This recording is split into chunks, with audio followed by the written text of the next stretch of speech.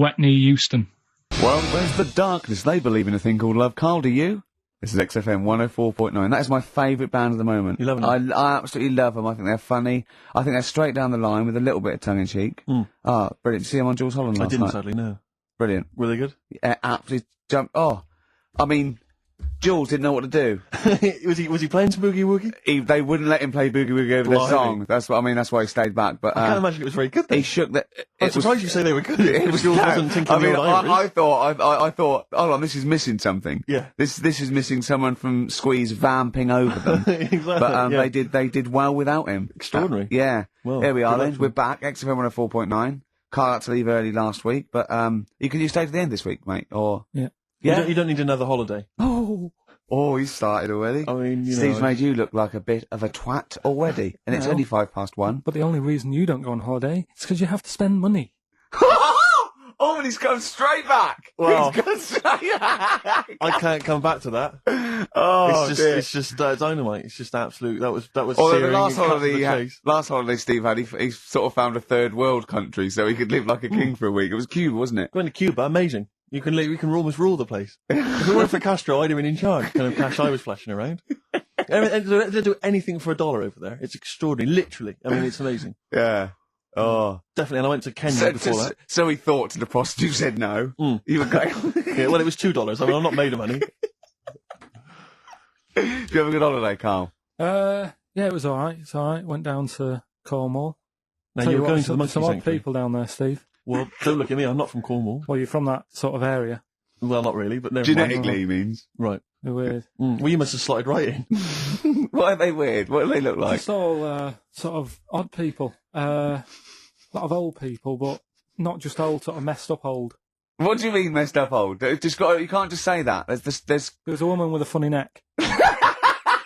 Okay, in what way was it funny? Why did she have a funny neck? If you were writing an essay, you wouldn't say there was this woman with a funny neck. How would you describe it? She sort of had her head, like, pointed down all the time. Like Don't do it, it's his radio. No, but just for you, I do like that.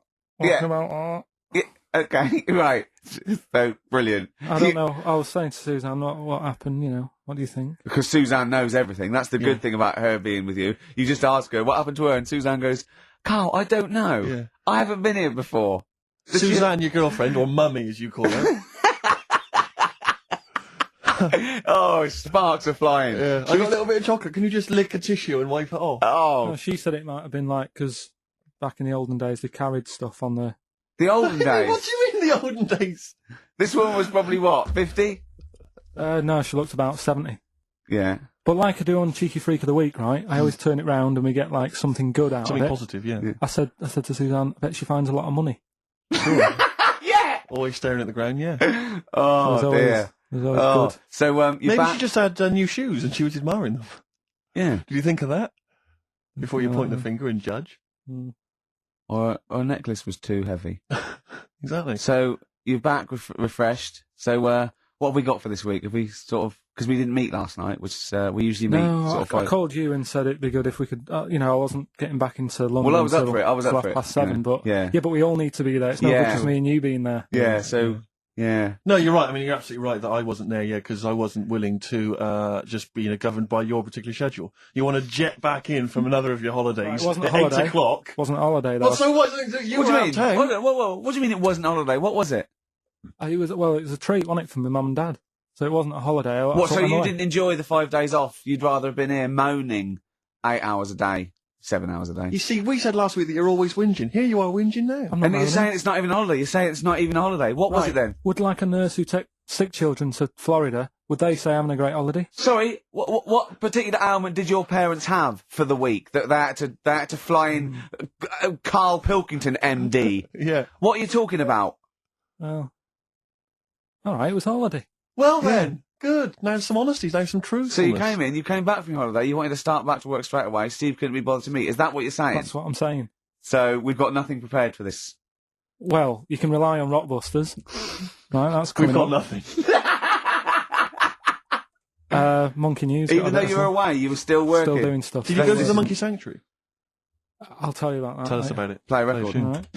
Do you want Smashing Pumpkins? Smashing Pumpkins. I thought an old classic from them, Cherub Rock. Yeah. Smashing Pumpkins, Cherub Rock. That, of course, Rick, is available on their greatest hits. Brilliant. If you want. I mean, that's how I rock. So Yeah. I know they. I'm very much the shape of a cherub as well. Well, indeed. Naked with a couple of and a rosy big arse and a trumpet. Yeah. Do they have trumpets? I don't know. I've just had an email here. Monkey news. Yeah. From a listener. Yeah. Monkey spotted holidaying in Cornwall.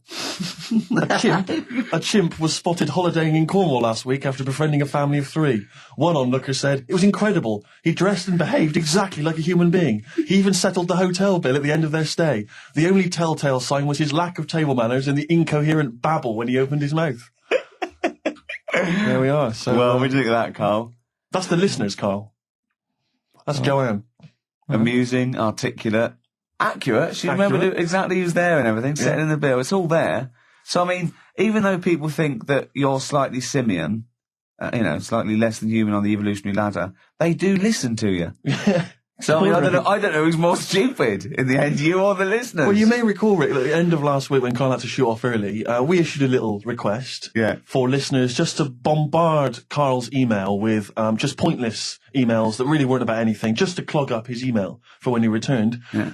Rick, they sent them all to us. Brilliant. I mean, that's the kind of listeners that we've got. We've got reams here on our email of just junk.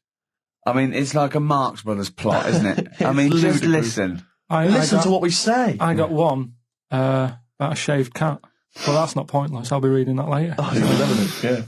I'm happy. That'll keep me going for a couple of weeks. I'll be reading that later. Did you get to the monkey sanctuary? Because this was the big thing. You were going into Cornwall, you were going to visit the monkey sanctuary. I've never seen someone more excited. You had 2 days put aside for the monkey sanctuary. How did it go, Monkey World?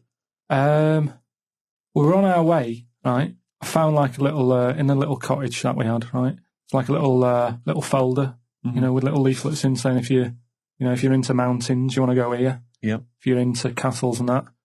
Little monkey world. on the leaflet, right? So I thought I'll be needing that. Took that out, made sure that's safe and that, right? We get in the car, getting ready to go. My dad says, "Where is it?" I look on the back. It's in a place called Low or something like that, right? Yeah. So we're on our way. Can't believe me luck. It's going to be a great day and all that. Yeah. And then start looking at the leaflet, right? And noticed didn't have any chimps there. Yeah, it's not Monkey World. It wasn't a monkey world. Well, what was it called then? Something like Monkey Town. Yeah, it was just it had like woolly monkeys in it.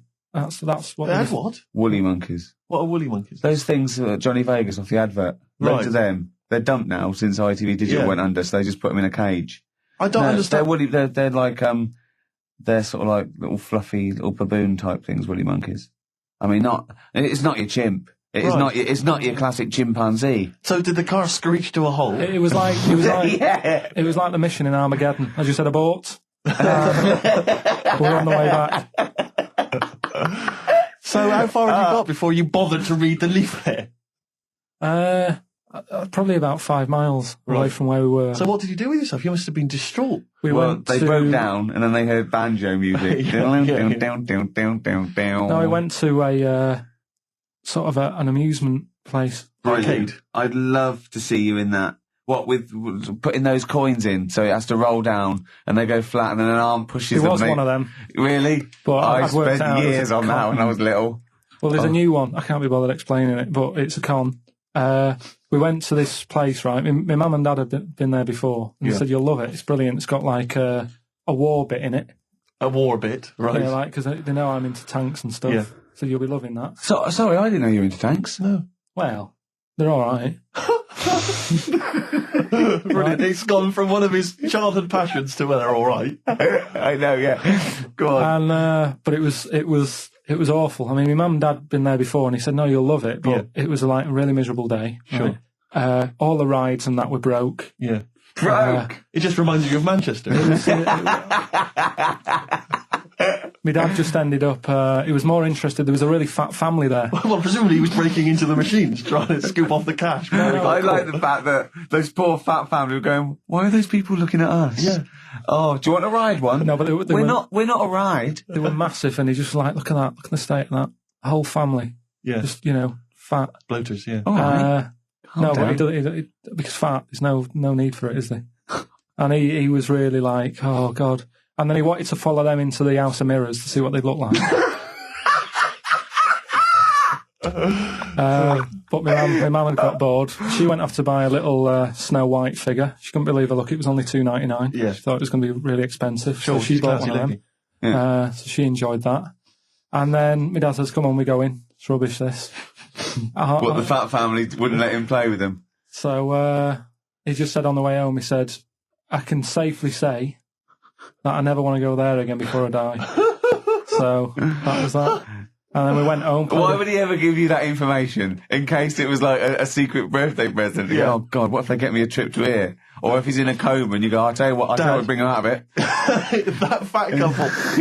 yeah. By his bedside. Yeah. But Suzanne said she now realises why I am the way I am after spending like a week with them. Well, She they said- told her that they dropped you on your head as a kid, or No, just like, the way they act and that. right? Yeah. They were saying things like, Suzanne, so, why is the moon out at night and the sun in the day? Oh, God. Yeah. Oh, God, there's three of them. Suzanne, can you tie my shoelaces again? It was the bit when my dad said, don't waste money on a coffin for him, just put him in a bin bag. Your father said that about himself. Yeah. Oh, that's a great idea. I'm glad you mentioned that, because That is great. Coldplay, God Put a Smile Upon Your Face on XFM 104.9. Ricky Gervais, Steve Merchant, Karl Pilkington. reading the paper yesterday, Rick, they were talking about the fact that Blair has been, I think he's been in Greece discussing EU matters. Oh, yeah. And they used the old Trojan Horse analogy to say, here's a particular policy and it seems like they're trying to sneak in some kind of dubious idea. Disguised as something else. Exactly. And it's always struck me, ever since I was first introduced to the Trojan Horse theory, I never understood how it had come about. Do you know what I mean? So I Karl has got a frown on him, like a thing I haven't seen. Yeah. Karl, do you know what Tony Blair is the Prime Minister. you know what the Trojan Horse was? Go on. Have you come across it was this the before? siege Have you heard of it before? Wasn't that ascot or anything? Go on. Well, the Trojan Horse, what happened was, it's a famous kind of Greek story about the fact that the Greeks... In olden times, Karl. Olden times, specifically. Yeah. The Greeks laid siege to Troy for 6 years. Waiting. Basically, things had got out of hand. I think the Trojans had done something with Helen, and someone else was annoyed. Anyway, it all got very complicated. It got out of hand, and the the Greeks... Helen, one with the mashed up face, because they used to use it to launch ships. Anyway, the Greeks laid siege to Troy for 6 years, right? And they weren't getting anywhere. They were outside the gates. They were saying, let us in. They weren't. They were... Blah, blah, blah. So what they did was they all disappeared. They wanted to get in and kill everyone. Yeah, That's why they wouldn't be letting in. But they couldn't get inside the city walls. So what they did was they left as a gift for the Trojans. They left an enormous wooden horse, okay, as a gift. And then they all buggered off. Like 40 foot high, 50 foot long. I mean, a big, big wooden horse. an arc of a horse. And the Trojans wheeled it into the city. So that's nice. Thought, what a lovely gift. Yeah. And lo and behold, who was hiding inside? But the entire Greek army. They leapt out, killed everyone in their sleep. Yeah.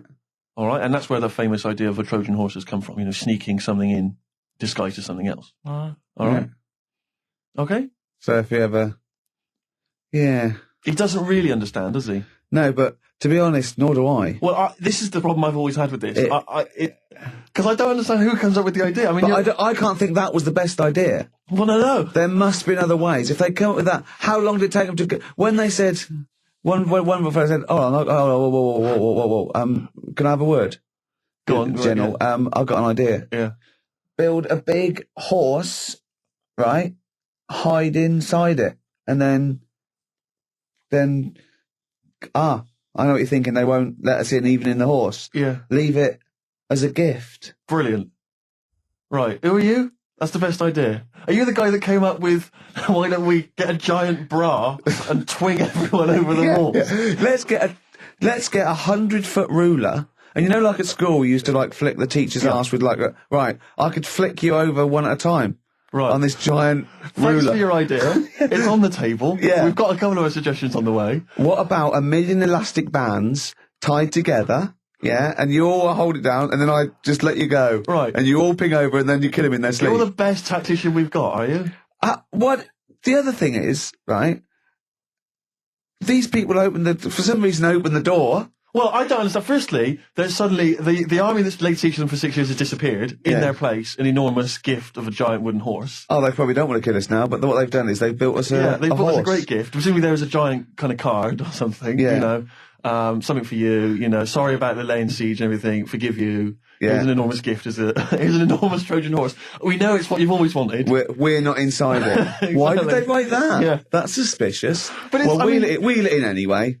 But in terms of it as an idea initially, I mean, we're going to give them a gift. Well, what should we do? We could bake an enormous quiche, be inside that. We could have an enormous soap on a rope. It's the fact that it's an enormous horse, an enormous wooden horse as a gift anyway. I don't know if this was a popular gift at the time, but it's also the stupidity of the Trojans saying, brilliant, I've always wanted an enormous wooden horse. Well, what are we going to do with it? Where are we going to wheel it in anyway. Leave it. Wheel it in. Let's go to sleep. Let's worry about it tomorrow.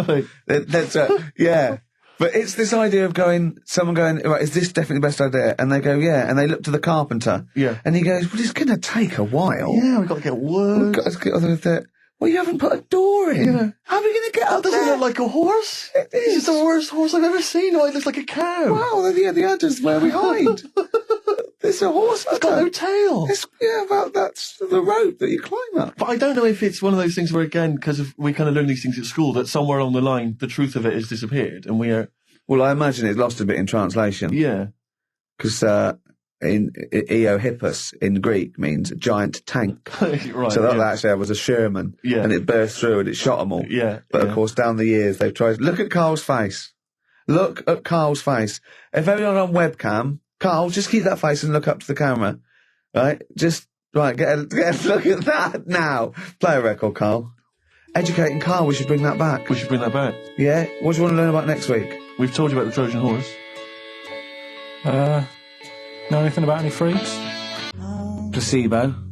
This picture on XFM 104.9. I'm Ricky Gervais, with me Steve Merchant and Karl Pilkington. Right. So you've been educated there, haven't you? The Trojan Horse. Yeah. The Trojan Horse. And that's, of course, where the phrase, beware Greeks bearing gifts, comes from. Silence again. Yeah. You ever heard that one? Go on. What's that again? Beware Greeks bearing gifts. Right. What do you think that means? I don't know. I mean, what is that? Is that used worldwide or what? Will he say that in Greece as well, or? Because I imagine Christmas Day is rubbish. No, it doesn't actually mean beware of Greeks bearing gifts. It's more to do with, like, maybe it's too good to be true, or, you know. It's the opposite to don't look a gift horse in the mouth. That's probably where it came from as well. Justin from Southend emailed in. He just said, for the Trojans not to have spotted that it was a trick, they must have been the biggest bunch of moronic, ever to have walked the earth. Does Karl have any Trojan in him by any chance? Cheeky, innit? Eh? What? Never mind. I think that probably proves it. I thought of another one I like as well. I was saying, you may as well be hung for a sheep as a lamb. I've never heard, I don't think I've heard that. I have heard, but I don't think I've ever used it in common parlance. Well, it's like, if you're going to do something, you know, you might as well go the whole hog, depending on the outcome, because it's based on reality. That's why I like it, because obviously the poor people used to poach, and if they were caught stealing, you know, a sheep or anything, they would be hung. So if you're going to get caught, don't steal a lamb, you know, at least feed your family for a few weeks. Right, sure. Kill a sheep. Yeah. Actually hung for killing a sheep. Oh, your dad would be in trouble down in Wales, stealing stuff from that from that phone box. Well, he has a couple of sayings, right? Your father? Yeah, I've never asked him what they mean. Why would you? Ask Suzanne. One is, don't try and teach your granny to suck eggs. Yeah. What does that mean? That means it's patronising. Of course I know that. You're talking to someone who knows more about this subject than you. But how did that happen then? How did that saying come about? Well, it's not. It's a totally made up thing. It's like your granny sucks eggs, doesn't she? Because she's older than you, and it's probably a lost art or something. Right. And the other one, sucks eggs. Sucks eggs. Yeah. Sucks eggs. Sorry, I thought you said something else. Don't nudge your granny when she's shaving. What? Sorry. Don't nudge your granny while she's shaving. Don't nudge your... Sorry, say that slower. I can't... Don't nudge your granny when she's having a shave. Well, what is that in context? Because I can't work out what the analogy is there, because that might just be you when you were little, you used to run up to your granny while she was shaving or something. But why is your granny shaving? Well, no, what context is that said in? Tell me the last time your dad ever said that, and I'll try and work out what it means. Can't remember. I don't know. Are you sure these aren't specific to your granny? Yeah, I was going to say, were you nudging your granny? She was going, get lost, Carl. She was shaving off her moustache. Or giving herself a Brazilian. Oh, God. That's grotesque. Suck an egg. Suck that instead. Oh God. That's made it worse. Carl's granny sucking eggs. Whilst that is herself a Brazilian. We've no idea. I don't know what that means. Don't nudge your granny while she's shaving. What, Parmesan? I don't know. Maybe someone knows. You might be right. Maybe. Well, email in. Tell us. Yeah. Anyway, Rockbusters, Carl. Should we get the ball rolling? Let me just find the gifts here, the little treats. We've got the album from the Coral. You know what I think about that. We've got Comfort in Sound Feeder. Well, it's just a novelty record, isn't it? Yeah. We've got on DVD more great comedy moments, favourite clips from the best of contemporary BBC comedy. We've got Partridge on the front there. We've got one of the guys from Red Dwarf and brilliant. Those good stuff on there. Smash Hits, the reunion, more great 80s tunes. Catch a Goo Goo's on there, plus some stuff. Too Shy? It is Too Shy. Yeah. Actually, let me see if you can guess which one's from Tiffany. I know it. The only one. I think we're alone now. Yeah, I think we're alone, yeah. Mel and Kim? Respectable? Mm-hmm. Human League? That'd be, oh wow, what would they have got, Don't You Want Me? Of course. Yeah. Yeah. Last Take On Me? Yep, yeah. Well done. Madness? Baggy Trousers. Of course. Kim Wilde? Kids in America? Yeah, so there's just all those treats. If you like a song from an 80s band, it's probably on there. Yeah, okay. Plus we've also got on VHS, Graham Norton, some kind of best of compilation from his TV show. So, there are the, hold on, is it the one where he talks to sort of female gay icons and looks at the internet? Because that's my favourite one. Right, there you go. Let's do Rockbusters. Right, email only, of course. Yeah. You email in ricky.gervais@xfm.co.uk if you know the answer. Right, first one. Bit of a cryptic clue if you haven't heard it before. Well, not cryptic, go on. What is Carl thinking? If you go into France by boat, I'd get your fags on there because it's a lot cheaper. Imagine Bob Holness. Sorry, we're out of time. Sorry, your minute's up. You've won nothing. I was reading that question out. Sorry, right. So what's the... Let's do it again, and I want it to be exactly the same, word perfect. I bet you it will change all over the place. He's lost it. Go into France, buy yourself a boat. Okay. Fingers on the buzzers. You've only got 10 seconds to win the gold run. Okay, first up. Here, I'll tell you what. No, seriously, if you're thinking of going to France, well, don't, because go on the ferry, get the fags there, because it's cheaper. Go on. All right, so that one again. If you want to buy some fags, you're going over to France on the boat, get them on there, because you'll save a few quid. BF. BF. Right? BF. Okay. Right, the second one. This little foreign cafe's growing its own steak. This little foreign cafe is growing its own steak? Yeah. This little foreign cafe's growing its own steak. Go on. D. All right. Right? Okay. And the last one. Is that part of it? Hang on. He's the best. The Jamaican fella might have screamed this on the Titanic. What? The Jamaican fella might have screamed this on the Titanic. Yeah. What's it start with? It's CD. That one. Jamaican fella might have screamed this on the Titanic. Ricky.gervais@xfm.co.uk. Please don't phone in. If you can get those, we just don't want to talk to you. Nelly, Ride With Me. That's featuring City Spud. I don't know if you're aware of that, but there we are. Good, nice summer tune. Carl, tell Steve what you just told me when Steve was in the toilet then. Right, I'd just been away with my mum and dad and that. And one of the things I always like doing is having a good chat with my dad about stuff he got up to when he was a kid and that. Yeah. Right, because he got up to loads of stuff, and every time I see him, he tells me something, and I think, it's like, why are you just telling me that now? It's brilliant. Yeah. Right? So, I mean, to me, he's kind of like Ronnie Biggs or someone. He's just the most extraordinary kind of. Well, this happened. Right? I can't remember. There was a delay yesterday. There was problems on the Parental line, and he was saying, "Oh, trains aren't what they used to be." Sure.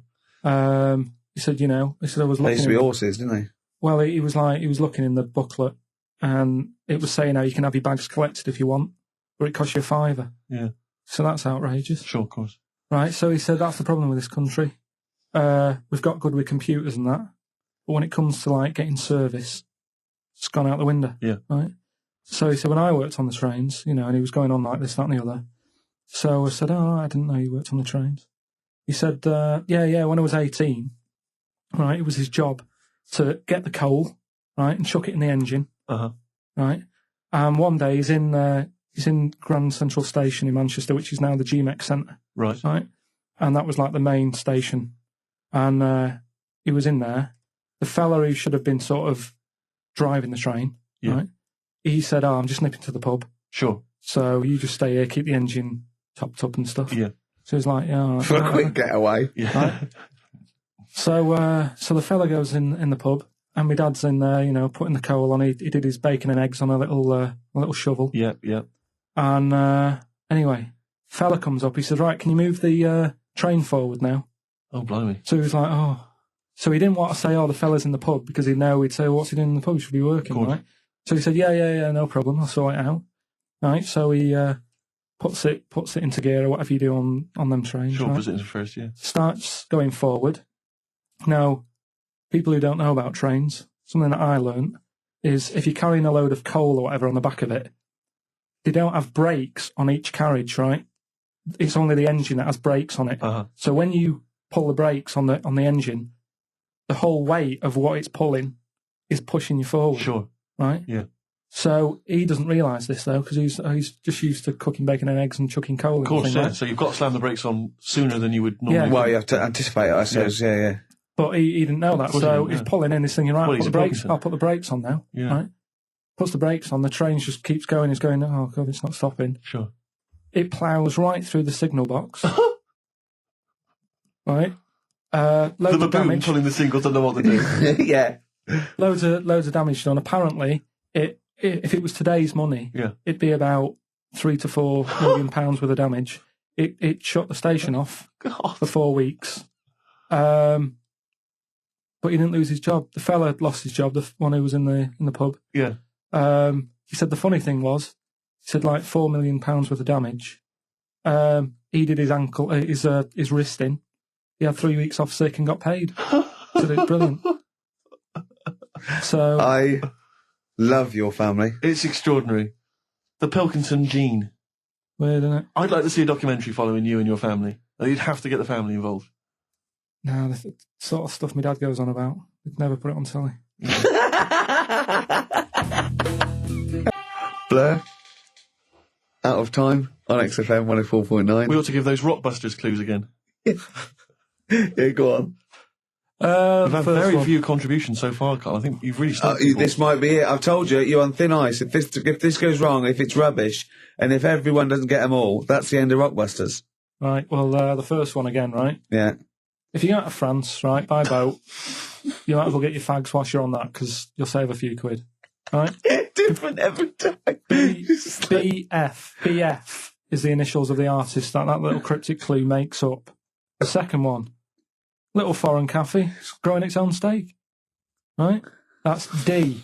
Little Foreign Cafe, it's growing its own steak. D. And the last one, if there was a Jamaican fella on the Titanic when it went down, he'd probably scream this. CD. Right? So email in ricky.gervais@xfm.co.uk. Yeah, right? they're not flooding in, but yeah. Well, we'll see how we do. Carl, have we still got monkey news? We've got monkey news coming up. Now, you must be disappointed because you didn't make it to the monkey sanctuary, but you still managed to scrape together monkey news on your holiday. Yeah. That's so impressive. I found some of that. We've got... How do you get so many breaks and holidays? Because you went away with Suzanne's parents. You've just been away with your parents. That's a couple of weeks, 10 days. So that's probably about 3 weeks in all. You had that. You went to Manchester. You had that day off because your trousers were wet. I mean, and I suppose because you've only got one job, and I've got a lot more. This is just one of my jobs. But I mean, don't you ever count your blessings? Go, God, thank God, I can have time off. I don't work too hard. I'm not stressed too much. No. It's just all to do with when you do work, do a lot. So I get a lot done. Yeah. What do you mean? I'm always doing stuff. I mean, even though when I was in Cornwall, right, I'm sat there on the grass. I'd love to just sit on the grass. Yeah, you're too busy. Chill out a bit. I know, yeah, well, you know. My dad and Suzanne are playing crib, right? I'd sort of fallen out with him at Your that dad point. and Suzanne are playing Why did crib. you fallen Because out you do with live in him? the 1940s. Yeah, why did you fallen out? Because with crib, have you ever played crib? Yeah, Right, you've got to be pretty good at maths. sure. You've got to make your cards add up to 15 and all Well, that. yeah, I was just gonna correct you on you've got to be good at maths. Yeah.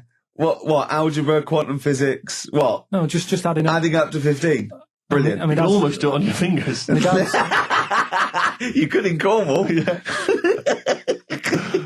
but my dad's really good at maths. And like he said, how many have you got? And he always counts his, and it's like 15 2, 15 4, 15 6, 3 for your at, 1 and all that. Do you know what I mean? He adds it up really One quick. for his knob. Right, so I was like, right, hang on a minute. And he goes, no, what do you mean, hang on? I go, what have you got? He says, oh, forget it. I said, this isn't fun if you're going to start getting all arty with me. Sure. So, Forget it. Yeah. I love it. But I'm sure I don't know him, but I'm sure he's just winding you up. His victory is you going, forget it, I'm not playing.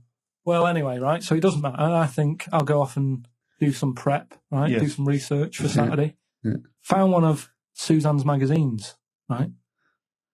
Flicking through, because there's always interesting stuff in there. There was something about swingers. Right. I was like, what's all that about? Yeah.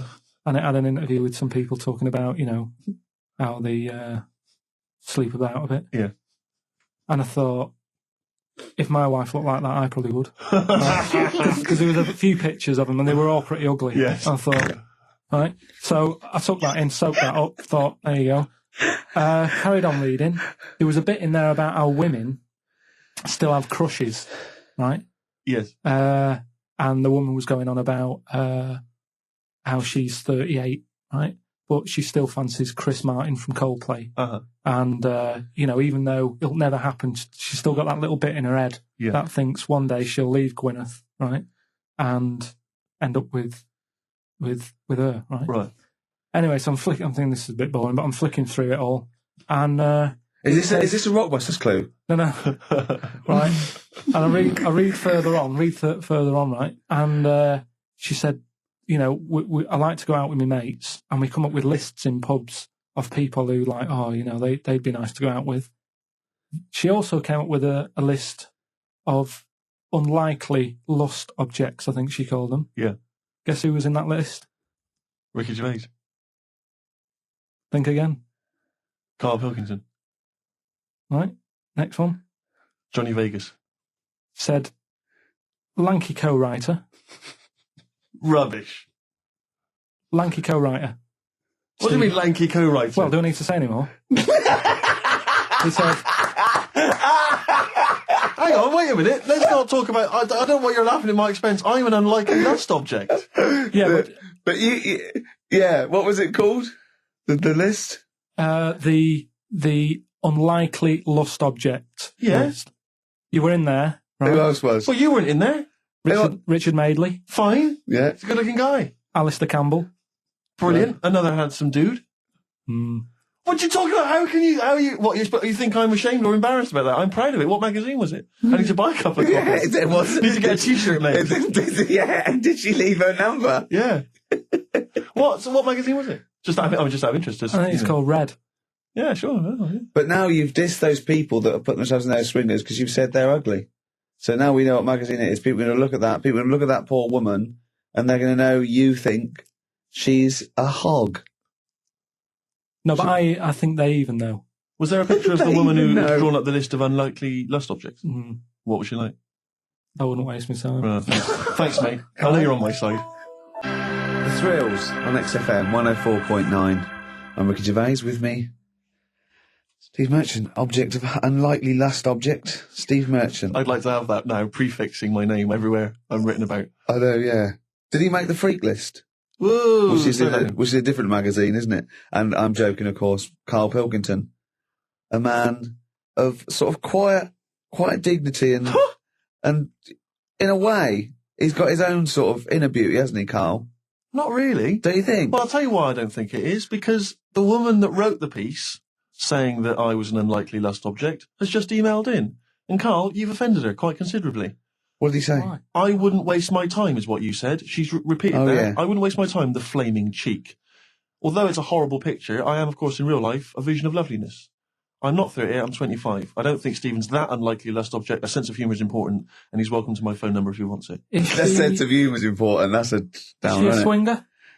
Stop it! Don't have a go at the woman, for goodness sake. I'm messing about. She knows I'm messing about. Well, how are you messing about? I've told you this, though. I've told you that anyone could be listening, haven't I? I've told you that before, things you say. But we encourage him. We say, what does she look like? But it's meant to be rhetorical. That was a joke. That was Stephen's joke, what does she look like? I.e., him joking, like, I'll call her up because I'm on a list. And then you have to say that.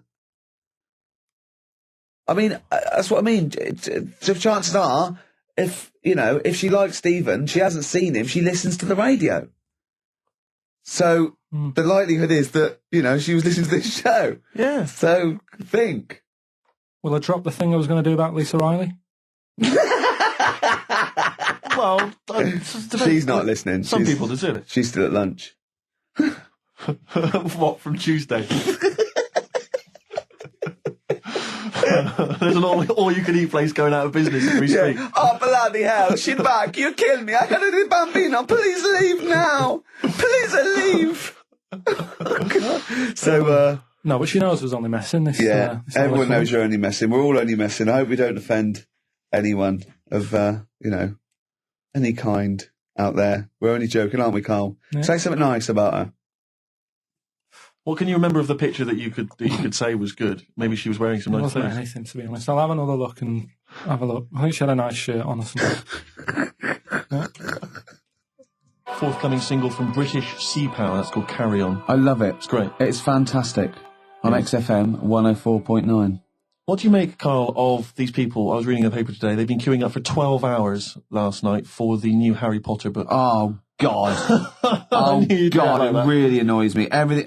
Oh, God, it really annoys me. But who has to... I mean, I know it's just a kind of willful sort of stubbornness. I see adults reading it, Well, I was up in Hampstead last night, and there's a Waterstones branch of that, and there were a couple of people outside queuing, waiting for it to open. What do they look like? Well, I mean... They're like the ones that come out of Forbidden Planet on a Thursday. Yeah, I mean, what do you expect? There was one guy, I mean, I don't mean to disrespect him, but he was a big bloater, wearing shorts. I don't want to see his big fleshy legs. He looked like John O'Coleman, if I'm not... There's nothing wrong with John O'Coleman. He wore a knapsack. They always seem to have knapsacks for some reason. Well, they got old papers in there, haven't they? Exactly. Got a 9-year supply of there was the Mirror. about 4 of them. There was a couple of women, a couple of guys, all looked basically the same. They were interchangeable. And, they were there from them in a minute. Yeah, I am the fat bloke with fleshy legs. Yeah. I recognise your description. I like to read these books whilst listening to XFM of a Saturday. Yeah. I was sort of watching them from where I was, and they must have been there for about an hour and a half. They're obviously strangers. Their common interest was Harry Potter. They were sort of chatting to each other for about an hour and a half. So as I'm leaving, I wander past them. An hour and a half in to them having met each other, the conversation is, all I heard was, well, of course, apparently she cried when she finished the last one. And I thought, they've not moved on. The conversation had not moved on. No, they might have been talking about Dawn French, chocolate orange by then. Yeah. I know she cried when she finished the last one once. Yeah. But I've got no time for them. Pop into Woolworths now. Yeah, I'll tell you what, get it tomorrow, read it. You're going to get home at 1:30 and start reading it. Exactly. Brilliant. So you can put it on the internet. Oh, God. Your opinions. Oh, it annoys me. It is extraordinary. The whole kind of Harry Potter phenomenon has passed me by. I know. Well, good luck to her, But you meet adults who are, you say, what are you doing? They go, I'm just rereading Harry Potter. What, you couldn't follow it the first time? Yeah. I mean, it's not her fault. She made £300 million by writing a few books for her kids. Well done. But I'm sure I'm not sure they're very good. But I haven't read them. I'm sure they're not. But no, I don't know. No, I'm joking. I've no idea. A book about a little wizard. With glasses. Yeah, and make millions. It's so easy. If you think it's so easy, you do it. You like him because you look a bit like him. Well. Wow. I wonder if he's on that wish list. That woman who emailed in. Why was she making a list of unlikely? Can we leave this now? No, but I mean, what was it? What was context? Was it? It was like, here's my top 10 weird-looking fellas that I do. What was it? No. But what was? She was talking about what? She'd started talking about what? Body waxing. And by the way, while I'm here, here's 10 blokes that I would if I had to, and they're a bit weird. You'll be surprised. What was the context? I forgot. He's scared to say anything now. He's scared to say anything. Oh, bless him. I just was looking at a picture because I was attracted to it because she was good looking and that didn't read on. Is that all right? Well done. That's got you out of that little mess. Yeah. Well done. But Harry Potter. Yeah, can't be honest with it. Have you read them? No, because the first time it came out, I was a bit confused, wasn't I? Because I thought it was about Of course you rabbit. were. Yeah. Of course what? What? This is a what? It's a book. No, I got confused with the little rabbit. I thought it was her, didn't I? You talked about it when Beatrix Potter. Yeah, I got mixed up with that, so I sort of missed out on the first one anyway. You were just running around confused. So it was it was sort of too late to get into it, I think, after... Yeah, it's too late now, yeah. It's impossible. Same with Shakespeare. If you weren't around, the day you wrote the first ones, there's no point in going back. But it's all the fuss that she's getting as well, like... Well, I think it's because she's a British industry now, isn't she? I mean, it must have made, what, billions? Well, it's the perfect success story. She writes a story for her children and it becomes a worldwide phenomenon. You know, it's not cynical, it's just a great story. Didn't your dad ever pop anything down in writing? I tell you what, my mum wanted to do it. Yeah. There's been loads of things, little inventions she's come up with and that, but she's been too busy doing other stuff. But she used to come up with stories for me as a kid that I'm sure if they came out, they'd be a success. Yeah. Go on. Do you remember any of them? It was one about a little red car. I can't remember how that ended. But the one that was really good was about a kid who gets a dog, right? But it's quite an old dog. This is going to be an episode of The Waltons, isn't it? And then go on. And he's playing with the dog and that, but it starts getting a bit old. It's about 15 or whatever. Yeah. And he goes, "Oh, it's rubbish, this dog." So, I would love that book for kids. I would love that. Tommy went, "Oh, Mummy, my dad's... Oh, no, kill it then. Kill it then." She's like, "Yeah, just throw it in the lake. I'll get you another one. Do you want a Nintendo? Yeah. Kick the rabbit to death then. Or no food for you." Oh, brilliant. Come on. Jump. Van Halen. On XFM 104.9. Right, come on, Carl. We've got a lot to fit in now. We've insulted a lot of people. Only about 25 minutes to go. We've got monkey news. We've got Rockbusters. Have we got a cheeky figure of the week this week? could cram it in. See how we do. Do we want to hear the end of Carl's story? Yeah, what's the kid, little Timmy and his 15-year-old dog Lucky got a bit bored with it. Right, so he said, "Oh, Mum, this dog's rubbish and that. I'm sick of it." Yeah. So she goes, "How old were you when your mum was telling you this story?" Don't know, about 4. Okay. It wasn't last week on holiday. Right. So she goes, "Oh, all right then, we'll get you another one." Yeah. She goes, "Brilliant." What did you do with the old one? Just kept it, but didn't sort of play with it or anything. Just ostracised it until it left of its own free will, or curled up and died. Yeah, go on. Yeah. So, what did you get him? What sort of dog? I think it was a little baby, like Labrador. Puppy. Little puppy, yeah. Yeah, Labrador, right. Good one. Good choice for a second dog. So, yeah. So I'm loving this story. It's a great I am actually story. loving this story. So, where does he live? I don't know, it didn't matter. It was near a lake. Well, that's where they were getting rid of all the dogs. Sure. We're getting, that'll make sense in a minute, right? So, so he's got the little dog. He's playing around with it. He's playing with its belly and stuff. He's thinking this is brilliant, best dog I've ever had, right? And the other dog sat in the corner looking all fed up, right? So, I like this story. So he says to his mum, "Right, I'm taking little puppy down the park." Yeah. And she goes, "Well, take the old one with you." And he goes, "Oh, do we have to?" It's the moral, isn't it? I bet the old one saves him. So he goes, "Oh, do we have to?" She goes, "Yeah, it still needs a walk and that. Scrapping all over the house." Right. Yeah. So he takes it down the park, right? And he's playing around and he's playing near the lake. Right? Is the puppy near the lake, Carl? Because this is what's worrying me. Yeah. Puppy's near the lake, right? That jumps in. Yeah. The kid goes, "Oh God," he jumps in, remembers he can't swim. Yeah, idiot. Right? This kid is based on you, isn't it? Almost certainly. Flapping about. Water's going everywhere. He's going, "I can't." Oh God! And he wants the puppy to help him, but the puppy's just like drowning as well. Yeah. The old dog comes up, drags them both out. He goes, "I can't believe it. I said I was fed up with you. Yeah. You saved my life." Yeah. He gets home and he says to his mum, "Kill the little one. The puppy. Kill the puppy." Yeah. So it's good little. What does he say when he gets home? He said, "I don't need the puppy now. I've got." Brilliant. Brilliant. Genius. Good, isn't it? Yeah, so the moral of that story Well, is just follow your whims. They just, yeah. If you get bored and just get another puppy. Get another dog. If you get bored with the old one again, just do it again. I mean, just eventually, get something that you like for a little. Who cares? Yeah. That's brilliant. That is a brilliant story, though. Right, so that's that. Rockbusters. Yes. I don't want you to have monkey news right now, because we've just had a little story there. Sure. You don't want to, don't want to go too far. Yeah, go on. So we'll get Rockbusters out of the way. Have we got a winner? Come on then. See, it worries me that we've had very few entries. I think that even your mental fans aren't getting these, which is really worrying. They must be terrible clues this week. All right, well... Has anyone got them right, Steve? I think there's just one guy, who I suspect has won in the past. Well, so what? Right, the first one. If you go out of France by boat, you might as well buy your fags when you're on that, because you'll get them a lot cheaper. Brilliant. Right? Yeah. BF. Yeah. Buy it ferry. Right? That's like... What? Buy on ferry. What? Buy on Ferry? What's that? Is that a band? What?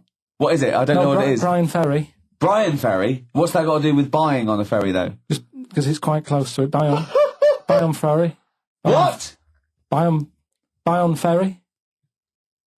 Sorry, what's your first language? The second one. That's rubbish. That doesn't count. No, Brian Ferry. Brian Ferry, buy on ferry. There's this little foreign cafe. It's growing its own steak. That's Delamitri. The third one. What? Sorry, what? What is that? What is that? Delamitri. Deli is a little foreign cafe. Yeah. A meat tree and that. A meat tree? A meat tree? What were the initials for that? Just D for that. Just D for that? Yeah. So not DA? So you didn't even give them a chance to get the group? Oh, they got it. Well, no. No, they didn't. Right, it's the end. Go on, right. Go on. Deli meat tree? Deli meat tree. One word. D. Or any letter. They're growing their own meat. M's in it. Go on. Okay, so Bayern, I love Bayern Ferry. And Oxy Music was brilliant. I love Oxy Music. Go on. Can I just point out, Rick, that we've had David Bowie? Deli Meat Tree. Yeah. I don't see why necessarily Aidan, who emailed in, why he doesn't get to win, because he emailed in dire steaks. Seems to me just as valid, as far as I can tell, but Deli Meat Tree it is. And the last one, if there was a Jamaican fella on the Titanic... I'm looking forward to this. With a little bit of fear. Jamaican fella, if he was on the Titanic, he probably would have screamed this. Yeah. That's Christ de Berg.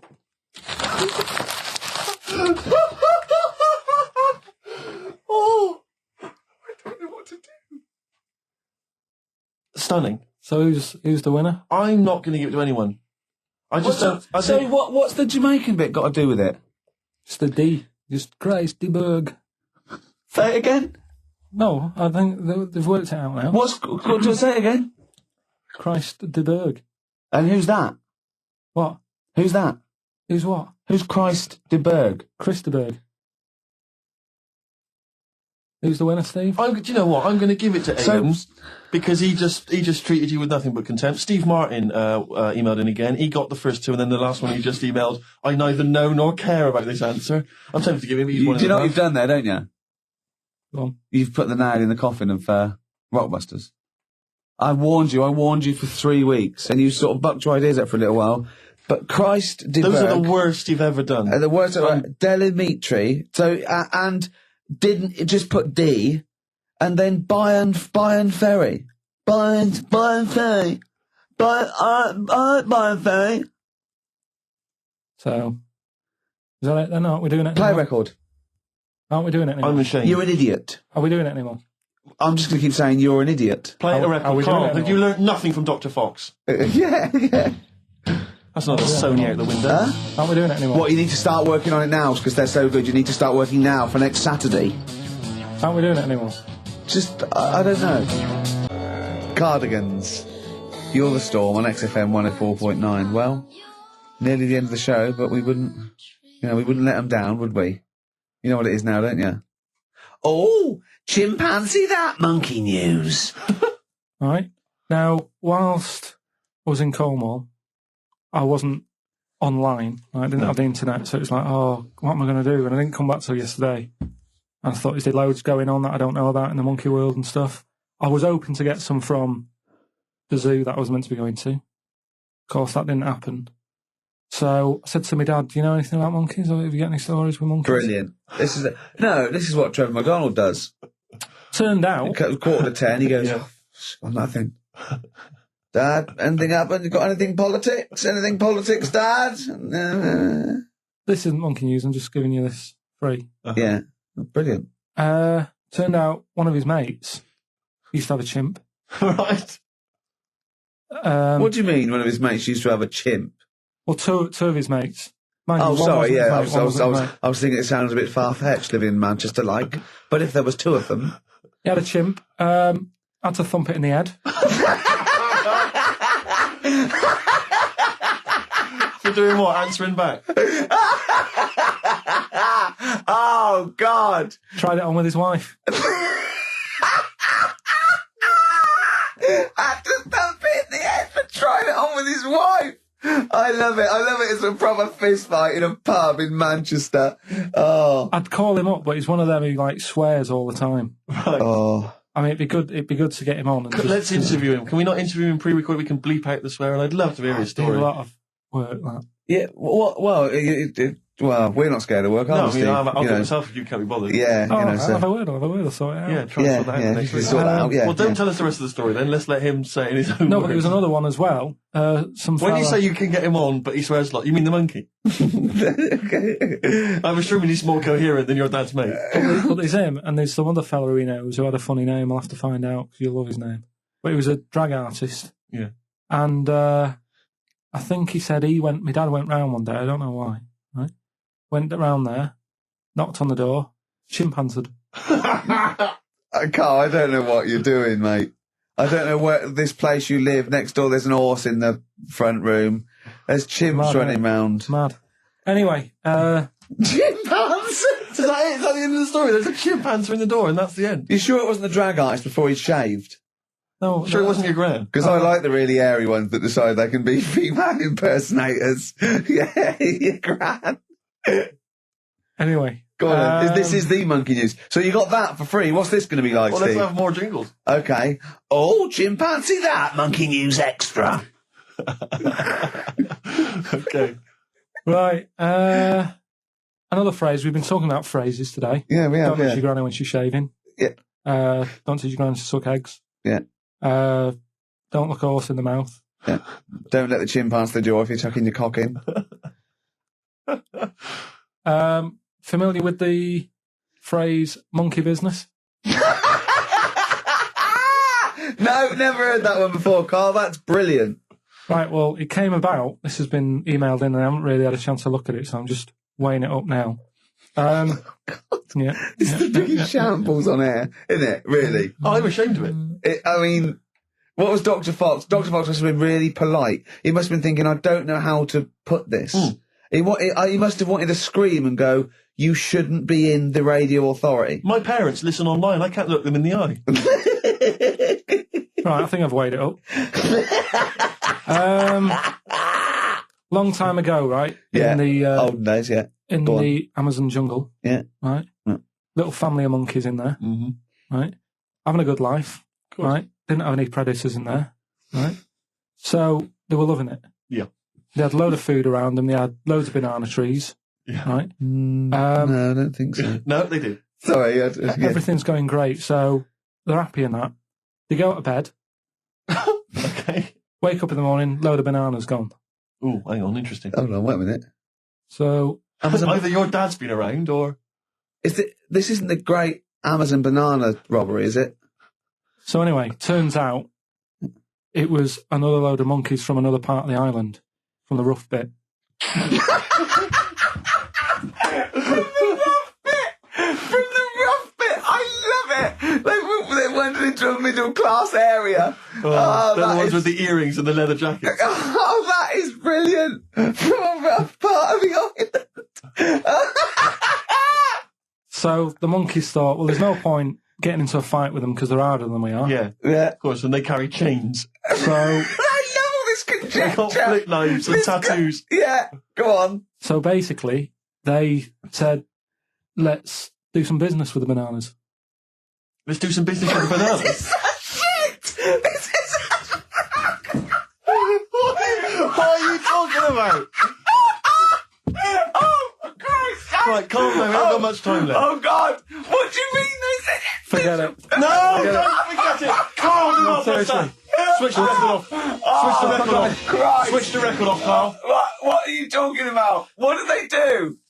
Oh. Let's do business with the bananas. Yeah. So they said, well, rather than them coming robbing them, we'll flog them. So that put a stop to it then. The monkeys came. They didn't have money. He said, give us some bananas.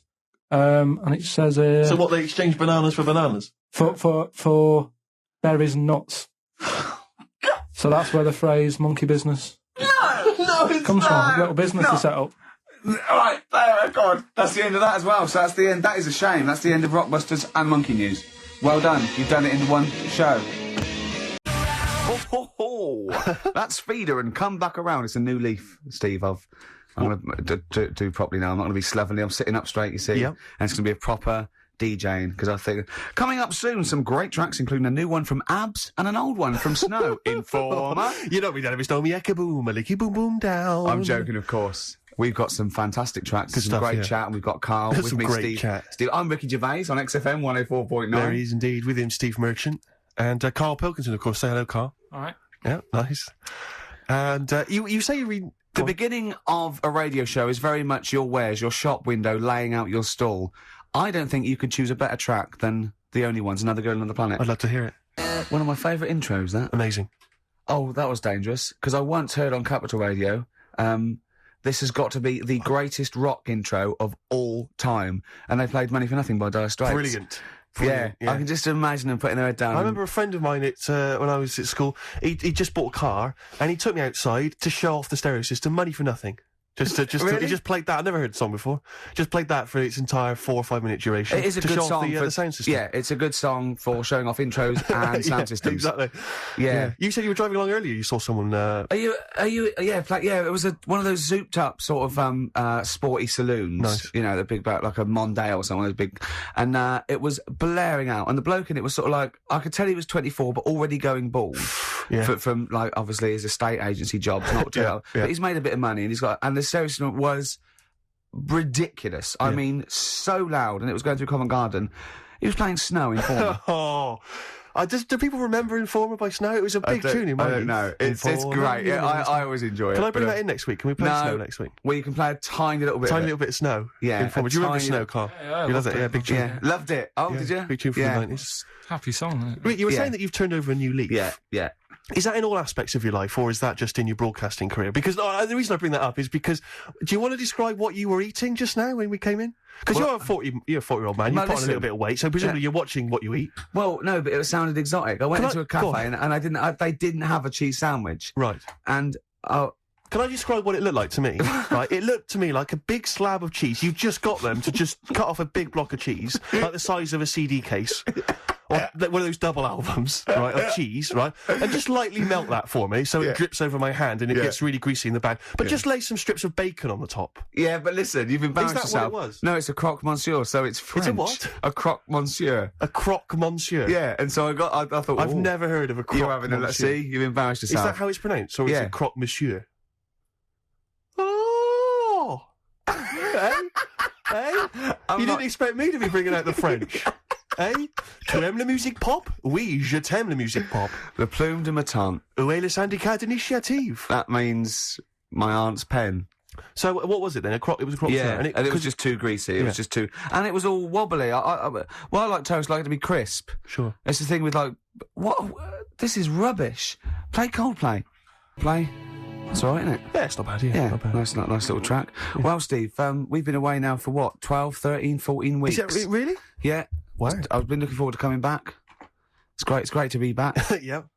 And Yeah, we've had some laughs, some tears in the interim, I imagine. Yeah. We've had a few ups and downs. Obviously, been working on the TV show, The Office, BAFTA winning. Coming soon, BBC2. But Rick, I just need to mention something quickly to you. Go on. When did I last see you? I saw you yesterday, didn't I? Yeah. Because we went up to Edinburgh yesterday. We were very nicely invited to go and talk at the Edinburgh International Television Festival. It was quite a big deal. We went up there and we were interviewed. And Ricky chose to go on the train because it takes like 4 hours. Is it 4.5 hours or something on the train? Yeah. But it's quite leisurely. It's quite sort of gentlemanly thing to do. Yeah. I opted to go for the plane option and fly up there. More modern. Exactly, and they bankrolled that. They paid for it all, and that was all not very nice. And as I recall, when I last saw you, we got a cab, didn't we? And you asked if you could get the cab to drop you off at the train station. Yeah. And then it took me on to the airport. Yeah. Did I? Now that was before. The last time I saw you was before I got to the airport and missed my flight, wasn't it? Because I had to drop you off in the centre of town. Yeah, no, that was just before I had to pay £165 to upgrade to another ticket. How did you not tell me that in the last hour? £165, Ricky, I had to pay because we dropped you off at the train station. So, I mean, do you want to go halves on that, or how do you want to deal with that? How do you want to sort that whole mess out? Why were you late? Why was I late? Because we dropped you off in the centre of Edinburgh, and do you know how hard it is to get out of Edinburgh in rush hour traffic? But it was only 3 minutes away, so you'd have missed it anyway. No, because if we'd gone the other direction, it would have been 20 minutes. It took me like an hour to get to the airport. And I got there, and the plane had already left, and the cabbie was just laughing. He was saying, we're never going to make it. He goes, you were a religious man, you better start praying. I thought he was being facetious. He was absolutely right. £165. But hold on, why didn't he tell you that when he picked up at 4:15? It makes you wonder. So obviously I'm a little bit annoyed. Because you know I'm not a man who likes to sort of spend unnecessarily. But wait, this is not my fault, because you were there when we made that decision. I didn't impose this on you. We both decided that might be it. It's both our fault. I mean, it's no one's fault. It's both our fault. That's fair. That's all I wanted to hear. It's both our fault. Therefore, it's both our financial obligation. No. £165. Just split that in half. Write a cheque, Rick. Write a cheque. It's fine. I trust you. You know. Phone in. I think everyone. This is. You're clearly obvious. irresponsible. No, of course I'm not. If you share a cab and then one person's lucky enough to not be late and one person is unlucky enough, and that's what it is, bad luck. I don't think you share the obligation. It's a moral dilemma, this, isn't it? But it's more than that, though, isn't it? Because let's be honest. What?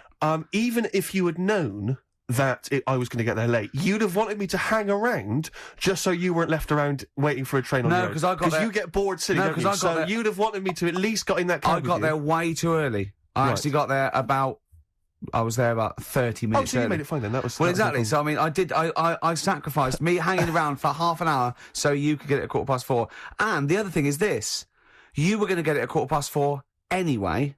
Yeah, but I would, if I'd gone the other direction and not dropped you off in the centre, I would have been there in time. Would we? Well, is that true? Wow. Only God knows. Well, and the cabbie. What I mentioned it to. So, I'll tell you what will cheer you up. I'll tell you what's better than 80 quid. I'll tell you what's better than, shall I? Go on. Music. What, are you paying the whole 165? Listen, look, I've brought in a little track here, Bruce Springsteen off the Tunnel Love album, and I know you're a Springsteen fan. I'm a Springsteen fan. We should just qualify this, because a lot of people who listen to XFM obviously a bit edgy about Springsteen. They just think he's this old, kind of ludicrous 80s rocker, the bandana, you know, the flying the flag, which he never really was. No, that was Bon Jovi. Exactly. Don't confuse Bon Jovi. But seriously, no, do you know what I mean? He did write some great music in the 70s, and he just got a little bit kind of pompous in the 80s, but he still turned out some amazing tunes, one of which I imagine is this one, Rick. This one's called Brilliant Disguise. Bit of Springsteen there, Brilliant Disguise on XFM 104.9. I think that's soothed you a little bit. That's not really taking the blood off. I just remember something as well. Rick, 80 quid. You know what? We finished the talk at about sort of 3, and we had a couple of hours to kill before we got about that half 2, wasn't it? We had a couple of hours before we got the taxi, and we were eating in this cafe, and Steve said, "How long's your train journey?" I said, 4.5 hours. He went, "So what time you get?" I said, "I'll get in about 10. He went, 6:30, me. And he's quite smug. And I went, "Yeah." I said, "It is quite a long time." I just started to sort of relax now. He went, "Yeah." I said, "I think I'm come off better here, because usually you've organised all this stuff." He said, "But I think you've chosen wrong." I think you're right. Yeah. You? Don't think those words were coming back to haunt me as I was handing over 165 notes. All I was thinking was, Ricky's going to be loving it. In first class, drinking John Smith's and listening to Mercedes Walkman. Yeah, but I handed over my initial card. She said 165 quid then. I went, fine. I handed over the card. It was a Switch card. She said, "We don't take Switch." Don't they? I was thinking, what am I going to do then? I don't know what I'm going to do. I don't know where I'm going to get the money from. What did you do in the end then? Well, Go to the luckily I had cash? another card. Oh, right. And she managed to accept that one. But I don't know what I'd have done. I don't genuinely You don't didn't know what tell I'd me have you done. had another card. Yeah, I got 2 cards. Have you? Oh, yeah. Sure. Yeah. Oh, that is depressing. I was so depressed because I just kept thinking about what I'd said to you. I've won this time because normally I'm always like legging it for tubes, or I'm just, do you know, where I get stuck in the rain, or And something. I've I just never organised seem a to be able to driver or organise travel. something. He goes, why didn't you get me a job? I said, why? It's up to you. It's up to you. You know what I mean? Every man for themselves. But this time it was 4.5 hours, and I was just 40 minutes on the plane. There'd have been no problem. Yeah. Unbelievable. I'm so livid. Do you know, I got off, because I'm just not very well either. I'm a bit ill at the moment. I got off the plane, and I thought, well, I could get a cab from the airport all the way back home, but, you know, I've already been stung for 165 quid. Got the tube. Took me forever. Really? I'm not going to lie to you. It took me forever. So I got in probably later than you did. Around the 11 o'clock mark. You didn't really? No, it wasn't quite as bad as that. But I was so I'm really depressed, Rick. So I was to say 50 quid has well, took me money, right out. I mean, Steve does not like to waste money. And, I mean, by that, I mean... I don't like to spend money. No. He had to go out and get a shirt for a photo shoot. Not quite an important photo shoot for, I think, the Times, right? Went out, he was buying a shirt, went out, planned it, went short. Came back, $14.99 from Henny's. Henny's, $14.99. He knew where he was aiming. He aimed straight for Henny's. He knew where he can get a bargain. This is a man... But it seems to me that at that kind of price, you can throw them away, Av. You don't even need to wash them, really. You can throw them away using, like, Kleenex. Have you ever thrown one away? No. No, No. Just scrape off the stains and keep on wearing it, Rick. Remember that time when we went to the casino for my birthday, and I was like 100 quid down, and some people were 100 quid up and 100 quid down. He, after the 3 hours we were there, was down £20, genuinely depressed. I was almost crying. Yeah. It's because it's a mugs game gambling. It really is.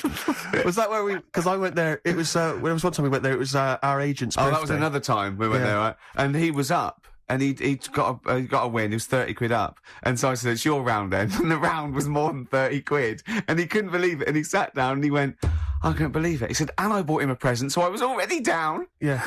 I turned out I was already down because I bought our agent a gift. I didn't see him buy around. And you know that thing where you're buying a round of drinks for people you don't even know? So it's like, what's the story there? Why am I suddenly bankrolling you drinks? It's like, I don't know you people. I'm not going to get I'm not going to see you again to sort of reap the benefits at a later point. Because he came in with his most of you are married or engaged, so I'm not even going to pull from it. It's a waste of time. It was just pure generosity. It was something like from Swingers, because he came into the cocktail bar holding 3 chips up worth £10 each and went, hello, like that. Yeah, I was £30 up. That's a lot of money, Rick. Carl, you know that. 30 quid. You don't want to sniff at that. Oh, what songs should we play? We've got lots of songs in. It's hard. Bit of Incubus. Do you like that? Oh, I thought it was a bit slow. I know, but I'm a fan of it. I like slow songs, but I that didn't really do anything for me. I've always been a fan of it, even from, early days. Yeah. I thought his first song was really great and much maligned. People didn't like it, because they were expecting, like, The Verve. Yeah. Yeah. Urban hymns and all that. Yeah, but, yeah. That's great. On XFM 104.9. Who are you? Ricky Gervais, who are you? Steve Merchant. Who's that little round-headed Oh, fellow there over he is, there? Karl Pilkington. Carl, we haven't had a lot of Carl today. He's a bit tired, aren't you? Just a little bit. What happened? You came back from Edinburgh today as well, didn't you, on the plane? This morning. Yeah. Got an early flight. Yeah. It's just annoying me because there was like people on the plane fighting over where they wanted to sit. Surely they've got designated seats. Well, they have, but that wasn't good enough for them. They wanted to sit next to the friends and that. And it's like, well, you can't because you didn't check in together. So that's the way it is. Yeah, done. But the thing is, it's from Edinburgh, 40 minutes. Yeah. And I just don't understand this sort of... You can stand for that long, can't you? Well, why do you have to sit next to the person anyway, to be honest? I mean, fair enough, if you're going on a long flight, someone to talk to, but for 40 minutes, it really doesn't matter. I never want anyone to talk to. I don't want anyone sitting next to me to talk to me. Why? What are they there for? What? I don't mean people I go with. I mean if I'm travelling alone and I sit next to someone, I don't want them to talk to me. Yeah, but I don't really know. If I was travelling with you, I'd really not want you to talk to me. Not if you're going to talk like this. Yeah, this... Carl, you sound like you're suicidal, mate. It was just a couple of people arguing. It's over, man. Yeah. The plane journey's finished. Why is it still stewing you up? He paid 160 quid and he's not whinging. He doesn't care. 165 quid. Let's get it right. If we're going to bring it up, if we're going to mention it... And it's like orthodox back to him. He said to me, Rick, it's only money, and money is just something you have in case you don't die tomorrow. He's got a great attitude towards money, Steve. It's like easy come, easy go. So just take a leaf out of Steve I'm not spending that much merchant, and you'll have a happier life. Sorry, I just need to defend myself for a minute. There are certain instances in life where, you see, you're giving me an attitude like that I'm tight. It's not tight. No, shut up. Let me defend myself. It's not that I'm tight with money. It's that I want to get value for money at all times. Yeah. Because, you probably got a lot of cash given to you, maybe as pocket money when you were a kid. Every penny I've ever had is been money I've earned. Yeah. So frankly, I'm going to spend it wisely. Like, for instance, you might say you're in a party, or so you're at a party, maybe out in a bar with someone's birthday. You get talking to a girl, right? Maybe you buy her some drinks, right? You're chatting to her, and then you're chatting away for 2 hours, and then at the end of the evening, she says, I've got to go meet my boyfriend now. Right? She's wasted my money and my time there. Yeah. That's 2 hours wasted and money wasted, right? Now, she should have told me straight away that she had a boyfriend, and I wouldn't have bothered with her. I'd have moved on. I'd have looked on to her. What if she thought she was just having a chat with another human being? Though, Rick, where I'm being deliberately deceived so people can extract money from me or interesting conversation. Yeah. She knew what I was after. It was obvious. The drooling mouth, you know, the beady eyes. And yet she was leading me on. And she was a prostitute. And think how he felt about that. I mean, what a slap in the face. Let's not try and cheapen it with that kind of cheap sexual innuendo, right? She occasionally slept with me for money. It wasn't for money, it was for meals. Yeah. No, but the point was, do you know what I mean? It's just that sort of attitude generally in my life. It's like, don't waste my time, don't waste my time or my money. You're right? Life is, the clock is ticking as far as I'm concerned. And, and so just, if you've got a boyfriend and I come up and I'm chatting you up, just let me know and I'll move on. I won't bother you. Yes, please. I'm glad you mentioned that because I feel they should definitely introduce some kind of badge system. The problem is that women without boyfriends will be wearing those badges now and you won't be able to, you know what I mean? You won't be able to say, have you really got a boyfriend? No, I just think there should be some kind of there should be an etiquette, there should be an understanding. Yeah. Because they know, they can see what I'm after. It's obvious. Is it obvious, is it? I make it very clear. You're not a subtle man. No, I just come over and pant. Do you still try and attract their attention by throwing small rocks at them? Yeah. As they walk down has that ever worked? Occasionally. Is it really? The desperate ones or homeless ones. Oh, the homeless ones. He once, he said to me, he came in to work and he said, I gave a homeless girl £1, right? Because I fancied her. He said, is that wrong? Is that really bad of me? I don't think it is, you see. I don't think it is, because it seems to me if she was an attractive homeless girl, then she deserves some of my money. I just imagine him slowing down. I imagine him going past loads of tramps going, get out of it, get a job. And she goes, hello. But I have to say, I did for a moment just pause and think to myself whether I could kind of scoop her up in my arms, take her back to my place, and kind of turn her life around like My Fair Lady. Oh, yeah. You know what I mean? And kind of teach her to speak properly and dress her up in smart clothes and take her out into sort of society. Yeah. I think that's where your first mistake was. You said, listen, love, I'm up for it if I can hose you down. That was where you went wrong. Smith's Cemetery Gates. Great, wasn't it? Always cracking. Off the Queen is Dead. Voted best album of all time, I think, in an NME poll. I don't think it is their best album. Strangers Here We Come. I agree. I agree. Yeah. Cracking.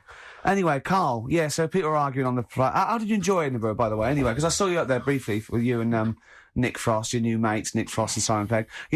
He prefers them to us now. I know. Apparently, I could tell that from just talking to him. It was the way he was sort of looking at them. Everything. He was just smiling at Nick Frost. It's his new best chum. You love Nick Frost, don't you? Would you have preferred it, right? If I went to Edinburgh and had to sit with some people that I really didn't like?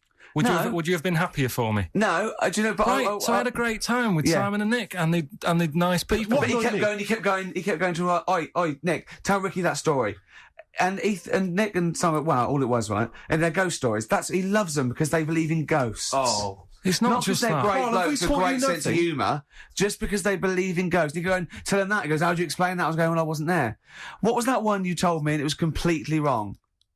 It was, it's years ago. Oh, yeah. In olden days. Oh, sure. When ghosts roamed the earth. Once upon a time, you mean? Yeah. Some doctor or something who was into, the way bodies work. They got their head cut off. Who did? The doctor? Yeah, he was doing a bit of an experiment. And he cut his own head off? Yeah. Okay. And it was about, he said, when my head's in the basket, I'm going to blink my eyes. Right. Okay, sorry, hang on, let him finish. And, so the doctor has chopped his own head off, and he's told everyone, I'm going to blink my eyes to prove that he's in the basket, and he goes right, I'm going to blink my eyes about, as many times as I can. So quick, count them. And they count, and he got to 15 before he died. Now this is how Carl told me that. Till Nick Frost explained that, Carl told me, he said, right, well, a bloke, right, he had his head cut off, and when his head was in the basket, he went, count how many times I can blink. And I went, well, that's rubbish. He went, no. And Nick went, well, no, he actually said, when my head's in the basket. He went, and Carl went, oh, I said, Carl, do you know the subtle difference? Do you see the subtle difference? I have to say, though, guys, I still don't really understand what went on there. You've both lost me. The story is that a bloke who'd been found doing, You mean that Carl just explained it and that was a clear version?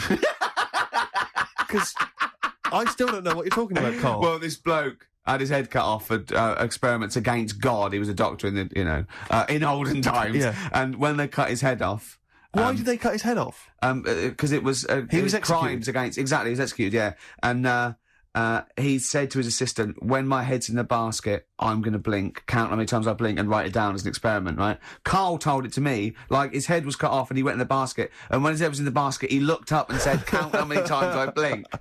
Yeah, I love that. I love the difference in that story. Yeah. Both rubbish. Yeah. But one's possible and one isn't. You believe anything that you're told except when we tell you the truth. Right, Yeah. here's one.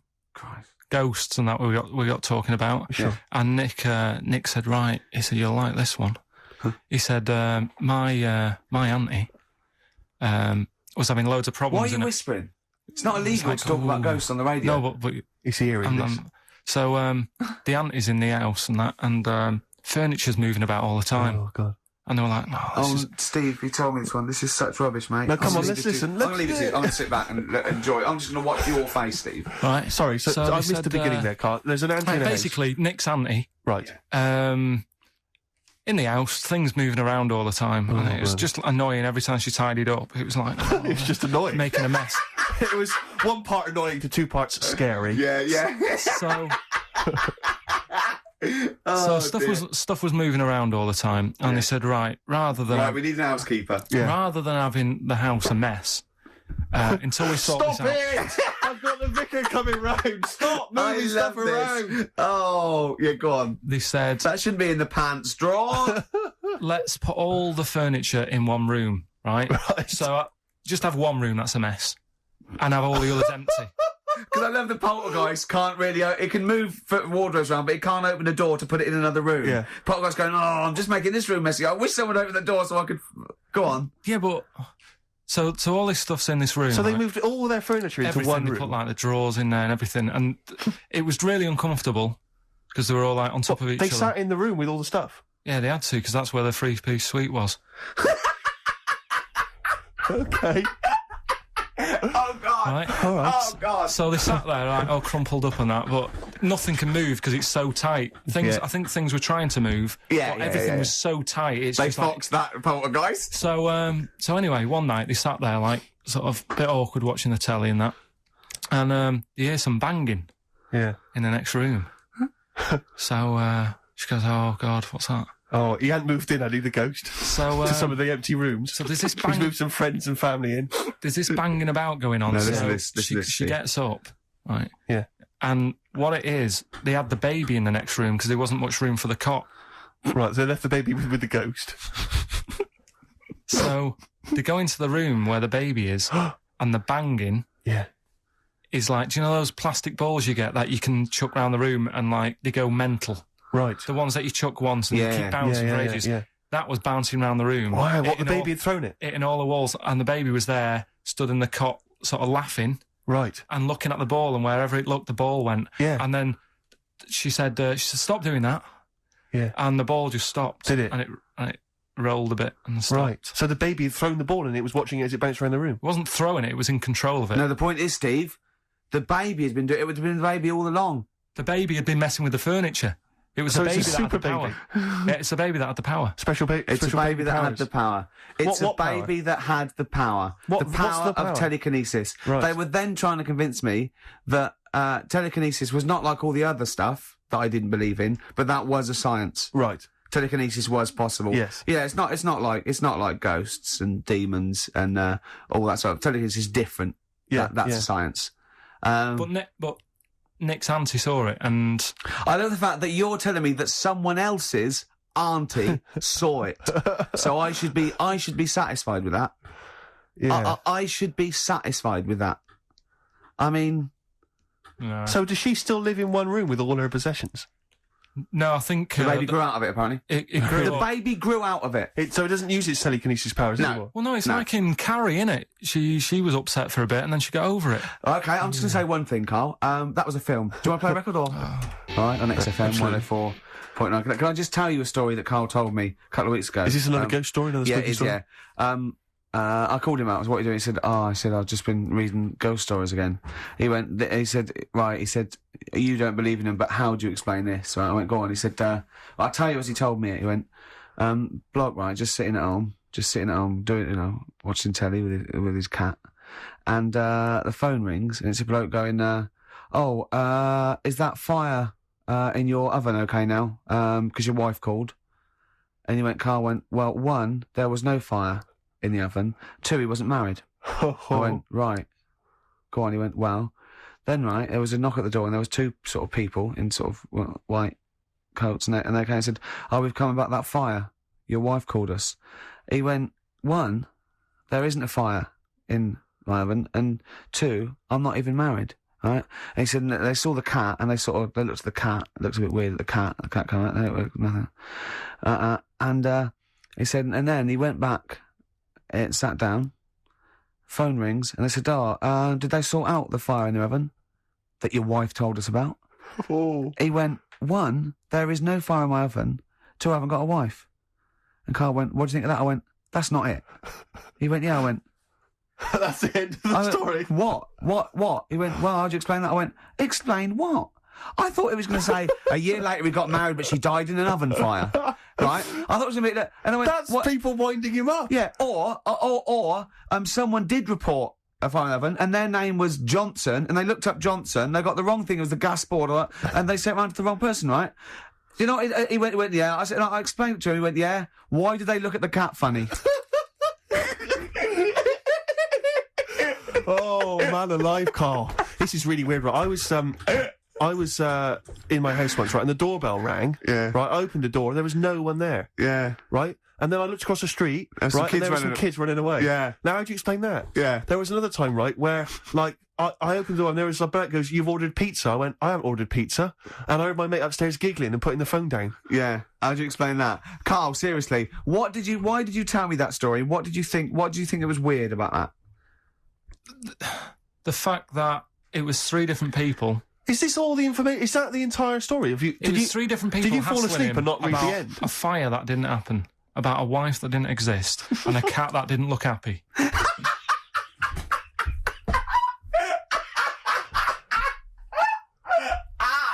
Oh, I'm gonna have a heart attack, Carl. What? I mean, why did they look at the cat funny? Because cats don't like spirits, do they? What? The other blokes were ghosts? Yeah.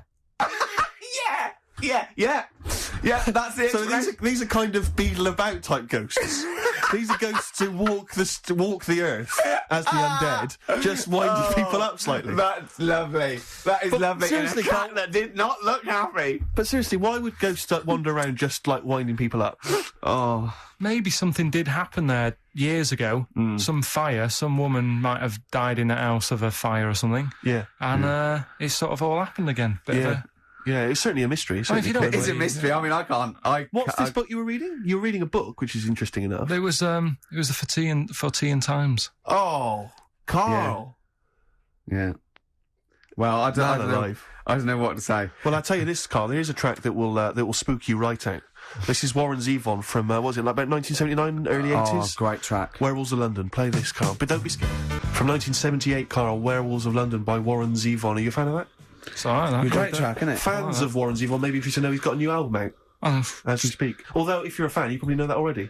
Yeah. If you aren't a fan. People who hate him would be interested in knowing that he's got a new album out. Yeah. Do you believe in, I think, lycanthropy? Is it not called? What's that, sorry? Lycanthropy. What's lycanthropy? Isn't that werewolfism? Really? Isn't it? Do you believe in that, Carl? They've found stuff, haven't they? They've found kids walking about who are all hairy. Because they sort of grew up with wolves and that. Yeah. So no, you see, 2 things there. You cannot take on acquired characteristics genetically. So if you grew up with wolves, it wouldn't suddenly make you hairy. There's been pictures, there's been stories on it, and I reckon most people have or a lot of people have seen the stories. It's a popular thing. You mean the kids that are born hairy? No, there's kids who've been born hairy, right? Yeah, that's it. No, but listen, and they walk around on all fours, and they drink milk from a saucer. Steve, this is remember easy. that time with the maggot in the head? Yeah. Getting out with bacon, and you were like laughing, and then people called up and said, "Yeah, I've seen that. I've read about that." Yeah, this is the same thing. Have you seen an XFM listener up close? Have you ever looked? They drink milk from a saucer. Yeah, they've got to be kept on leads. People who listen to this show. There's no point me telling you about stuff. There is. It's comedy gold. When you were at school, did you keep arguing with the teacher saying you're talking rubbish there? Teachers didn't teach us about werewolf boys and ghosts. They taught us maths. God, right. Tell the story about the manhole cover.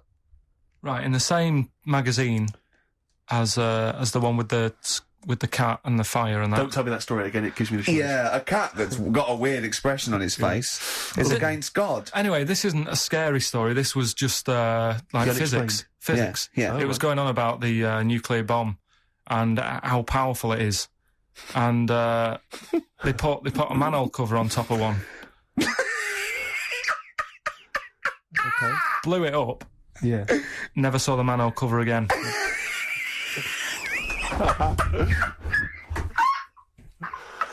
Man alive, Carl.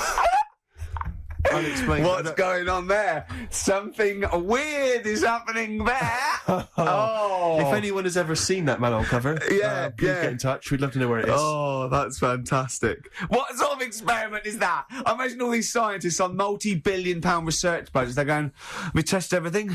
What would we do to a manhole cover? Don't know. That's like letting a couple of students yeah, exactly. have control of a nuclear Do you reckon it can send a traffic cone into orbit? Go on then, put it on there. I love that. I imagine that. What value is that? I might tell you what we could do. We could put the manhole cover on it and aim it, and then blow the bomb up, and the manhole cover would have someone's eye out. Fire it. See if you can fire manhole covers off the nuclear bomb. Try bangers to a bomb. See if it's louder. Oh God.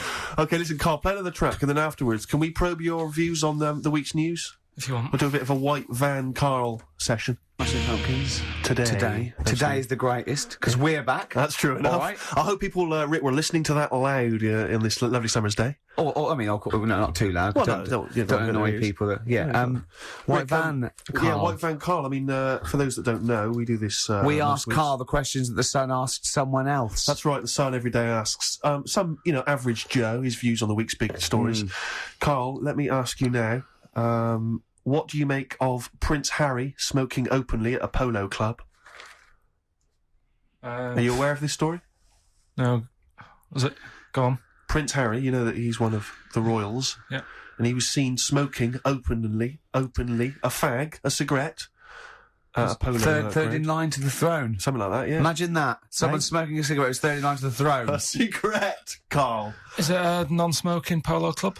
Do you know, I don't know, but if it were, would that make things even worse for you? Well, no, yeah. seriously, what do you make of it? This is, the whole, the furore is he's a role model, he's a royal. Should he be seen puffing away in a public place? I don't think it matters, does it? Not a concern for you? How old is he? Is he old enough to smoke? I think he probably is, yes. Right, yeah. Well, I think the trouble with this role model thing, with anything that's legal, it should either be illegal or not. Yes. I just don't think you can impose things like that, because you could say that it is bad for you, and it is bad to start smoking, and it really is bad for you, it causes cancer and everything. But everyone knows that, don't they? Well, yeah, but you should either make it illegal or shut up about it. So this is Carl you're asking, isn't it? I am indeed. Sorry, so we can throw these questions your way as well if you fancy. Sorry, yeah. It doesn't matter. But Carl, what are your views generally? I mean, it's obviously cigarettes are perfectly legal and so on, but what about stronger narcotics? Because I know you're very scared of drugs and stuff, aren't you? I'm not a fan. No, what's your concern? What's your worry? Just that you might get into them. It's like you might have them and go, oh, this is all right. Exactly, Carl. Yeah. Exactly. Although I was talking to you about it earlier, and you weren't very sympathetic about a lot of young people who have perhaps gone to crack or smack. Didn't you describe it as their own fault? Sometimes it is, isn't it? Yeah. I mean, I could have turned to it where I grew up, but I said, well, don't want to do that. It's not good for you. Sure. And I avoided it. You turned to ghosts. So you've got no sympathy for anyone who's a drug addict. It's their own fault. It depends, doesn't it? Sure. Do you know what I mean? You can be an addict if I don't know, something. I'm trying to think of a nice way that Well, you most might people end up. start on stuff like that because something really traumatic's happened to them. Very few people go out for a laugh one night and go, let's all try it. Sure. So, you know, but yeah. Just say no, I suppose, is the Just say attitude no. in the end. Listen to the cast of Grange Hill. Now, this will scare you. Now, Carl, you will be a little bit unnerved about this. Have you seen the film Jurassic Park? Yeah. You know what happened there? Well, according to the Sun here, it says scientists are planning to clone mammoths for a theme park. Look at his face. Look at that. He looks like a dog caught in the headlights of a car. He's terrified. I love Carl. He sprung to attention there. Is that the best news you could have? Man-moths.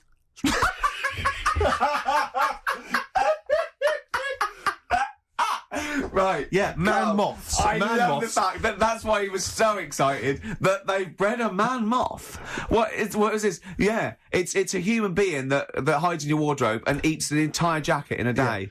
Yeah. What do you mean man-moths? Mammoths. Mammoth. The big hairy Have you heard cow of a from the mammoth? Ice Age. I mean, Right. elephant. You're not so excited about that, then? You can take or leave bringing back mammoths to life, but a man-moth... A man-moth is a different matter. Oh, if we'd have never brought that up, he'd have gone and told someone now. Yeah. You know, they've bred an half man, half moth. This and is that's what we that's how mean. things start. This is what we mean when you hear don't- these ghost Are you stories. slightly deaf? Is that it? When you hear these stories, you're slightly deaf. And his head was in the basket, and he went, "Count how many times I blink." Is it? Carl, is English your first language?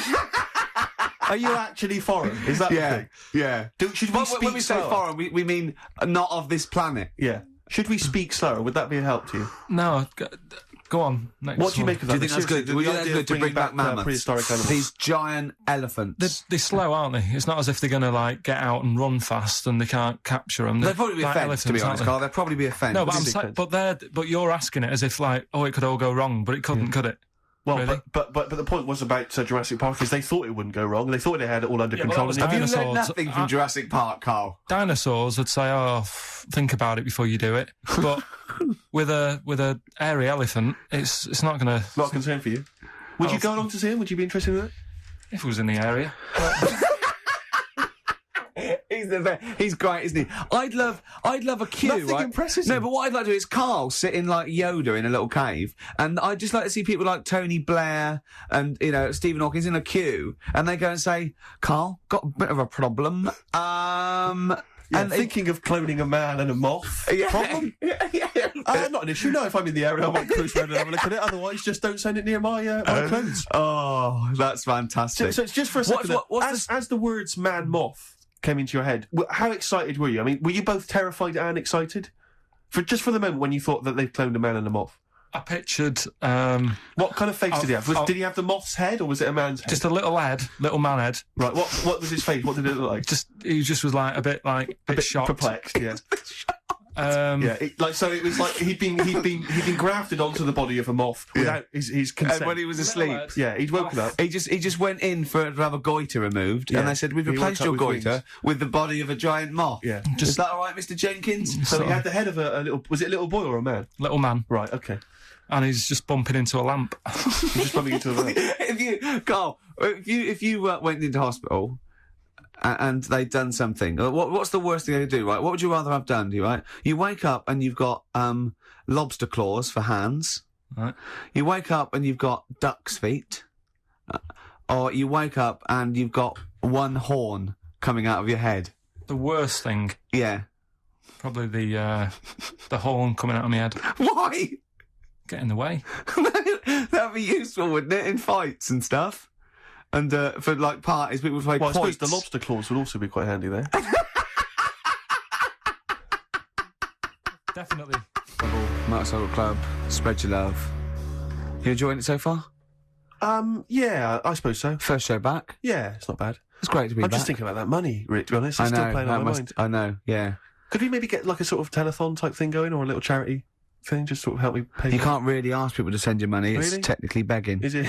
Yeah. Okay. Unless you're any way- are you a registered charity? I suppose not. Not really. We could probably get you status. Yeah. Could I pretend to give him something in return? I mean, am I allowed to sell things on the radio? Yeah, you are. Yeah. So- Although you probably get in trouble with the authority if you're using it to sort of like to your own. Not like everyone else doesn't. No, exactly. Yeah. Free lunches and sponsorship and God knows what. Yeah. You know what I mean? The people that work here, small fry, the scum. Exactly, the nobodies. Yeah. Yeah. But 165 quid it's quite a lot of money. So I mean, if you want to contribute anything, Rick, as I said before, you're more than welcome to. Yeah. No, I would if I felt any responsibility. Right.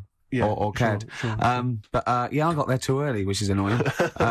What we should have done really was get you your plane and come back, because I'd have had time. Do you know, I was going to mention it at the time, but I didn't want to, because I knew the answer would be no. So oh, Carl. Oh, I've had a great time. I've forgotten how good it was just to have a just to have a conversation with you. Have you been looking forward to this? He's really down today, isn't he? He's down, man, isn't he? Just a bit tired. But it's interesting, because I said to him, did you enjoy Edinburgh? He spent the week up in Edinburgh, obviously, and he said he had well of him. He loved it up there. He's been partying every night, and he actually enjoyed it. And I've never met him when he's actually enjoyed anything before. He's never enjoyed anything, as far as I know. And I'm depressed that we weren't involved. His paper round. He loved the paper round, and this is the first time. He was talking to me about that the other day as well. I said to him, that's what he really thinks that paper round he had when he was 14 was the best job he'd ever had. He still thinks it's the best job because he said he was his own boss. But no, you weren't. He went, well, I'll get on my bike and think. And he said, I bet if I phoned those people who I delivered the papers to, they'd say it was the best delivery they've ever had. He said, in fact, I bet a lot of them have chucked in the delivery because it went downhill. This is all, he's thinking this as he went along. Yeah. Didn't you? Yeah. Imagine phoning someone up and saying, you don't remember me, but I used to deliver your paper 10 years ago. Was it the best delivery service you've ever had? No, but if I said I delivered it 10 years ago, you used to, if you got up at like 6 a.m, it was there for you. Yeah. There's no other paper boy who could guarantee that they'd have that paper when they got Carl, out if of you bed. could earn enough money, would you do a paper round again? If that was your job, but you were being paid enough to make a living from it, is that something you think about? Do you think you'd enjoy it as much nowadays? Yeah, I reckon I would, yeah. Yeah? Yeah, listen to some music. Sure. £1,000 a week, would you do the best? Yeah. Would you really? Yeah. Is there anyone out there who is willing to test that? Is there anyone who's willing to pay Carl, right, a sum of a grand to take a week off work and deliver papers just for that week? All day, though. It's all day. No. I'll get up and the customers will have their paper. Yeah, but can I tell you what street it is? No, because... No, it's the M25. See, you are being paid £1,000. Yeah, Carl. They may ask for a you little got to bit more. deliver to the M25. I'll tell you what, let's take the mood down a little bit and play one of the most beautiful songs I've been looking forward to getting back on the road. Just to play this, to be honest. It's Jimmy Webb's version of Galveston. Galveston there, by the brilliant Jimmy Webb. Uh-huh. Who wrote it? Who wrote it? He wrote it. Yes. I mean, yeah. Brilliant Jimmy Webb, who wrote it? Yeah. It was all one sentence. Yes. Did I confuse you? Again, yeah. With my speech patterns. It's just using the English language is always helpful. But compared to Carl, I'm Oscar Wilde, aren't I? I suppose so. Be afraid. Electric Soft Parade on XFM 104.9. Not long to go on our a triumphant return. I think. I think the papers will be saying, Steve. Yes. Carl, I've met Carl a couple of times in our sabbatical, and he said to me once, he said, oysters. So I said, have you ever tried oysters? I don't like them. And I went, I said, it's just a thing about swallowing them whole, you know. He went, well, the reason you have to do that is just they're fatally poisonous. And if you bite into them, they kill you. And I went, well, of course they don't. He went, yeah. I went, well, of course they wouldn't. What if you chewed on a He said, no. I said, well, so you swallow them whole and they're not poisonous. He went, yeah, see. He said, when you swallow heroin in a Johnny, he says, that doesn't kill you, does it? That was it. Oh. And then, about a week later, he went, I was wrong about them. Yeah, I went, well, he said, yeah. And what did you say?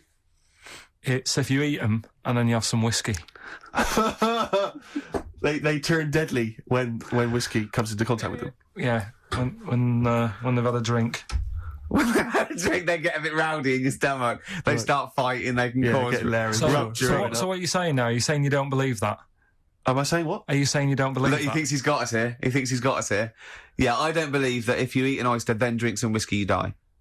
You might not die straight away, but you won't feel. Eventually, 50 years' time. If you've got to keep on drinking whiskey. Yeah, a bottle a day. 50 or 60 years later, he was dead. Yeah. Oyster and a bottle of whiskey a day. Oh, then out of nowhere, 40 years later. Where does this information come from, Carl? If some doctor called up now and put you right, would you believe him? If it wasn't Dr. Fox, yeah. What about the airy lads growing up with the werewolves and that? They didn't grow up with werewolves. Grow up with werewolves. You've confused about three just different a genetic stories, mutation where they were born with very, very hirsute. There were a couple of kids, yes. They didn't grow up with wolves, and you can't kill them with a silver bullet. I mean, you're confusing two things. There were some kids who were very, very hairy, yes. Yeah. They're in folklore. There were some kids who grew up with wolves, yes. I don't think the two are connected. Yeah. There's no such thing as werewolves, Carl. You believe me, I saw a documentary on it on the History Channel. You'd have loved it. You grew up with a magpie. Werewolves. You know, you don't flap around, do you, and steal people's jewellery. What was the thing you told me about snails? Have you ever had any post that looks like it's been opened? Occasionally, yeah. Right. Well, what it is, it's not your postman having a sneaky look. A sneaky look. Problem is, right. Slugs. The problem's slugs. Slugs at night, they like nipping about and that, and it gets a bit cold. And in London, like in the country, they go into the grass, don't they? Right.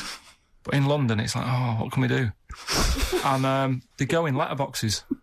Slugs go in letterboxes. Get in letterboxes. It's nice and warm in there, dry and what have you. And these are homeless slugs, aren't they? The ones that have lost their shell. When they're in there, they only found out that they love glue. They've been eating the glue off the stamps. Right. And people have been getting charged for post because it hasn't had stamps on it. It's like, well, they put a stamp on it. Yeah. It's like slugs have been eating it. Sure. And they also eat the glue that's on the actual envelope shutter. And it's a real popular problem, this, that letters are being lost and opened and all that stuff. Yeah. Slugs. Are slugs like stealing postal orders and things and cashing them in and stuff? Yeah, again, you know, if there's a doctor, if there's a postman. Yeah. Well, with us two expert witnesses, a doctor and a postman. So postage is a real problem. When we see a slug's trail or a snail's trail, it's glue. That's the glue they've stolen, is it? That's a little. I'm not going to say yes to that because I'm not sure. But we could follow that trail and find them, and they'd have a big sort of big pile of letters. Our stamps and there they are, like birthday cards from Auntie, but £2 notes. Yeah. Oh, that's fantastic. Wow. Slugs. Wow. So, oysters and whiskey kill you, and slugs. Be very careful if you're going to go out this evening, you're thinking of having a whiskey, maybe some oysters, be very, very careful. Yeah, and if you are going to post a letter, please do not use tasty glue. Clocks from the Coldplay. On XFM 104.9, I'm Ricky Gervais, with me Steve Merchant, and back, Karl Pilkington. Hey. He's raring to go. It's nice when you have a bit of time off, isn't it? Yeah, how long have you had off now? About 3 weeks. About 3 weeks, yeah. We can't do that because we're sort of self-employed and we'd be letting people down. But it's different when you get paid anyway, whether you turn up or not. But good to have you back. I'm never off ill. No, it's the first time I've ever been off ill. I mean, just you're off 2 weeks and then you're off. No, I just wish I was the kind of person who could let down an audience of regular listeners. Yeah, but like I say... Well, no, we spoke to you. You weren't that bad. A cold, you don't go home for a cold. We were discussing this last night in the pub, and, you don't go home for a cold. Okay, so moving on. What have we got then? We've got some great songs. I've brought in the Smiths, I've brought in Buzz Cox, I've brought in Neil Young. I know Steve's got some hip-hop. Some great hip-hop. I've got some great Elvis Costello. It's going to be great. Karl, come on, concentrate. You've been away for 3 weeks. No, stop saying that, because you're annoying me now. Why? What are you do? Go home ill? Oh, he's annoyed me. Oh, has he? Yeah, I got wet jeans and I'm a little bit annoyed. Can I have some time off but still get paid? Yes, of course you can, Steve, Karl. right, he called me up, winding me up about this. And, right, I'm 30, right? I'm 30 now. I can only remember being off 2 times. Oh, his memory's going as well. You'll have some time off. And both of them were when I was at school. What's school? One when it was windy. Why did you have time off? Because it was windy. But to be honest, Karl, that lasted for 7 years. Your time off at school. Wait. Why did you have time off? Because it was windy. Were you windy, or was it windy outside? No, it was like when... Your auntie wasn't out the window, was she? When the winds were bad in the 70s, and my mum said, oh... Whoa. What? I remember space operas and flares. I don't remember the winds being bad in the 70s. Well, my mum just said, you might get blown into the road, so don't go in. She had so much faith in you, didn't she? As a human being. Is that why she got fired from the pie shop? I'm not coming in today. I might get blown into the road. Oh God! The funny thing it was, right, Steve. They had this thing going at school because a lot of people used to wag it back then. Used to what? Wag it, sort of not go in. Yeah. Right. And they sort of tried to make it interesting for you by giving you an education, a certificate if you did a full week. Reward for the rest of your life with achievement. That sort of carrot. And also let you go home at 3 o'clock on a Friday, right? If you'd done a full week in that. Yeah. So it was lovely weather all week. Then it just sort of changed on a Friday. And I got up and it was all windy. It was always windy for Friday on the 7th, isn't it? Don't if you don't go in because you might get blown into the road and that. So I said, all right, then I'll stay off. And so why did you told you to hold on to a fence or walk you there? What's this? Don't go out. Immediately give up. I love this getting blown into the road. Is that based on your cats that kept getting blown into the road? Well, so I got to school on the Monday, right? And the teacher said, Took you a long time. Today, to punish you, you're the only one who wrecked the whole week, right? Everyone else came in, you didn't. So everyone else is going home at 3 o'clock today, but you're not. Brilliant. Serves you right. And I wasn't bothered though. It was great because I said, "Well, you'll have to stay with me, won't you?" And it was great. So all I did for half an hour was doodle and stuff. It was great that afternoon. Yeah. And that was ages ago. That was like when I was about 8, and that's one of the times I was off ill. Yeah. So it was, but that wasn't even ill. That was wind. Yeah. Yeah. So, right. Yeah, it's a bit different when you're to be honest with you, world, though, Carl. You can't just not turn up because you've got a bit of a cold or you're a bit fed up. I mean, we had an appointment 4 o'clock Thursday, wasn't it? And he had to call it because I cancelled it. Meeting went on a bit late. Yeah. Time management. Get things done. If it was important, you'd get it done. Play a record, Carl. Pull your finger out, please. Elvis Costello, Alison. What a great track that is. Beautiful. Well, Carl, we'd better tell them all the new great features we've come up with in the time you were off. Right. Well, we've got the film thing still going. Okay. Yeah. That's where you take a lead role or a major role in a Hollywood blockbuster, which we then give away on VHS worth $6.99. And something new we're trying out because Rockbusters He's dead, thankfully. Yes. He's gone for a bit. It's over. Crosswords. Oh, this sounds intriguing. Where'd you get the idea from? What's the basic format of this? Right, what I've done is I've take like a popular saying from the show. A popular what? A popular saying, something that crops up quite a lot in the show. In our show? Yeah. Yeah. First thing that sprang to mind was there's this airy Chinese kid. Oh, okay. Classic. But more commonly, it would be something like, Carl, you're an idiot. Yeah, play Carl, a record, you you're idiot. a fool. Carl, you're a fool. Oh, what did you mean you let us down again? Yeah, you Carl, where have here. you been? Yeah, you've got a headache, have you, Carl? Yeah. You better have a lie down. Typical phrases like that, Yeah, sure. typical phrases like that, yeah. Carl, you're a loser. Yeah. Oh, yeah. Right. And what I've done, I've got a load of different songs and took words from the different songs and then joined them together to make There's This Airy Chinese Kid. And then people have to email in and say what the 5 songs were. It sounds like the most complicated game ever. I'm looking forward to it. Have you heard any of this, Rick? Because I've not heard this at all. I'm not familiar with this. Well, all it is, it'll go like, Airy Chinese Kid! And it's from sort of 4 different songs. Right. And you've got to identify the songs. Right. Wow. How many songs in this, Carl? 5. There's this hairy Chinese kid. Okay. Right. So. And what are the prizes for that? Are these the prizes? Yeah. All right, well, let me tell you what they are. They're not too bad, actually. We've got Live Forever, which I assume is a CD that ties in with this new film. Think of that! A well-known phrase from the show, and it's hairy Chinese kid. Yeah. What other... Where would you There hear is no that other radio show in the life? world. This is... Go on. If you've just tuned in, Yeah, I mean, what are you do thinking? Think if you've just tuned in? You're going, well-known phrase from Shaw, hairy Chinese kid. Oh, yeah, classic. They'll be playing that in charades this Christmas. So yeah, this is a CD that ties in with this new film Live Forever, which is all about Britpop, and so there's stuff on there from Oasis, Blur, Pulp, etc. We've also got another Red Dwarf DVD, Marion and Jeff, the first series of that, excellent. That's on VHS, sadly, but never mind. And also the very best of Led Zeppelin, a 2 CD set there with all the classics on. So that's not bad prizes, actually. You've done yourself proud. We've upped it. We're getting serious now. We're playing in the the bigger league. We've upped the stakes. And we want Heat Magazine not to lose touch with us just because Rockbusters is gone. Yeah. I think they're still behind us. So We're gonna show the world. we've got film. You appear in a film. We've got crosswords. How is that to do with the crossword? Because I've got words and sort of cross them. Okay. Right, you don't really cross them.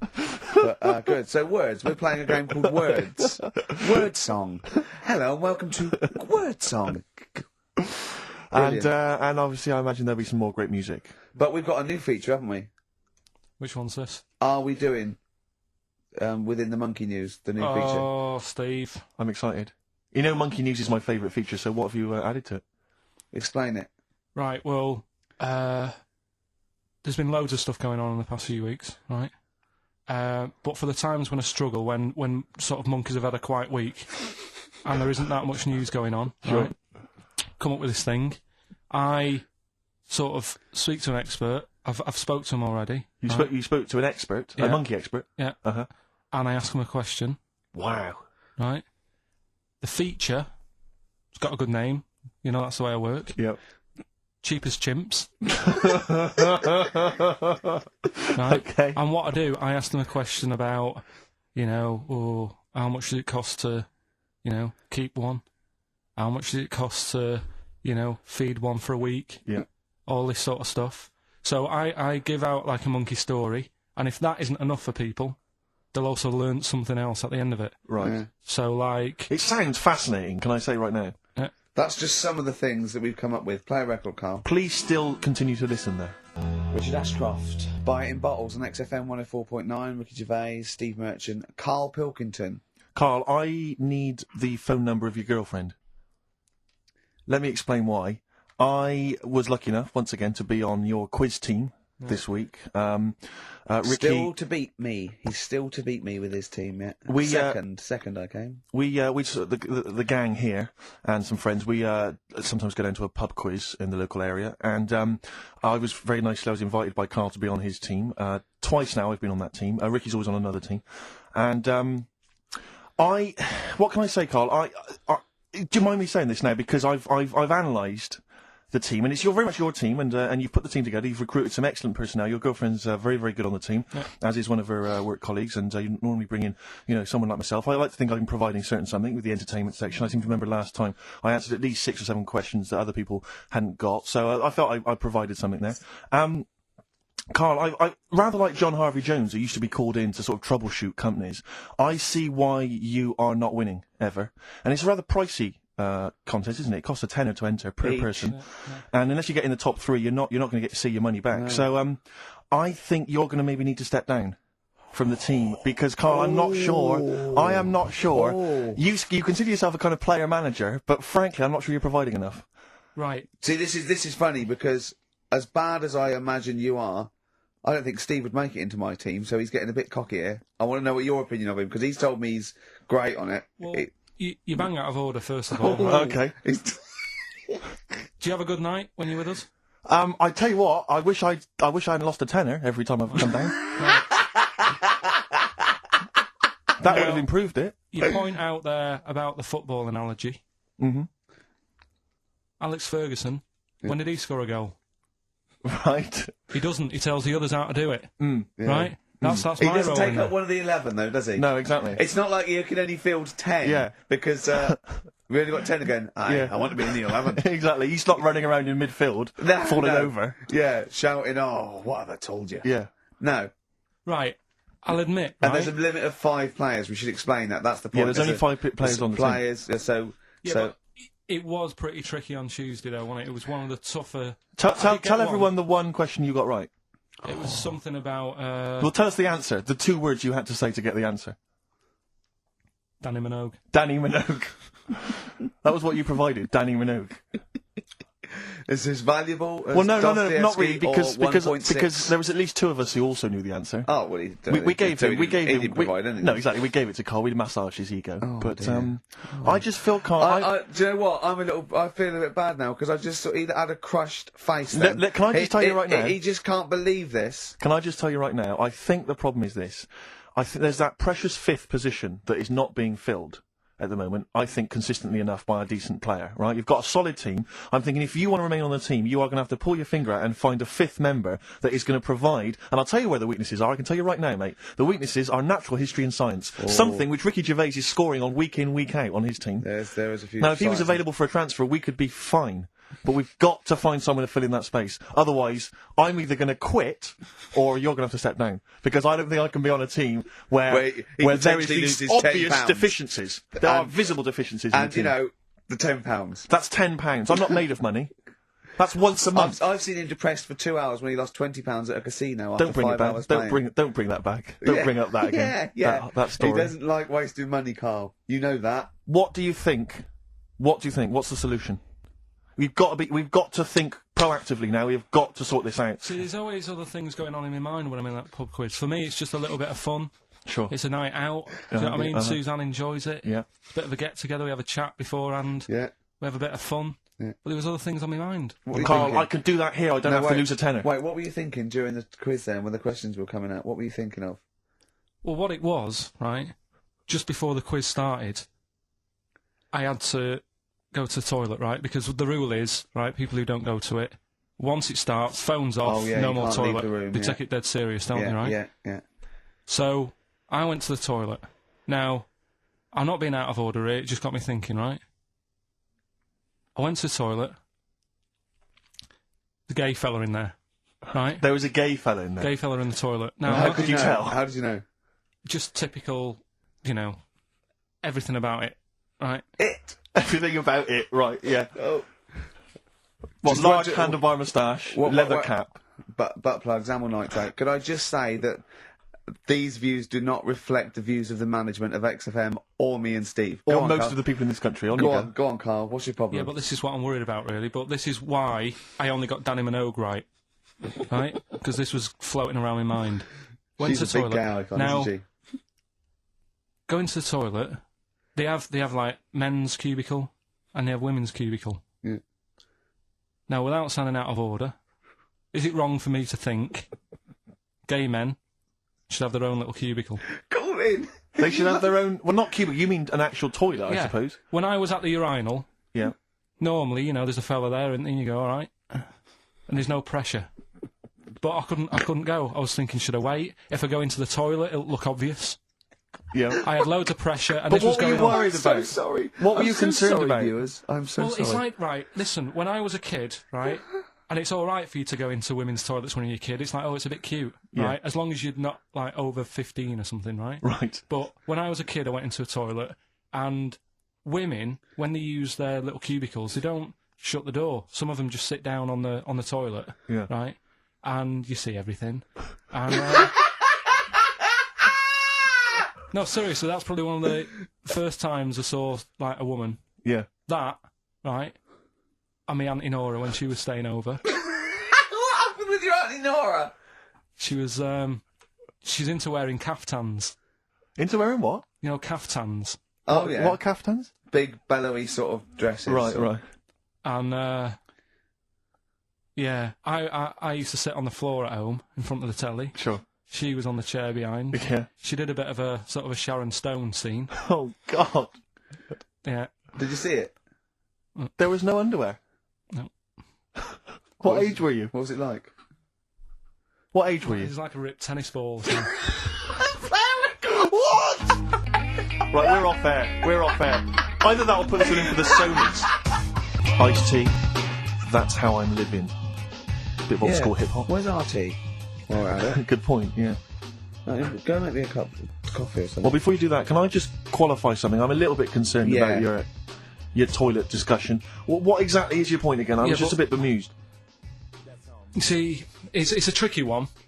All I'm saying is, right, there was at the pub quiz, I go to the toilet, not thinking about anything. I try to go, right, there's a little gay fella next to me. I love this little gay fella. Now, the weird thing is, there's nothing stopping him having a little glance, right? Because he's allowed in the fella's toilet. Yeah. Now, I'm not allowed to go into the woman's toilet and have a little look round. Right. So all I'm saying is, should they have another toilet area? What, for gay people? Yeah. And So this would be gay men and lesbians? Is that going to complicate things? Well, I mean, I can only assume. I mean, to what point? Answer your question, right? If you're intimidated, that's a shame. But you know, most gay men aren't looking at your knob. You know that. What do you mean? I can only say that 99.9% of gay men who use a urinal standing next to what they assume is a heterosexual man aren't looking at his knob. What are they doing then? They're emptying their bladder. No, but the thing is, I can't talk politics for Carl. You're saying, like, you know, about would you have one toilet for lesbian women and gay fellas, right? Well, does that mean? Yeah, would it be mixed? Would it just be? Well, would it have a man on one? That's heterosexual man. One little picture of a woman there, and then what? What would the little icon be? A man and a woman. A man and a woman. Just having a chat. Yeah. In pink and dot But lines. you couldn't mix them, because then what would happen is you'd get people who are going, oh, I'll play up to this a bit. What, pretend to be gay? And yeah, you know, sort of grow a moustache and shave their head. And pretend to be a lesbian. Right. Yeah. So, I see. So, you know, people pretending to be gay so they could go in and have a look at the lesbians. Yeah. Right. So that would mean that we need 4 cubicles now, would we? Yeah, no, this is fine. 4 cubicles is fine. So every pub How now... many toilets do we need at Every the pub's moment? now got 4 toilets. Oh, Carl, bisexuals. Yeah. Now, interesting. Bisexuals. How many toilets do we need now? Call the council. Do you use any? Huh? No. No, because they're interested in everything, aren't they? Because a little bisexual fellow will be looking at your knob. Right. With them, Yeah. what you do, you just have a door, you open it, and there's one urinal there, so you can't get a queue. They have to sort of wait. I just thought that, well, why can't there just be a thing between the urinals? So no one can look at anyone else's knob. Wait a minute. Just to go back to Ricky's point, what stops, even if we've got the toilet for gay men, what stops the gay men who want to have a look at your willy going in the regular toilet and pretending that they're straight? Most men don't Who's going to police this? Don't wear gay across their No, head. exactly. They don't have a tattoo. There's no branding yet in the British house where they have to declare. So we're going to have to expand this. What So we've do all got to carry identity Do you know cards. you can see a gay, can you? Coming a mile off. No? No, I'll just hold it in next time. No. Can you tell gay men? Do you know a gay man?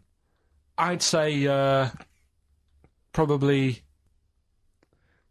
if you did if you lined some people up Yeah. and said point them out, I reckon I'd get. But hold on, we're not talking about people dressed in leather with the arse cut out and an handlebar moustache. Yeah. We're talking about, the everyday, No, non-seen... of course, Oh, no. well, yeah, but I mean, suppose I put you in a room and there was 10 naked men, right?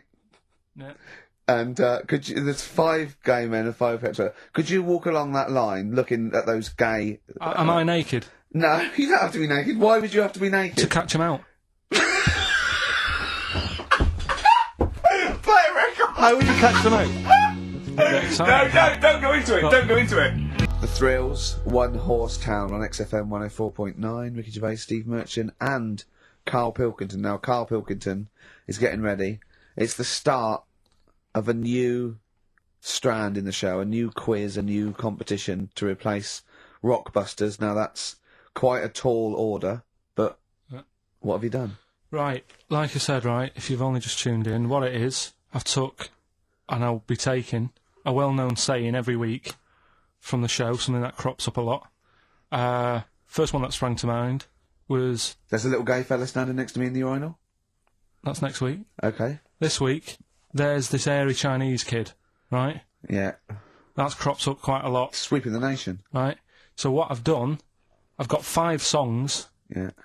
and I've edited them together to make that saying. You've got words from songs where any part of that sentence occurs to recreate it. Yeah. Now, what do they need to do? Do they need to say what the song is? Just the 5 songs?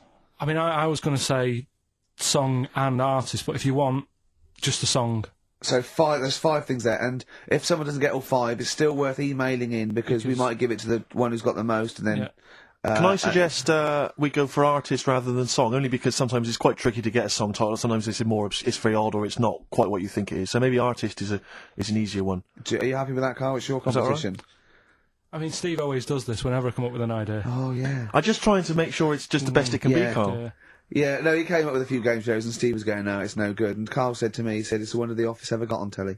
Yeah, but, well, we shall see how Cheapest Chimps plays out. But frankly, the fact that you said to me, Steve, I've come up with the best game show ever, it's called Cheapest Chimps, what's the idea? I don't know, I just like the name. It's something to do with chimps. I thought, well, I'm not sure that's the best game show ever. And what was the other one you came up with that you told me about? I think a few people will be disagreeing with him, Carl. I think people will say that Cheapest Chimps could be the best game show ever. You know, when I was at school, people like you, I really didn't like. You're a stirrer, Gervais. He flits, doesn't he, from one side to the next, Carl. The one thing, we may argue, mate, but at least we're consistent.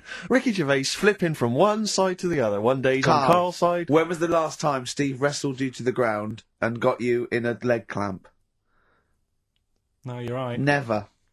What, is that supposed to be a good thing? Well, did you see us? Yeah, I saw you struggling in Carl's office earlier. He was punching my legs to release me. We were on the floor, and I was squeezing him with my mighty legs, wasn't I, Carl? What? It was like, I imagine that's what a crab feels like when an octopus has got it.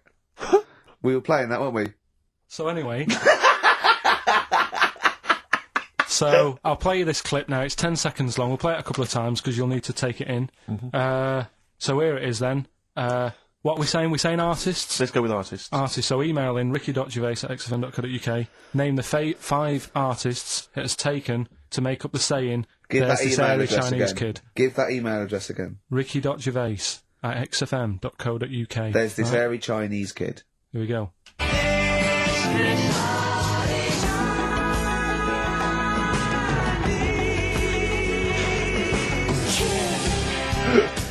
Play it again. Play it again. Here we go.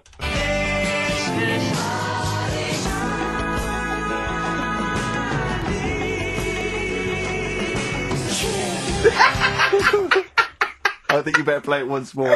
Oh, I've got them. Have you got them all? Yeah. That's nice work. Here we go.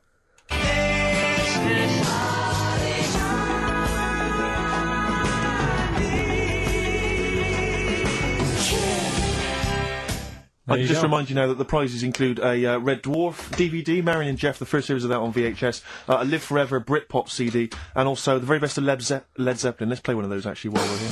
Brilliant. Rock and roll.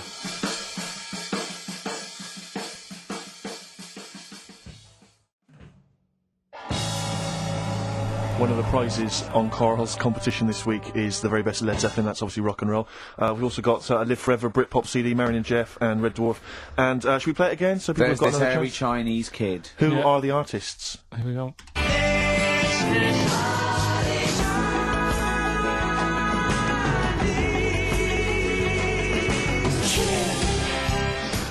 It's tricky. It's not very easy. Once more. One more.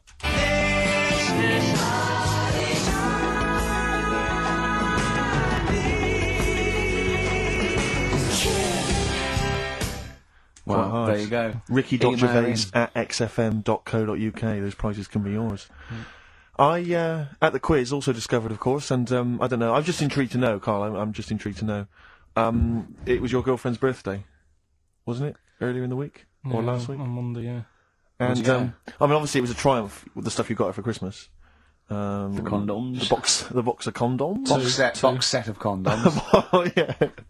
not just the singles, the whole set. Yeah, a complete collection. Brilliant. So what did you go for this What did time? you get her? Yeah, but... No, Yeah, but it's her birthday. How long have you been together?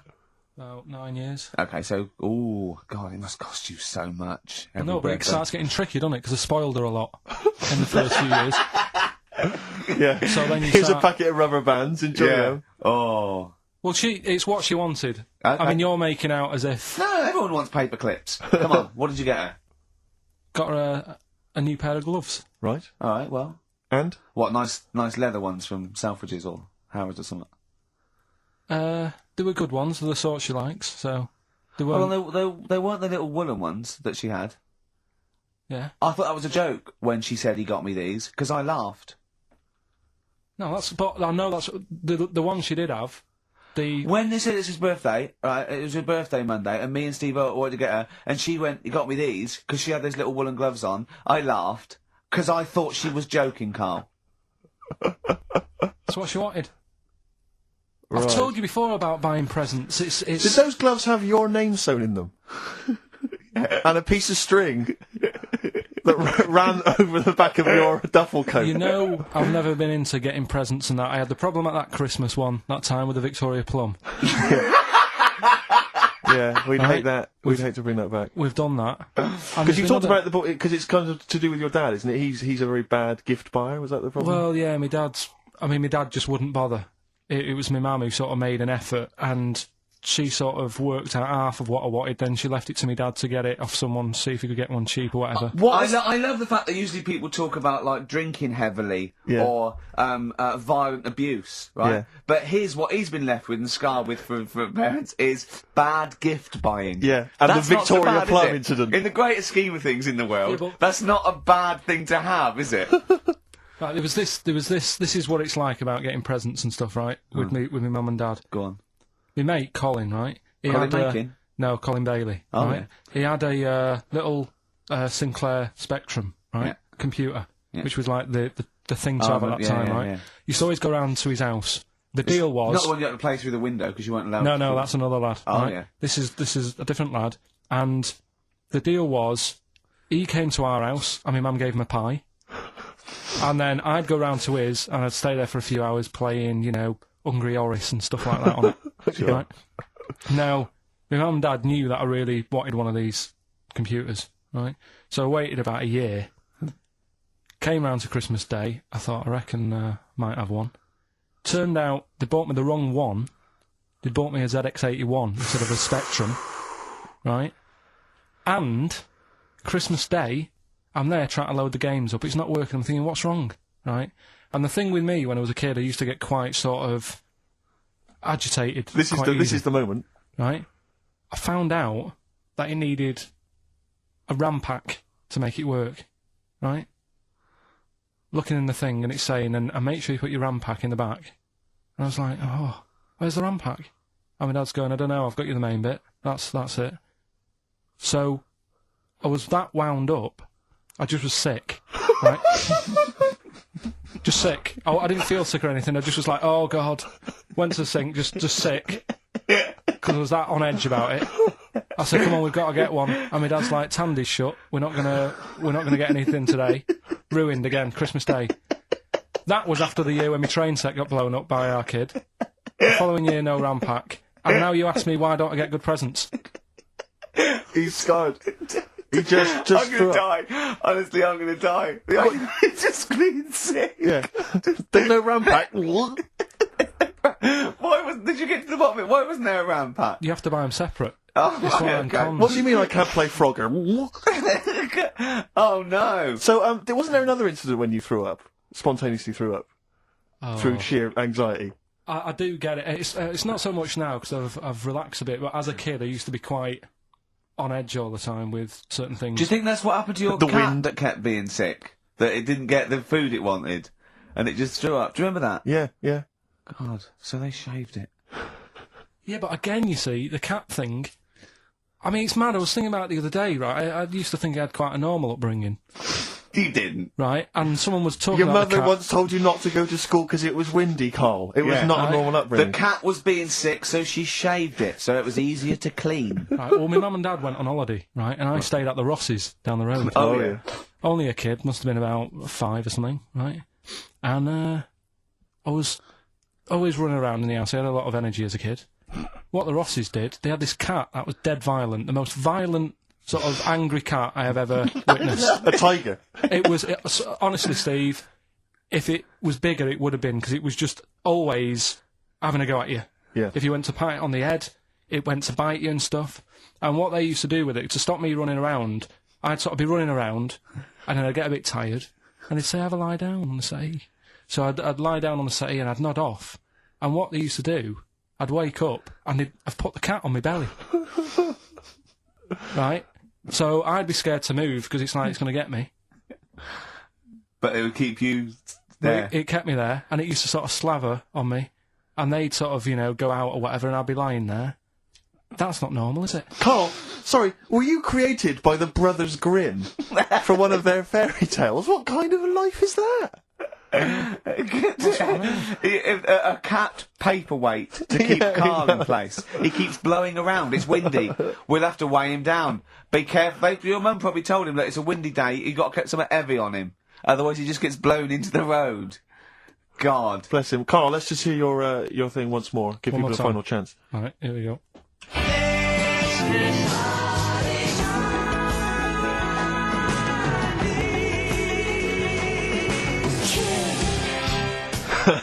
Ricky.Gervais at xfm.co.uk.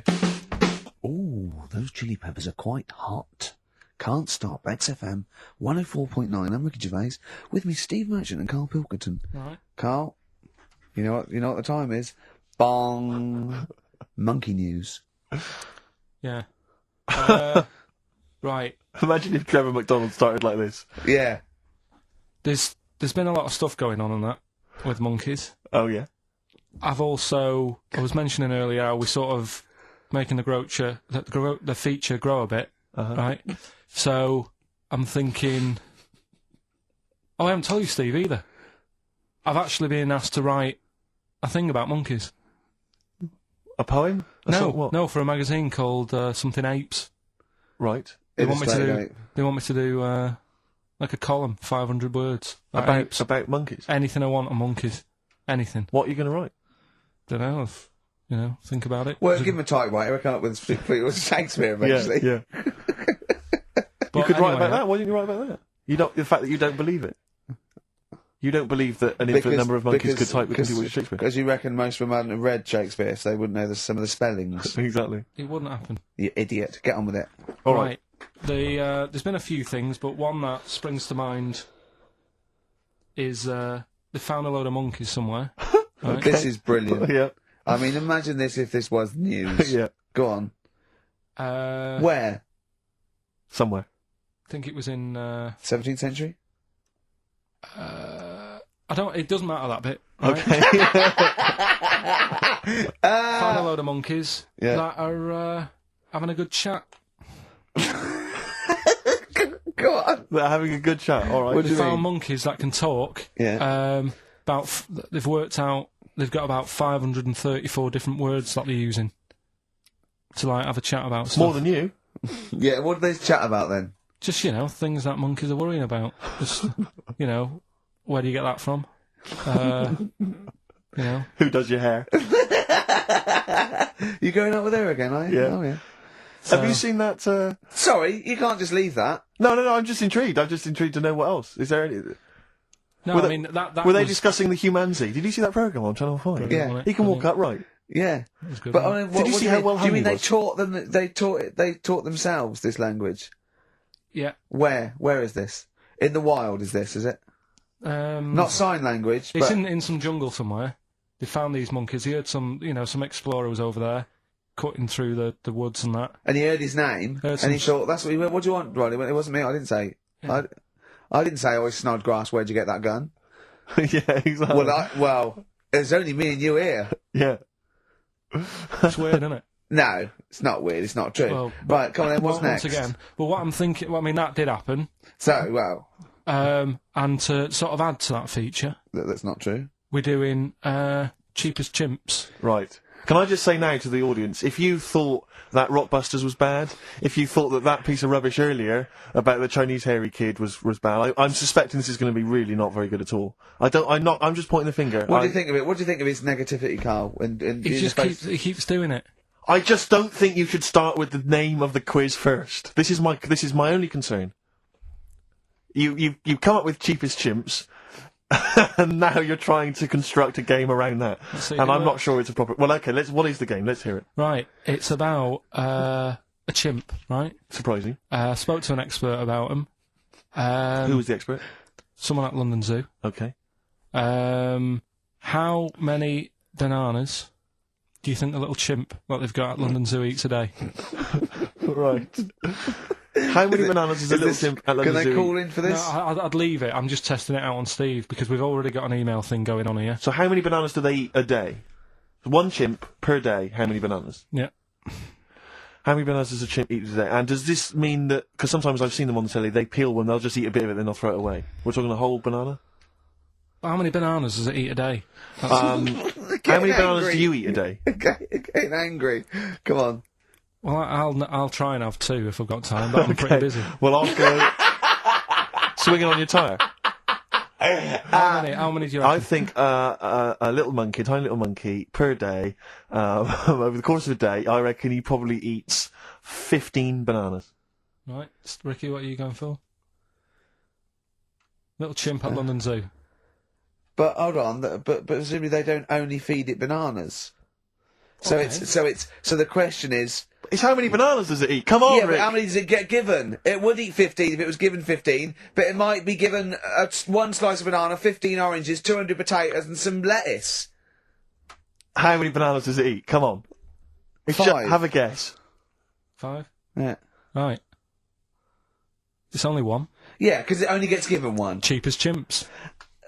What? So it's pretty cheap to have a chimp. Right. I'm on your side now, Steve. I don't understand what happened then. So at the end of it, you always shout cheap as chimps. Is that what? That's the quiz, is it? Oh, play a record. Wait, Carl. so is that it? Is that seriously Is it? that it? Was that the first instalment of Cheap as Chimps? Yeah. We'll have to see what the press say about this. And why does it only eat 1 banana? Because it only gets given 1 banana. I think that's all it wants. No. So you don't even know. You didn't even bother to No, ask him. it wouldn't just get given 1 banana and nothing else. It would get given banana and then lots of other stuff like apples, oranges, carrots. It would get given a balanced diet. Cigars. Yeah.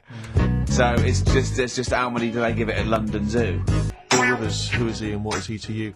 We have not had any successful answers on your quiz, Carl. We've had people who've That's got what you get a when you maximum put of 4. a duck in a microwave. Yeah. Bill Withers. Nice. All right. Cheers. So I'm not talking about cheapest chimps.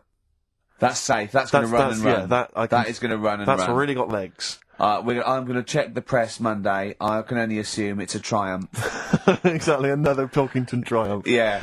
I'm going to give the prize, if you don't mind, Carl, to Karen and Jeff Gillian, because they're the only they were the only couple that got the second answer, which was very, very But tricky. they got 4 today. But they only got 4 But right. 4 is the top answer, so should we give the So answers play it, now? Carl, and then tell us who each one is. Right.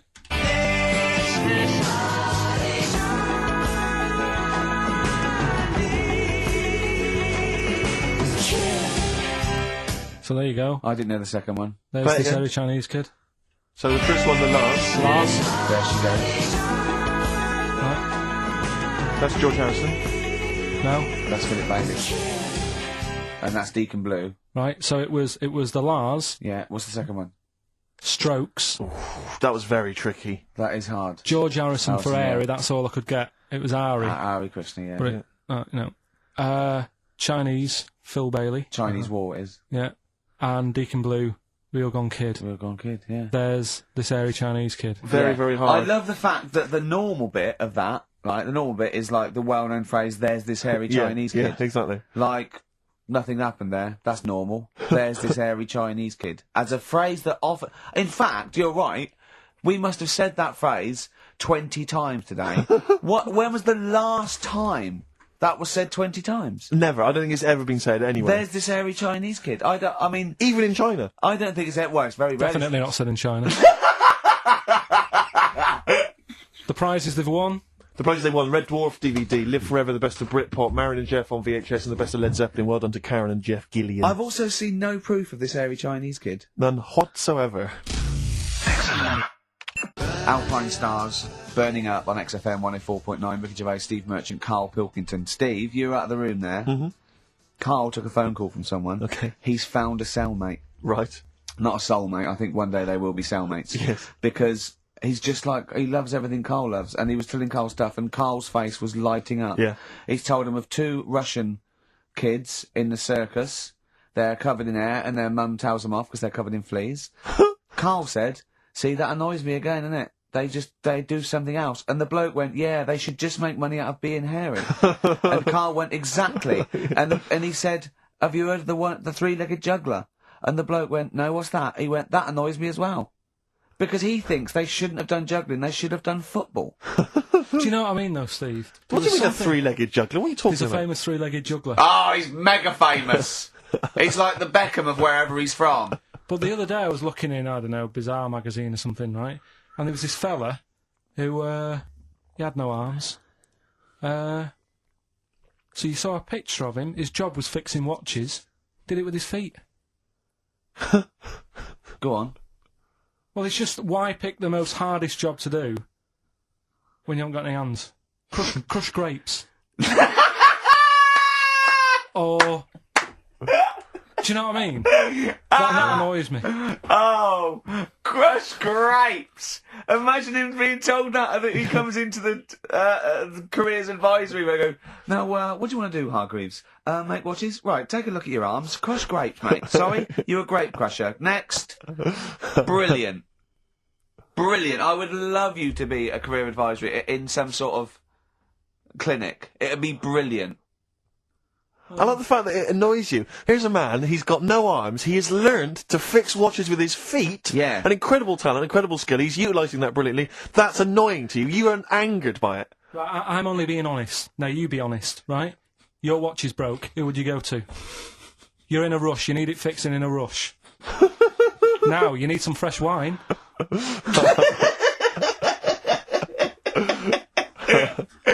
Be honest. Oh, you're amazing. But what's this thing that you've been talking about, this video? Freaks, right. It was a thing that was banned for like 50 years. I think it's been taken off again, but I don't know why, if it's just been deleted, right?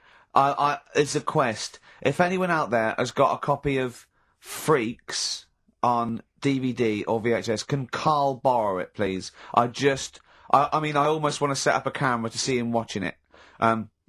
It's absolutely real. They used people in the circus of the time. I think it's the 20s or 30s of the Depression. And there's people, there's coneheads, there's a bearded lady, all genuine. There's a bloke they call the human slug who's got no arms and no legs, Karl. And he's just there, and he rolls a cigarette and lights it with his mouth.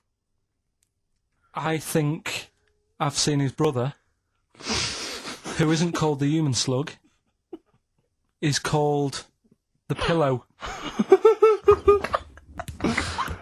Right.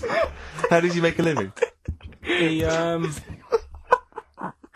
anyone want to meet Karl for money? Do you know what I mean? the annoying thing was, right, there was a picture of him. I was going to put it on I think I've seen his brother. on our website, we put things up like this, right? If you go to ricky.gervais at xfn.co.uk / What? You put things like that on my website? It's nothing to do with me. I want people to know that website is not kept or looked at by me. So, what have you put on there? There's a fella on there who's known as the pillow. And he's, you see, I get a bit worried with things like this, because we're not sort of having a go or anything. It's just things that fascinate you. Yeah.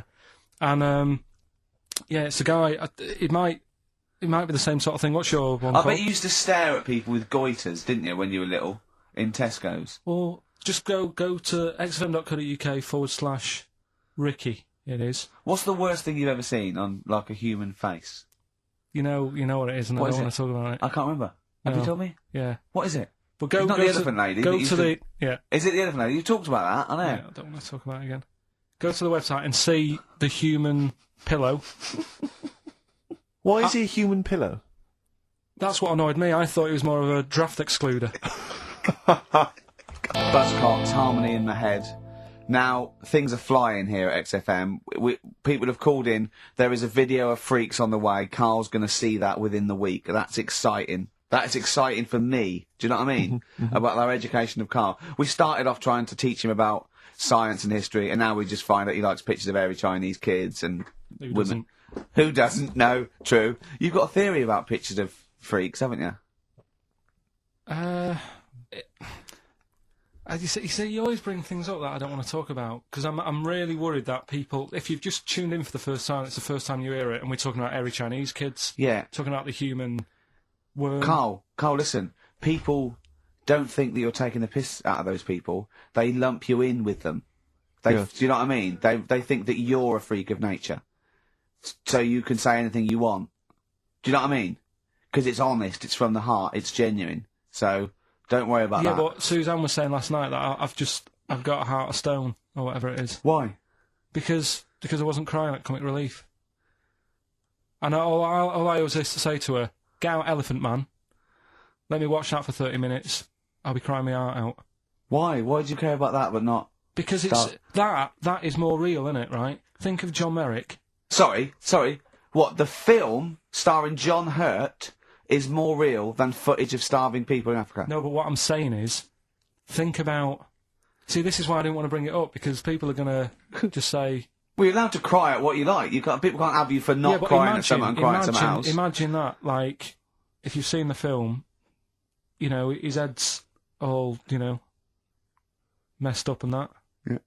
He's getting picked on all the time. Yeah. By Michael Elphick, I remember. Yeah. It's just really, really sad. Whereas, you know, we try to help out. But you give him a bun and he forgets it. Do you know what I mean, though? He never forgets, Rick.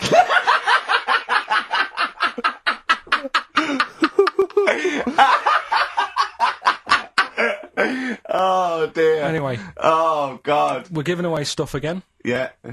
Tell me your theory about freaks who have their picture taken. No, I'd leave it. No, can I tell you? We'll do it next week, then. Can I tell you what this is? Go on, quickly, what is it? Right, when he sees a little picture, like in his books he's got, he carries round those things, right? And there's like a fella with a little head with some like able-bodied people. He goes, he must know the only reason they got to take that picture, right, was so they could show their mates, say, look at me, the little fella with a little head. That's his theory. Yeah. So every picture of a freak, they're being... Steve, let me describe the picture to you. This little fella with a little head. Right. Playing on the piano. I've seen it. All his family stood around and mates and that. When have you ever seen a picture of someone playing the piano and everybody wants to be in on it? Doesn't happen. Maybe it was one of those kind of Christmas cards they sent out to everyone. It wasn't. You could see one of them was like in a rush to go away. He was probably planned to go out, and he was like, "But they were taking a picture." It's I'll be in it then before I go out, and it was all. He's out of order. Yeah. If you say, do you know the one? I do know the one you mean. Yeah. What about the one in the when you went down to Cornwall in that little We'll pub? talk about that next week. What you want to get on, do you? Yeah. Right. We've got to give away another prize. Yes. You lucky people. For those of you that haven't seen it and do not have the requisite £4.99 to buy it yourselves, you can win on VHS cassette, panned and scanned. Billy Elliot, the special edition, includes bonus documentary, The Billy Elliot Boy. Oh, and, I'd like to see how they really sort of made that film. Exactly. Well, it's the hit film Billy Elliot, and you can win that on VHS. Because Carl, I assume you have included yourself in an excerpt from the movie. Taking a scene from the film. Who do you play, Billy? I'm playing the part of Billy. Brilliant. And we'll have a question at the end of it. Come on. Brilliant. 2, 3 part of all Ray and Alright. Just been down the valley. So I don't know where you... What are you looking like that for? What's wrong with Bally? What's wrong with Bally? Yeah, well, what's wrong with it? It keeps you fit and that. What do you think, Auntie Nora? You think about me doing Bally? I used to go to ballet. There you go. She used to go to ballet. Used to say I could have been a professional dancer if I'd had the training. Bet you were pretty good, weren't you? Wasn't the time you had wind for 5 minutes, was it? But you well glided across Oh, the you floor. shut up! What's wrong with Bally, anyway? For girls, not for lads, Billy. Lads do football or Well, I've done that, yeah. boxing or... Did that for a couple of weeks, so... Wrestling? Wrestling? Yeah, wrestling, yeah. Not friggin' Bally. Well... Don't worry about it, anyway.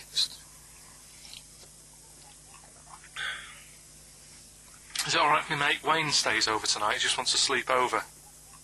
He's just coming over to... Wayne, sleep? Yeah, he just stays over.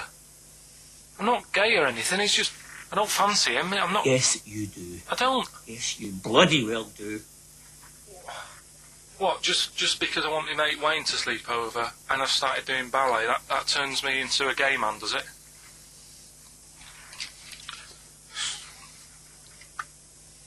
You haven't seen my Village People album lying around. You're asking for a hiding. Just joking, just having a laugh. Just didn't mean... I've had enough in here, I'm going out. No, from now on, you stay here. You look after your nana. Got it? Yeah. Yeah. All right. Well, there it is. What's the question? Powerful. I'd like to know what was the name of the actor that Karl was taking the role of. Does that make sense? That's not grammatically quite right, but anyway, fine. Who was the young lad that Karl was taking the place of there? Name of the actor, not the character. And just email in ricky.gervais@xfm.co.uk. You can win yourself. You gotta be fast. You can win yourself a VHS edition of Billy Elliot worth £4.99 price. I'm going to leave the sticker on, which has actually got the price on. Brilliant. I'll leave that on so you know just what you've got in you. Foo Fighters. No, it's not. This is Feeder. Feeder. Yeah. I don't know what I'm doing now. Why have we got to stop? Sorry, we just had an argument then. Why have we got to stop at 5-2? It's just the football's on, isn't it? So what can we do? We can do a link here, and then we can play. We'll play a song, do a little. What about chat. the competition? We got to announce the competition. Well, Steve. Well, I can tell you right now that there's only 2 people, it would appear, that are interested in a VHS copy of Billy Elliot. That's how mediocre that gift and that prize is, Karl. I don't know if you want to learn from that. Yeah. But I'm going to give this one to MJ McKay, who has correctly identified that you were taking the part of Jamie Bell in Billy Elliot. So, well done. Right, just forward me that and I'll sort that out. We'll get the video. What film are you doing next week? Don't know, I've got been out and bought a couple, got Silence of the Lambs I can do something with. Right. Bought Fight Club, but it's a bit difficult. Always open to suggestions and that, so you got any favourite films? What about the 1930s film Freaks? Oh. Can't wait. I cannot wait for your... Brilliant, that'd be good. Excited about that. Why don't you do a film review of that next week as well? Yeah, well, it depends. If the fella, if anyone's got it, just send it in. I'll send it you back once I've watched it. So that'd be good. Next week we'll do... Oh, please tell me there's going to be more Cheap as Chimps. Yeah. Oh, thank goodness. We'll see what the press say. We'll see what the press say about that. Looking forward to that. Do you know, like, you're always having a go at my ideas? Yeah. Little, cheapest chimps you've put down. Mm-hmm. Again, I normally come up with these because you don't come up with a competition idea. Sure. Yeah. He's done him again. Yeah. Well, cheapest chimps, mine, you're dissing it. Yep. Rockbusters, one of the most successful competitions ever. Uh-huh. And he means in the world, not just on XFM. Yeah. You put that down. Yep. Right. What are you thinking about this, right? I was watching Comic Relief last night. Came up with an idea. Mm-hmm. Right. You get Jono. Okay. Jono Coleman, yeah. Say Vanessa Feltz. Mm-hmm. Maybe, Dawn French, because she'd be around for that. And then get them all in a room for Comic Relief. And what you do, put a cake in front of them. Yeah. Right? And like, you don't feed them. And like, they're going, oh, I'd love a bit of that cake. Right? It's called Famine Academy. Right. Right? Whilst they lose pounds, they get pounds. Right. What do you think? Play a record, Karl. Well... I love it, Again. I love Do you know it, what I Karl. mean? Yet again. That was the Travis and some flowers through my window. This is XFM 104.9 of a Saturday afternoon, just gone 6 minutes past 1. I'm Ricky Gervais, with me Steve Merchant. Hello Hi. there, hi. Good to talk to you. Karl Pilkington is over there. All right. Hey. Keeps it real. Yeah. Respect, Karl. Oh. Rick, I just think, we want to lift off the show straight away into the stratosphere. Yeah. And the best way to do that, it seemed to me, was to resurrect a game we used to play when we first began the show in old XFM days. Do you remember the game? Do you remember the game Make Ricky Gervais Rub me hard. Rub You Hard? No. No, Sorry, that was only in the pilot. We never actually did that on live. Okay, right. No, it was the game Make Ricky Gervais Laugh. Oh, I remember, And we used to get people, Karl, you probably didn't hear it, we used to get people to sort of send in pictures and jokes and stuff. And if I could make Ricky laugh on air with those... He won a things, toffee. Then they won a gift of some kind. Yeah. Anyway, a lot of emails actually saying people love your laugh, Rick. So in a sense, we're giving the public what they want. They must be taking the mickey. But this is a picture I found in today's copy of The Sun, so if you're listening at home and you want to know what the picture looks like, rush out and buy a copy, only 40p. Yeah. And, Are we sponsored by The Sun? We do White Van Man. Exactly. It amused me straight away, this, because bear in mind, Right. it is one of the world's biggest rock stars. Okay. Just check out the face.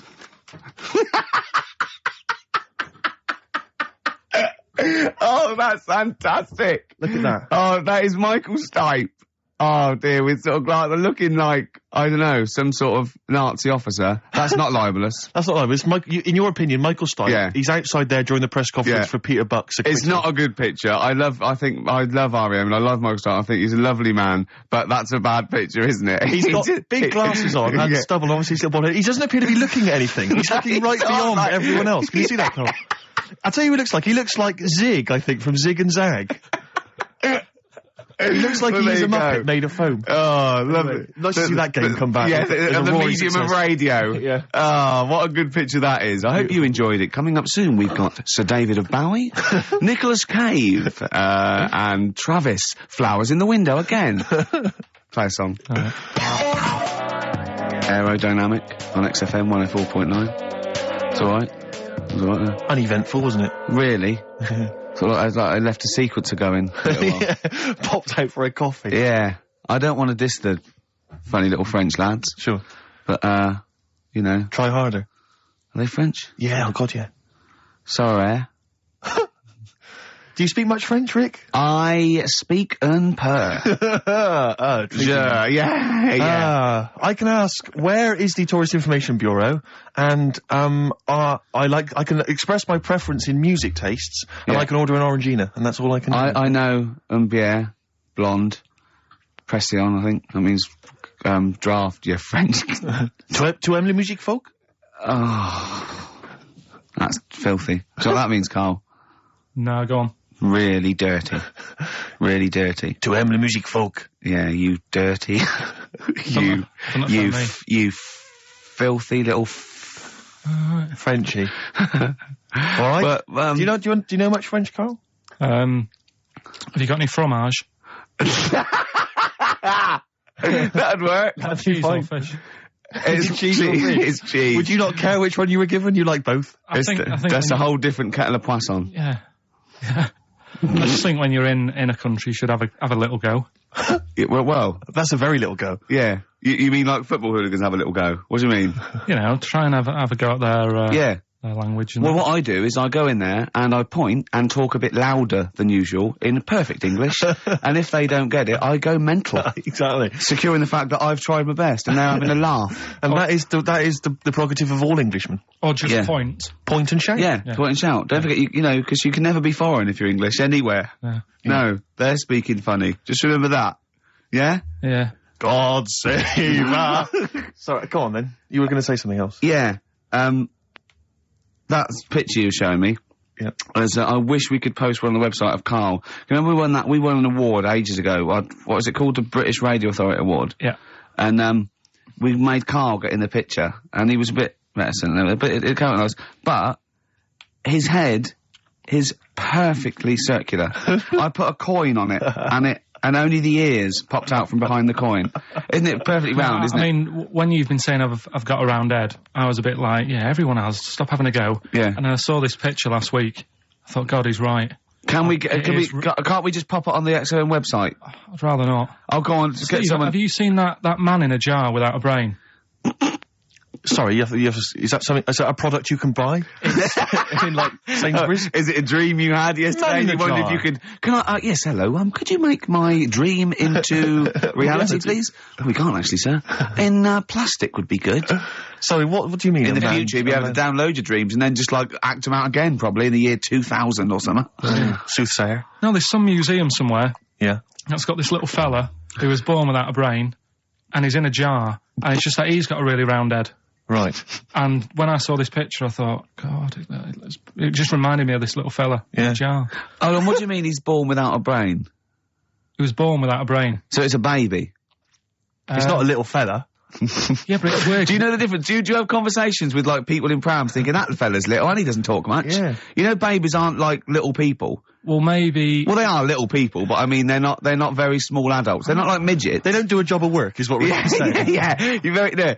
What do you mean? I didn't read about it, I just saw the picture. And this is where you're going wrong, Carl. This is always your mistake. You see the picture, you don't read the little caption. But what do you mean? How do you guess at what you think the meaning is. But how did you know he didn't have a brain? He said something like the brainless man. Yeah, Yeah, but people say that about you. It doesn't mean you haven't got a spinal cord. I bet somebody's seen it and knows what I mean. It's a famous picture. Right, call in 08700 800 1234. Once again, you win a prize if you can tell us what Karl is talking about. Just in general. It's an ongoing competition. We're trying to find some CDs to anyone who knows what Karl is talking about. Stereophonics, Vegas, 2 times. Well, we've had calls confirming that there was indeed a fetus or a stillborn child. A pickled baby. A pickled baby. No wonder it died. Born without a brain. But everyone has, pointed out that it wasn't a little fella. It certainly wasn't a little fella. No. But because it had been in the jar for a long time, I think it had aged a bit. What are you basing that on? You do carry on growing, yeah. Well, your ears and your nose. Your ears and your nose. And your eyes don't grow, so, you could probably, I'll dig it out for you. Yeah. Imagine if like, there was an experiment where they were raising a child just based on the information that we said on the radio. What kind of a person it was like download, yeah. And what kind of information would they have? And it took everything literally. Exactly. And I think, there's no irony or, it was just... everything we said they assumed was fact. Everything that Karl said. And any question it had about the world, it could only ask Karl. Exactly. And it was now, this worries me because without wishing to be disrespectful in any way, Karl, you know I think you're the best man on earth. When you have a child, we could be in a situation a bit like that. Do you know, is it a concern for you, do you think, that, like, when your son's growing up, or your daughter, and they're asking you questions, you're conscious, I mean, you yourself have admitted that you have a sphere of knowledge which you are an expert on. Ask your mother. You'd say ask your mother. That's good. That's great, fair enough. That's good. And I'd play with it. I think I'd be a good dad. Yeah, I think you would. But I wouldn't be the one who's shouting at it. No. Who would you get to shout at it? Probably Windsor Davis. He'd be good, wouldn't he? You horrible little man! Well, I'd tell it the rights and wrong. You don't have to be a really bright person to know the rights and wrong in the world. Yeah. No, I think you are bright, Karl. You are. And at what point in their life would you tell them about the evolution of the baguette? Which you told us. Or the story of the bee. Yes. That you scored once. Or the 2 children. Would you ever get them to meet as maybe like that? They could be godparents. The friends you had at school. Yeah. Webbed hands. The big heads and webbed hands. They weren't my friends. That weren't friends. I wish we could track them down. Oh, that'd be great. I imagine they're in a zoo. Oh, wow. Oh, yeah. 2 big jars. Park, yeah. 2 big jars. Industrial strength jars. Oh, dear. Man. Guess what? Go on. This is one of our last shows. We're going away, I'm afraid, on the 4th of May, isn't it? I can't remember. That's our last show, the 4th of May. Yeah, not forever. I brought a downer on the whole thing then, didn't I? There's people cheering. Well, guess who's taken over from us? And I found this out. I was watching Liquid News the other night. Right. No one had called me. Zoe Ball. Well, she's a good presenter, but is this confirmed? I don't know. Should I have said that? Is this true? Yeah, I think so. Oh, yeah, you've done it now. Yeah. She was in the other day. You watched it on the telly, so... Yeah. But what annoys me is, this is rather like when we got, according to last week's Media Guardian, we got rapped for saying the word cock on the radio. And, what we never did we? We had to read that on the internet. No one ever told us. That just slipped out of your mouth, didn't it? What's that, cock? Yeah. Yeah, so anyway... And now we don't even get told face-to-face that Zoe Ball's going to take over. Yeah, but it was only, sorted out the other day, and then when I saw you... We're allowed to say ball, aren't we? Yeah. When I saw you yesterday, I said, yeah, it's... So we're not allowed to say... Oh. No, I'm not going to say the word, and we're not going to say... We're not allowed to say the... We are allowed to say the male bird is a cock, we're not allowed to say the other one, but we are allowed to say ball. Yeah. What if her and her dad, Bobby, would we be allowed to say a pair of balls? We'll be able to say that, and I don't know. I don't think he's part of the deal. So you don't need to. In fact, if she's listening, call in and confirm it. We'd let her on the air, won't we? As long as she doesn't swear. Yeah, don't be rude. Yeah, don't be rude, Zoe. Lou. Yeah. Don't be cheap, basically. Better warn as well not to leave too much, nothing lying around. Because it'll be gone. Especially if it's skag. Echo and the Bunnymen. Killing Moon. Good to hear that again. Yes. On XFM 104.9. Who are you? I'm Ricky Gervais. Who are you? Steve Merchant. Who's that funny little round-headed fella over there? Karl Pilkington. Pilky. Pilkers. Well, she hadn't called, so mustn't be true. I just didn't think we were being disrespectful to her, because we both think she's a fine presenter, and I think she'd do very well on there, and I think it's a good move as well. Yeah, but can you just say it's not forever? Isn't it? No, I she's think she'll become more popular than us. And at least she can I think that'll be the end of us, to be honest. Well, she can string a sentence together. I think she'll get lots of PR and everything. And she goes out with Big Boy Slim. Big Boy Slim. Who's, you know... A good DJ. He's a good DJ. And, is her name Zoe Slim now? Yeah. Right. You know, there will be nothing. It's 3 months, isn't it? She's taken over for. Is she getting paid the same as us? I don't know. We'll find out. I bet it's a hell of a lot more. I'll go mental. I bet it's good money. It's good work. I'll go mental. Yeah, Well, there you go. What are you going to do? I'm, for 3 months. I'm going to have Saturdays off. Is she... Are you going to present with her? Are you going to come on and press the buttons? He's not allowed. No, I hope not, because, you know, you're our... Yeah. Whipping boy, co-presenter. Yeah. You're like our little fella in a jar. Yeah. In fact, that's what we should do with you over those 3 months. Keep it in a jar, and we can have it in alternate weeks. Like step-parents or whatever. Yeah. That'd be great, wouldn't it? Brilliant. Just you can me and Steve will fight for custody. Yeah, it'll be a big jar though. You can put stuff in there. You can have it won't be like full of water or vinegar or whatever they do. You won't become Pickled Carl. No. It'd be like big air chamber, and you're sat there, and it'd be like a little. What would he be in, an armchair or something? It'd be in an armchair, and we'd have stuff in there, and we'd bring your girlfriend like once a week, and she'd go. No, we put a blanket over the top so we wouldn't, see anything. But like the Big Brother household. Exactly. Yeah. Now, that's a hell of a documentary. Oh, that'd be amazing, wouldn't it? Carl in a jar. But anyway, so we're going away on the 4th of May for 12 weeks. It's a long time, isn't it? We were doing the second series of The Office, so we can't be around, I'm afraid. And Zoe Ball standing in for us. And that can't be right. She's not. I don't think you can say standing in for us. Isn't that right? Taking over the show, I think, would be fair to say. I don't know. I can't say anything now, can you? I'm worried about that. Just because he goes up with Big Boy Slim, you got to be careful what you say. Yeah. Oh, you look upset. He's starting to think that we're getting melancholy now, that you're just going to sit at home. What are you going to do every Saturday? Don't know. Go shopping. Let's sort out a jar. We've got to do the balloons before then as well. You've got to send you up in a balloon. Maybe we can send you up in a balloon and you come straight down into a big jar. Yeah. And they put a giant cork in straight away. yeah, and there's a big chair. I'll tell you what we could do. We could set you adrift like Robinson Crusoe at the bottom and see where you end up. If you find me, yeah. Oh, you might go to an uninhabited island or something. I'll tell you something I learned in the week. Go on. Just reminded me there about going up in the air. Go on. Right. If cars could drive up, it only take an hour to get into space. Which is great. Going how fast? About 50 miles an hour. You just made that up, didn't you? You just guessed that. You just guessed it. You just said about 50. Yeah, see, this is what worries me. If you have a son or a daughter, age 50, he's going to be out in the street with a ramp pointing into the sky. Dad, how long do elephants live? About 1,000 years. 1,000 or something. I wouldn't say. Dad, how much can an ant lift? About a quarter of a kilogram, probably. About 2 bags of sugar. If you guess, it's not fact. Yeah. Just because you thought it, that doesn't make it a fact. Does anyone know how long it would take a car going 50 miles an hour? People are phoning in about anything now, Rick. Yeah. We asked them to phone in about the jar thing. Switchboard lit up. It's crazy. You ask them to phone in about, like, something sensible, like Che Guevara, or, the life of Winston Churchill. There's nothing. That is really a demographic sort of snapshot of our fans. Our audience. Ask them about a dead baby without a brain. Oh, yeah. And they're reaching for their phones. They don't mind what their bill is that much. We ask them for, I don't know, great quotes or something from the great philosophers. Nothing. They're just ask them the where phone. to buy, meths cheap. Straight on the phone. Oh, do you know the quotes that Ricky gave me last week and I turned them down? Yeah.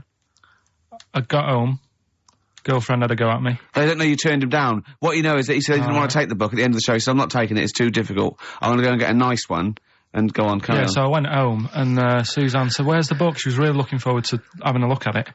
I said, I gave it him back, I wasn't up for that. And yet last week I was ill and stuff, I wasn't in the mood for learning. Yeah. So I'm not having it. She goes, this is where you went wrong at school.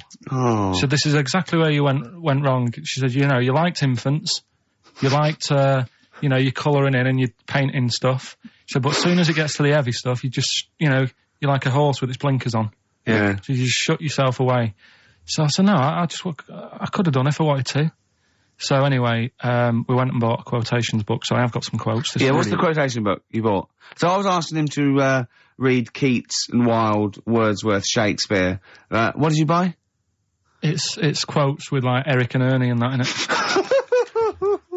No, but it's still quotes. They're still quotes. The Sesame Street book of quotes. Brilliant. They're still valid. No, it's a starting place. Oh. It's a starting point. Okay. Well, we'll have some quotes. We'll have some of that after We've got a yeah. lot more to get through before We've got a bit of new order. Bit of new order. Excellent. New order, here to stay.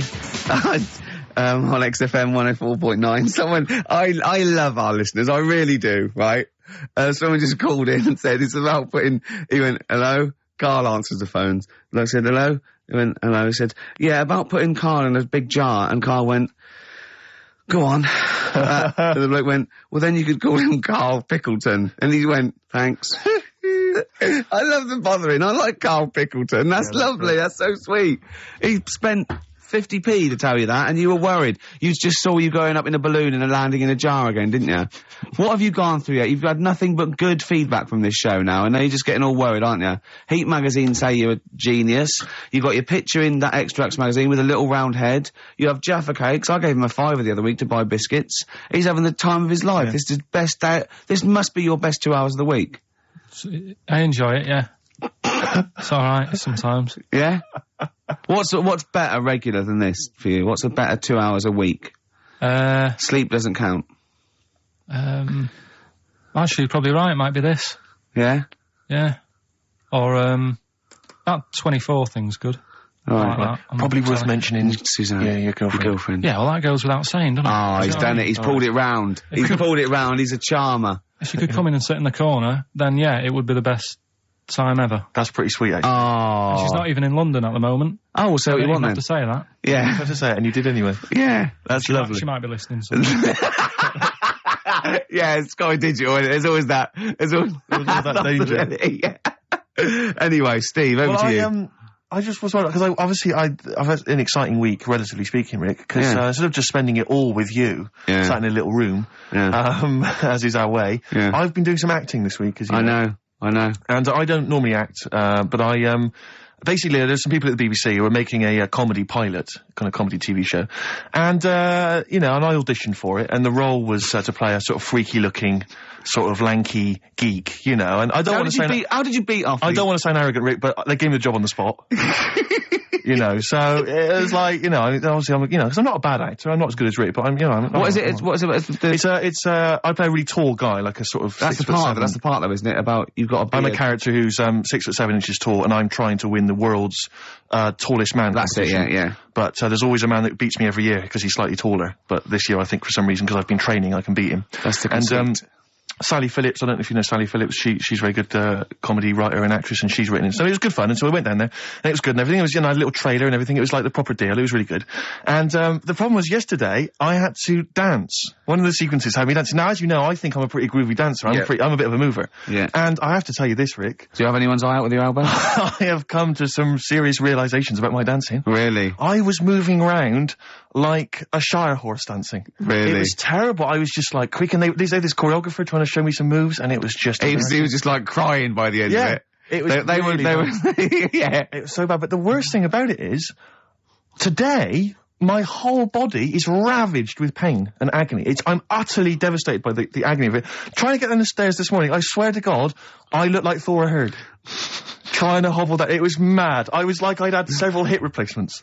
I was like, I had to go down at an angle, going down the stairs. It was ludicrous. And I was really worried. Suddenly I'm thinking, because I thought I was pretty fit and pretty groovy and everything. And I had been discussing with this mate of mine, my housemate, that we should maybe start doing some exercise, because I'm putting on a little bit of weight, right? He's quite a thin, tall guy. He has a belly. I don't know how to summarise it. Have you ever seen the film Junior with Arnold Schwarzenegger? Yeah. It looks like that. Really? It's slightly grotesque. So the two of us, so we decided that we were going to do some exercise together, right? This is what we're going to do. Each morning we were going to get up, we were going to exercise together. That won't happen. Right. Well, no, but wait, Rick. You see, you're wrong, because a couple of days ago I said to him, listen, what we should do is get one of those, like, health videos, those kind of training videos, what they called, like, I don't know, they might have an aerobics thing, or a sort of hour-long workout. And I said to him, get one of the ones that's hosted by, like, Pauline Quirk. Elle Macpherson or Cindy Crawford, someone like that, someone sexy, right? So, I swear to God, we went down this morning, we put it on, right? Just want you to picture this scene, right? It's me and my mate in our shorts, right? 9 o'clock in the morning, working out. You didn't actually do it. To Helen from Big Brother's video, right? It was the cheapest one, Steve, you told me. Thanks very much, mate. We saw that advertised as well. Working out, right? And the two of us in our shorts, she's there, like, she's the closest there is to a living Homer Simpson, right, shouting out and stuff. I just wanted to be reassured, Rick. There's nothing gay about that, is there? There's nothing a touch kind of fruity about that image. No, I mean, the ones you do avoid would be sort of Liza Minnelli workout. Cher. Graham Norton, obviously. Yeah. Dale Winton. Gay Byrne. Right, sure. He's not gay. No. But, I mean, the name's a little bit gay, isn't it? Yeah. So I think Helen from Big Brother, you're probably safe. Mm-hmm. Who else? I don't know what else to tell you, really. But I mean, because I know you've got a personal trainer. I'm obviously not in that kind of state. There's kind of states at the moment. I don't have that kind of cash. No. But, I'm obviously quite excited. What have I got to look forward to? Do I go through a pain barrier? My trainer, Pink Eric, we call him. Yeah. I sort of box a little bit. But what I'm saying is, do you go through a pain barrier? No, I stop way before that. Right. And I sit down and have a beer. Right. There's no point in going through pain because it'd just put you off. Sure. So, if you start feeling any sort of pain or any, breathlessness or any aches, sit down immediately. Now, is it right that he's worked out a special routine for you where you don't have to get up? Yeah, well, he actually said, I remember the first, I got my food diary and he was looking at it. And I could see he sort of feared it. He feared taking on this challenge. And this is a true quote. At one point, he said, right, okay, cut cheese down to 5 times a week then. I must have haggled from 4. Cheese down to 5 times a week. And it's sort of like, I'm my own worst enemy. Because if I cut out cheese and beer, I would just lose weight. Like, it would drop off me in a month. So what I'm doing, I'm fighting it all the time. I haven't changed my sort of eating and drinking habits, but I now work out 3 times a week. It is an uphill struggle, Steve. Yeah, of course. It's just, so you're just keeping it an even keel. I know. Well, so I can live longer to eat more cheese and beer. Do you exercise, Carl? Do you do any exercise whatsoever? I used to go to a gym in town, but it wasn't the sort of the hard work of doing the stuff. It was just like, it was like 60 quid a month. Yeah. I thought, well, crazy, isn't it? That's not good. So I just got out of my way to sort of walk everywhere. Do you know what I mean? Instead of jumping on a bus, like a nice day like today, walking to work. Or, run up the stairs. You're skinny, though. You run up the stairs? What? You're really skinny, though. No, but I do eat a lot of, like, crappy food. So I reckon, I mean, what did they say? When you get to 30, it all just, you go mental, don't you? Yeah, they say that, play record. That's the philosophers, isn't it? When you get to 30, you go mental. No, Descartes. Yeah, I think so, yeah. Play record. Bit of Bowie? Oh, yeah, I brought this in. You'll love this, Steve. Oh, you know this, I think, I'm sure. This is a great Bowie track off Aladdin Sane, one of my favourite albums. And this is Lady Grinning Soul. It's beautiful.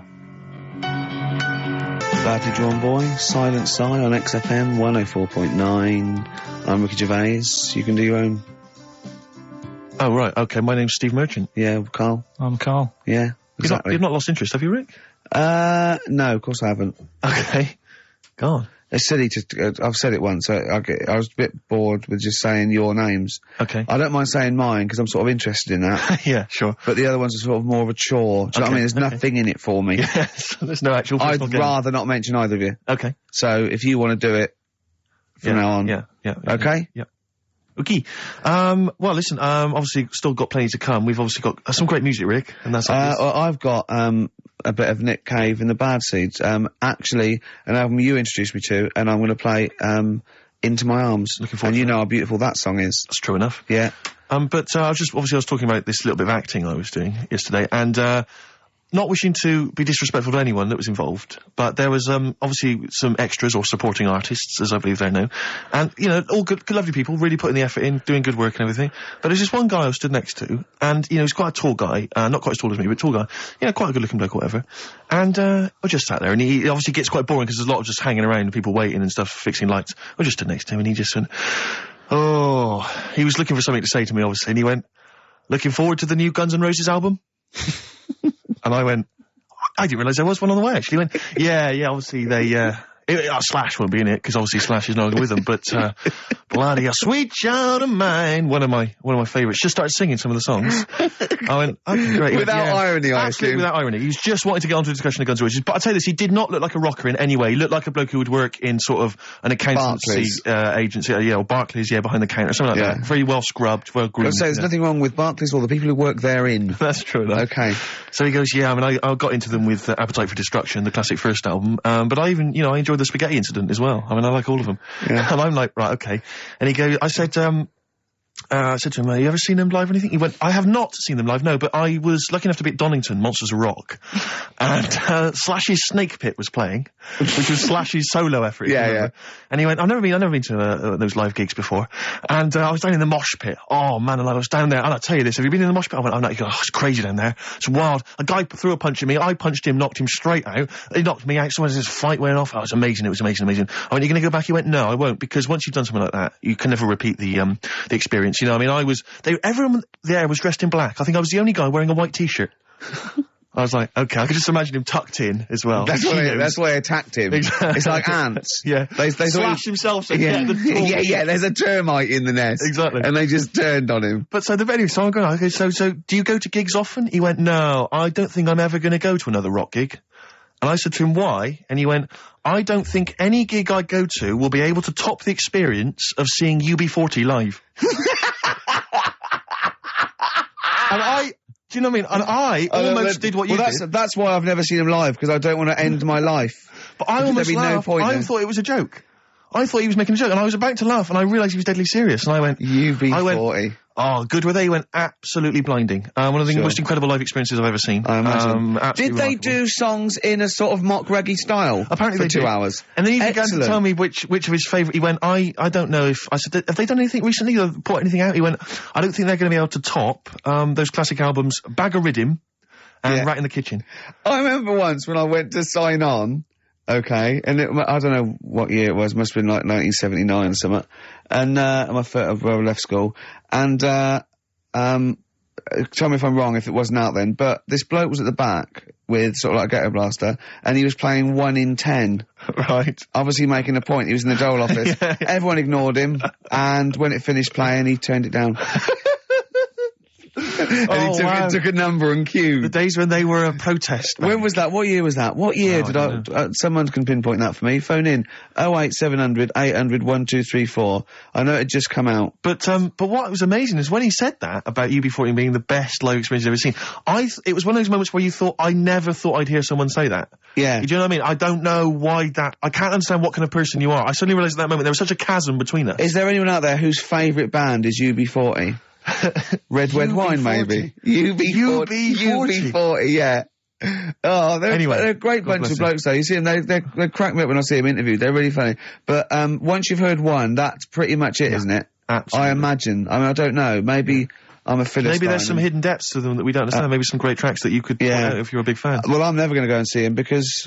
Why? No. Why sort of like top your experiences? Exactly. You know, because you never get better it. When I know I'm definitely dying, I'm going to go. You'll summon them to play for you.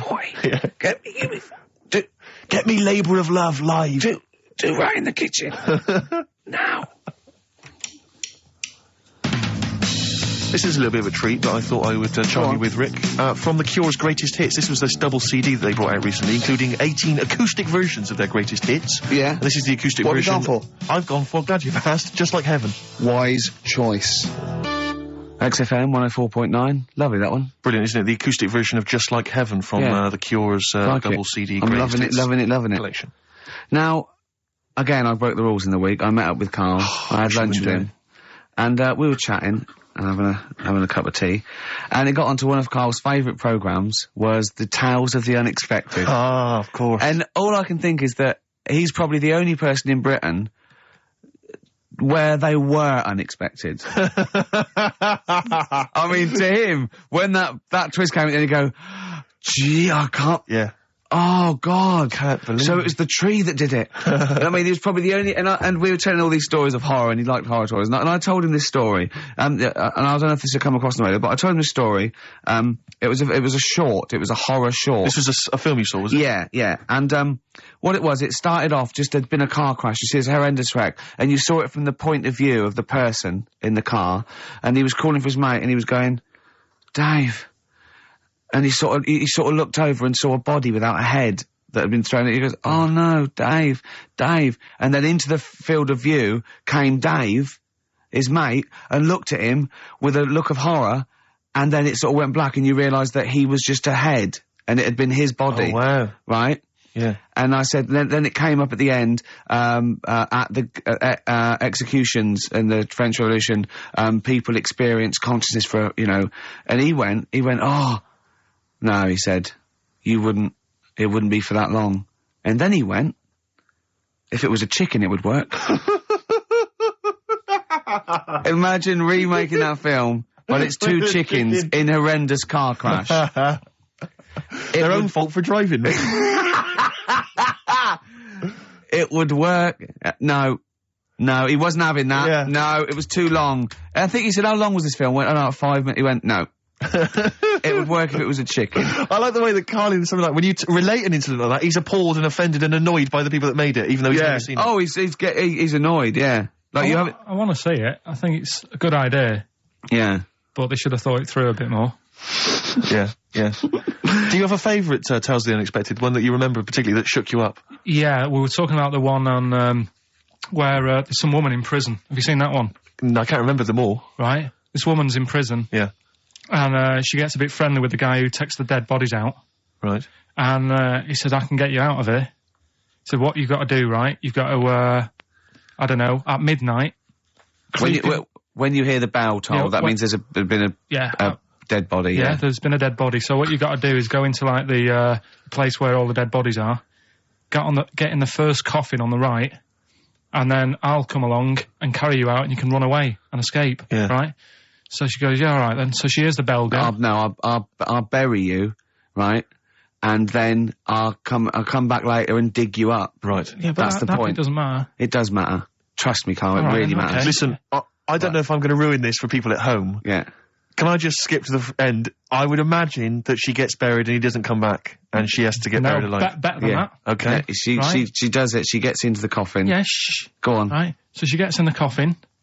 And she's lying there for ages. She's buried. She can feel a bit of movement going on, so she's obviously, being carried somewhere, so she's thinking, this is it, I'm getting out. And she's lying there for ages and thinking, why isn't someone coming and lifting the lid off this? Do you know what I mean? Letting me get out. So she's really bored. She gets a lighter out, right?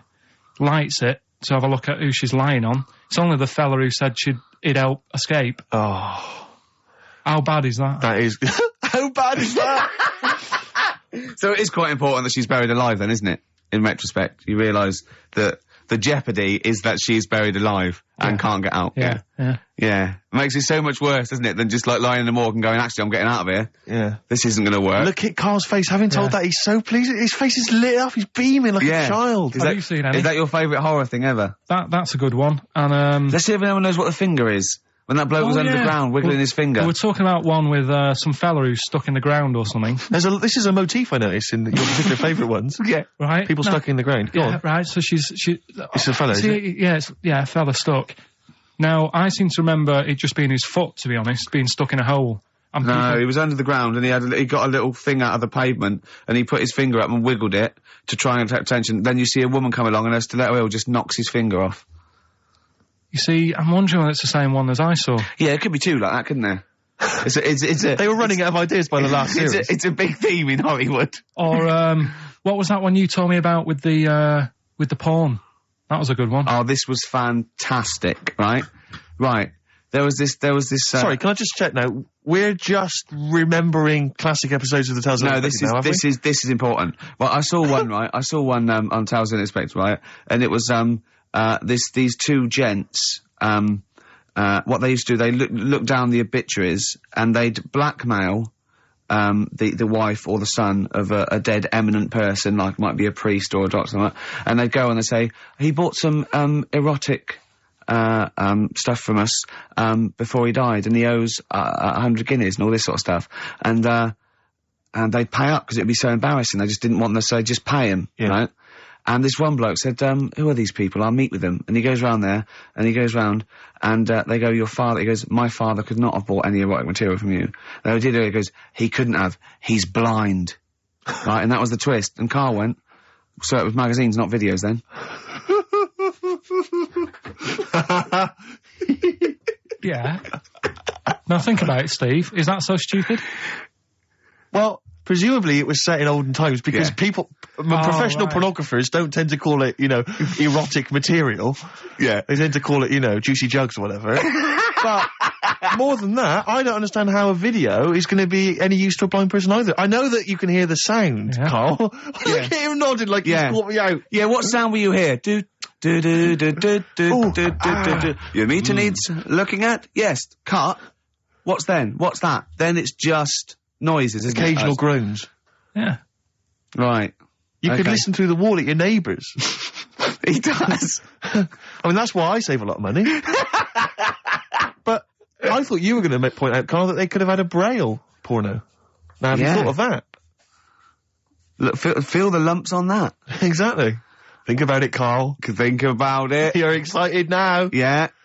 Your girlfriend's away, Carl. Yeah, the cheese grate has only entered the cupboard. No, she's a good-looking lady. Poor, misguided fool. Well, it's time. Well, go on. That time, isn't it? Yeah. Play the jingle. Yeah. White van man, Carl. Brilliant. Recorded at great expense, that jingle. Yeah. This is where we just hijack an idea from The Sun, which is White Van Man, where The Sun asks, in this instance, a cabbie by the look of it. Oh no, a fruit and veg shop owner. Ours is slightly different because The Sun sort of like pick on a perfectly normal member of the public. Exactly. So that's where we've got the upper hand. Yeah. And they ask him about the the hot potatoes. This week, Carl, my first question to you, well, your thoughts, please, on the criticism of the BBC over their coverage of the Queen Mum's death. What do you make of this? You're aware of all the criticism that Peter Sissons asked some probing questions? No, I thought it wore was a burgundy tie. I thought that's it. Yeah, he just had it didn't show respect. He just had a burgundy tie on. See, that's not really not showing respect, is it? No, it's not. You show your respect by sort of doing the news on it, giving her a bit of coverage. And showing, what bit of publicity. What a good woman she was or whatever. Yeah. And then you move on to sport news or whatever. Do you know what I mean? Yeah. I totally agree. I don't like the way everything's morbid. I was thinking about it. It's like, the way in birthday cards and that, people always put funny things in them. I think you should save things like that for funerals, for like funeral cards and that, and try and cheer people up at times when they're low. Do you know what I mean? Because on your birthday, you're quite happy anyway, so you don't need someone putting a funny comment in a card. I think, when you send a card... What would you suggest? Well, whoopee cushion, but on the vicar's chair. How would you liven up the funeral? Just little things in the card. I mean, you're just writing stuff like, well, at least you're still alive or whatever. So as you're giving the eulogy, that'd be good. So suppose someone's husband's killed in a car crash, you go around with some flowers and a little card, and it says, "At least you're still alive." Well, maybe something funnier than that. Well, maybe, like, if you got up to give the eulogy during a funeral, just wear a pair of comedy tits. Yeah. Or those glasses that are eyes on sort of springs. But why has everyone got to be so sad about someone dying? No, what annoys me is that when you see the people on television, they sort of members of the public, and they're crying about the Queen Mother, who was sad when anyone dies, sad when anyone nan dies. She was 102. And, it's sort of like, I think they should cry. Well, there's a picture in the paper today. I don't understand it. There's a picture in the paper today of various people who were lining the the funeral kind of route yesterday, and there's a picture of a very young child, maybe sort of 5 or 6, on the arms of her dad, and her head bowed, and it says a young girl there weeps for the Queen Mother. And I was looking at it, and you can tell she's just tired. Well, she's just tired and bored. It's so transparent that it's not crying. It's most just, what are we doing when their nan dies? Exactly. It's sort of like... But what is a 5-year-old girl going to be... Why is she going to be crying? The Queen Mum said, I can't believe it. Yeah. Teletubbies? No, the Queen Mum. Oh, not the tweenies. No, it's all in a minute. Yeah. It's just like, Oh dear. I mean, I know, I'm sure, I don't know much about her. I don't know if she was a great woman. And obviously, it's always sad when someone dies. But it's like, it's interesting that there was a lot of tourists in that long line of people that are now queuing for hours upon hours to see her dying in state. Because it's clearly just people who want to be a part of history. Must be gutting if you're over from Sweden and you find out that, the Queen Mum's died. Oh, you must be devastated. You probably don't want to carry on with your visit. Exactly. Really. Okay, listen, Carl. I think we've covered that. What do you make of the, what do you make of the first genetically modified baby? Oh. Are you worried about this? Do you know what did they do? What? Let me see what it says here. It says, Isn't it just choosing the, eye colour? Well, this is the concern, isn't it? That in the future you'll be able to decide whether it's a boy or a girl, how intelligent it is, what it looks like, is it handsome, is it ugly? Obviously, no one will choose an ugly baby, and so on and so on and so on. And so it means that where will it lead? Where will it end, Carl? Are you concerned? I've thought about this a lot. What will us three look like in the future if they're being, genetically modified beautiful people? What will we be like? How will we be considered in society? True, yeah. But we've talked about this before, haven't we? About the cloning thing. Yeah, that's a bit weird. Yeah. But I don't think it matters, because at the end of the day, right, you might look like some other kid, but it's the way you're brought up that will change your features and the way you are, your personality. If you lie, you get a long nose, don't you? Well, no, but listen, right, because I remember when we, I was growing up on this estate. This is going to be good. Go on. No, it's not. It's just an example of how this doesn't work. Go on. So we don't need to worry, sort of thing. Sure. Right? Okay. So growing up on this estate, and there was this woman about 4 houses down, right, who's a bit rough. All right. Didn't fancy her. Oh God, no. Right, but she had a baby. Well, tell me about her first. I'm interested in this woman. Why was she? It was a very. Was it like being a man in a dress? I mean, I didn't grow up in a posh house or anything. And I'm not saying that if you live in a bit of a rough house, you're a bad person. What did she look like? But anyone can tattoos, clean up. Looked like Tony Green with a fag on. They didn't clean up much, right? Oh. Which, even if you've not got a lot of money, you can still try and make a place look nice. Yeah. Right. But she didn't, and a kid used to take a horse into the house. Sorry. Whoa, Neddy. What do you mean a kid used to take a horse into the house? Where did they get a horse?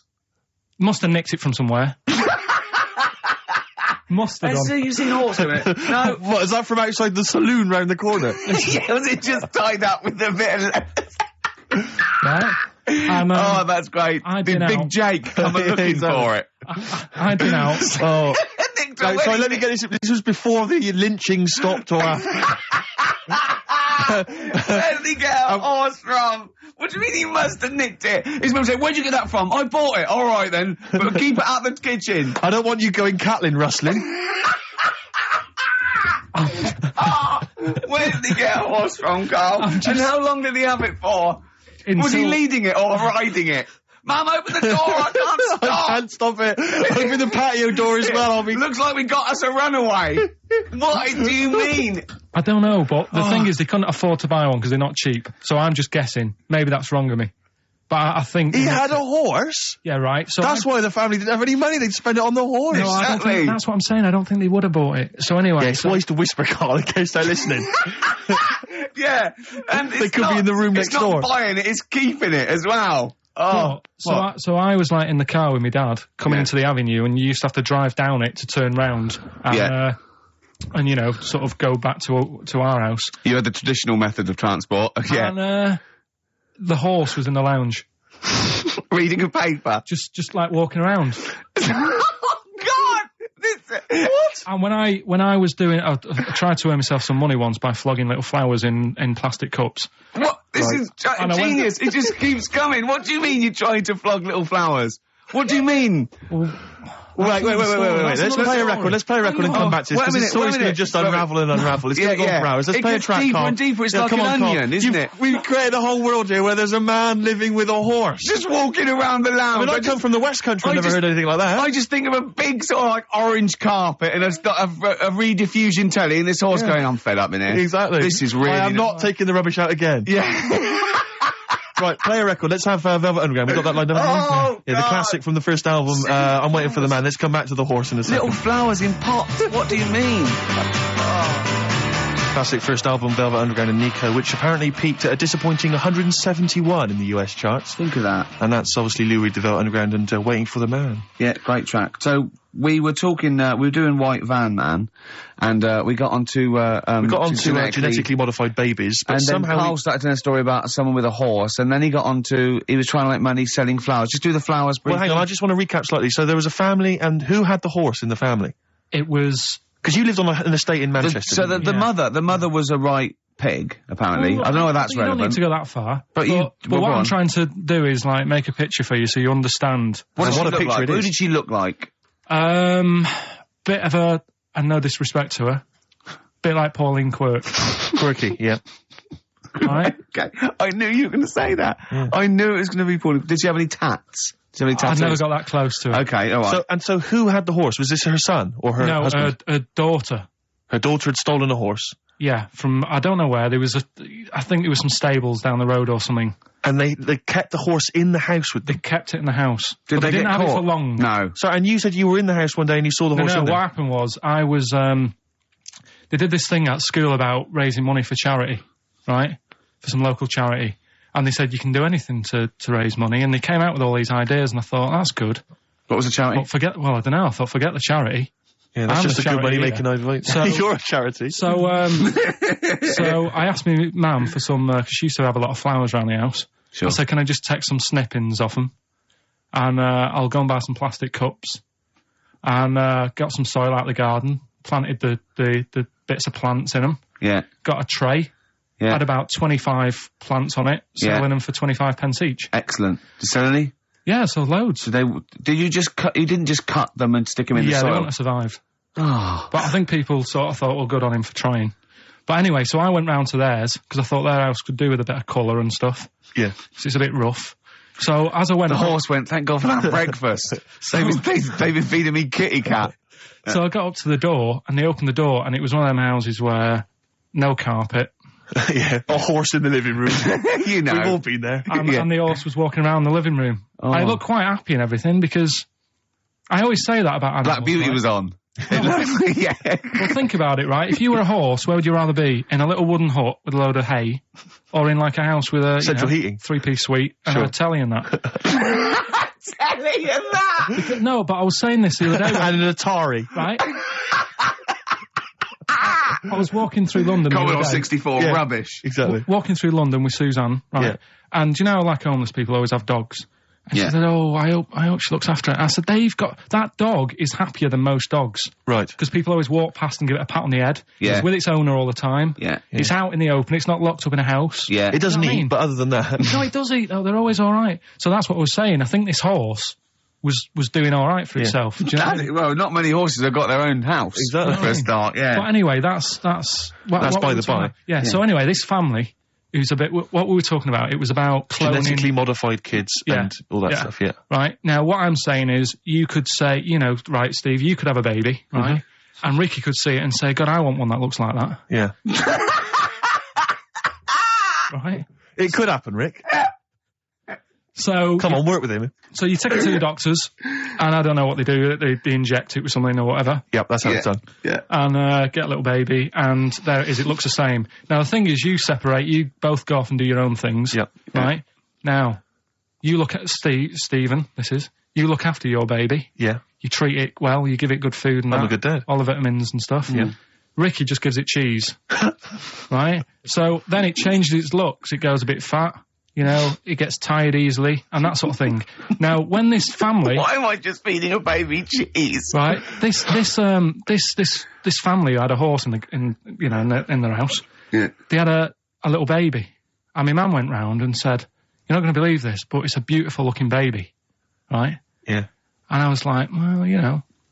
And the weird thing is, it was a good looking kid, but as time went on, they didn't really look after it. And I'm not saying, like, abusing it, but it used to run around. It used to play out till, like, 10 at night. Yeah. It used to chase cars. Right. It was a bit... Did it have hooves? No. Chase cars! Right. What sort of kid chases cars?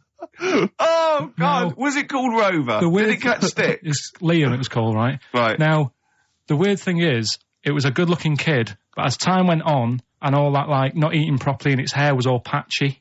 It's not Liam Gallagher, is it? And chasing cars on that, and it became an ugly kid. It's definitely Liam Gallagher. And that's what I'm saying, right? You can clone all you like, but at the end of the day, it's how you brought up. Brilliant. Wow. Whoa. Life. Wow. That was a hell of a point. Oh, God. But am I right? You're always right, Carl. Finally, White Van Man, what do you make of the fact that Sainsbury's are bringing in square tins? Is that a true? concern for you? Is that true? Apparently so. Why? Because Dunno. like it's easier to stack. This is what the guy in the Sun has said. That should be interesting. That should be his comment on Sainsbury's are bringing in square tins. Is that should be interesting for meatballs.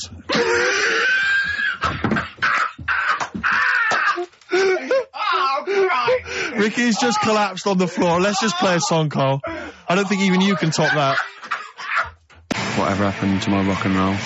Well, near the end of the show, just time for the re-education of Carl revisited. Mm-hmm.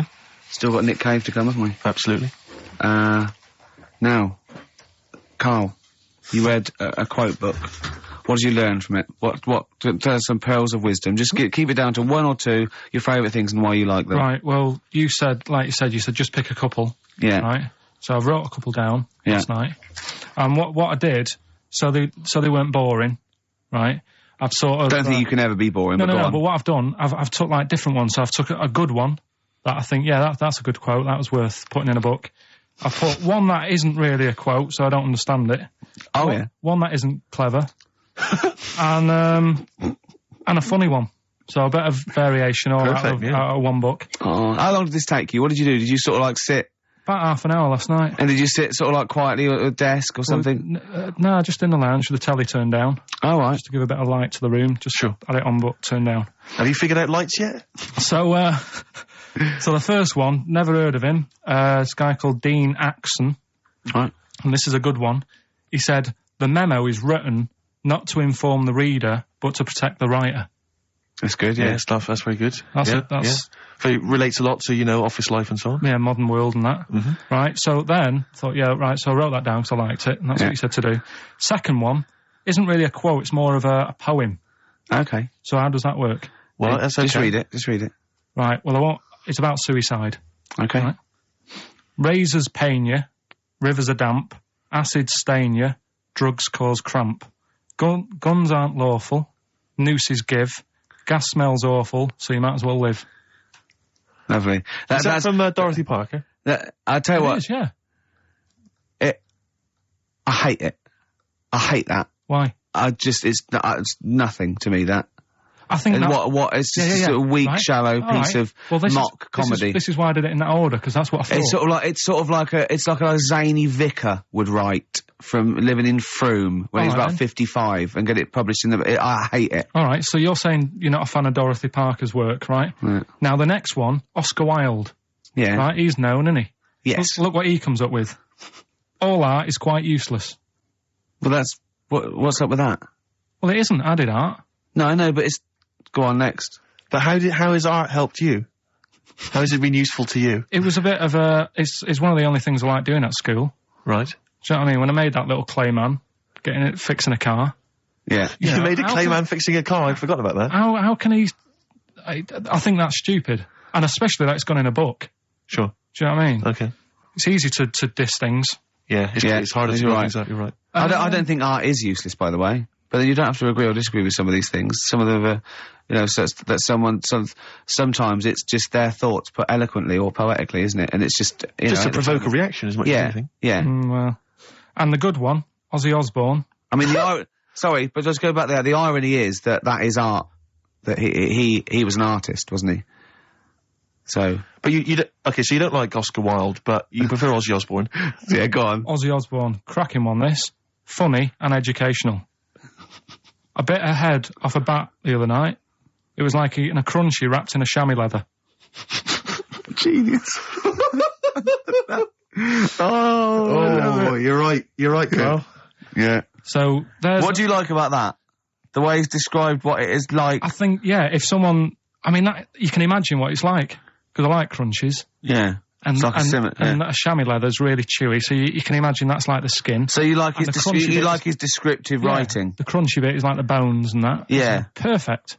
But you know, Carl, it's interesting because you've analysed Aussie there, and in a way, that is the first step on maybe doing a new English GCSE. Yeah, being able to study you said why you liked it. And you said because it describes you've never eaten about yourself. Yeah, but my teacher, Mrs. Kane, if I would have come into school with, a quote by Ozzy Osbourne, she wouldn't have been happy. Really? Do you know what I mean? And that's the difference between She'd go, right, Carl, get your horse and go home. Well, listen, though, we were talking about other quotes. Yeah. Neil Armstrong. Yeah.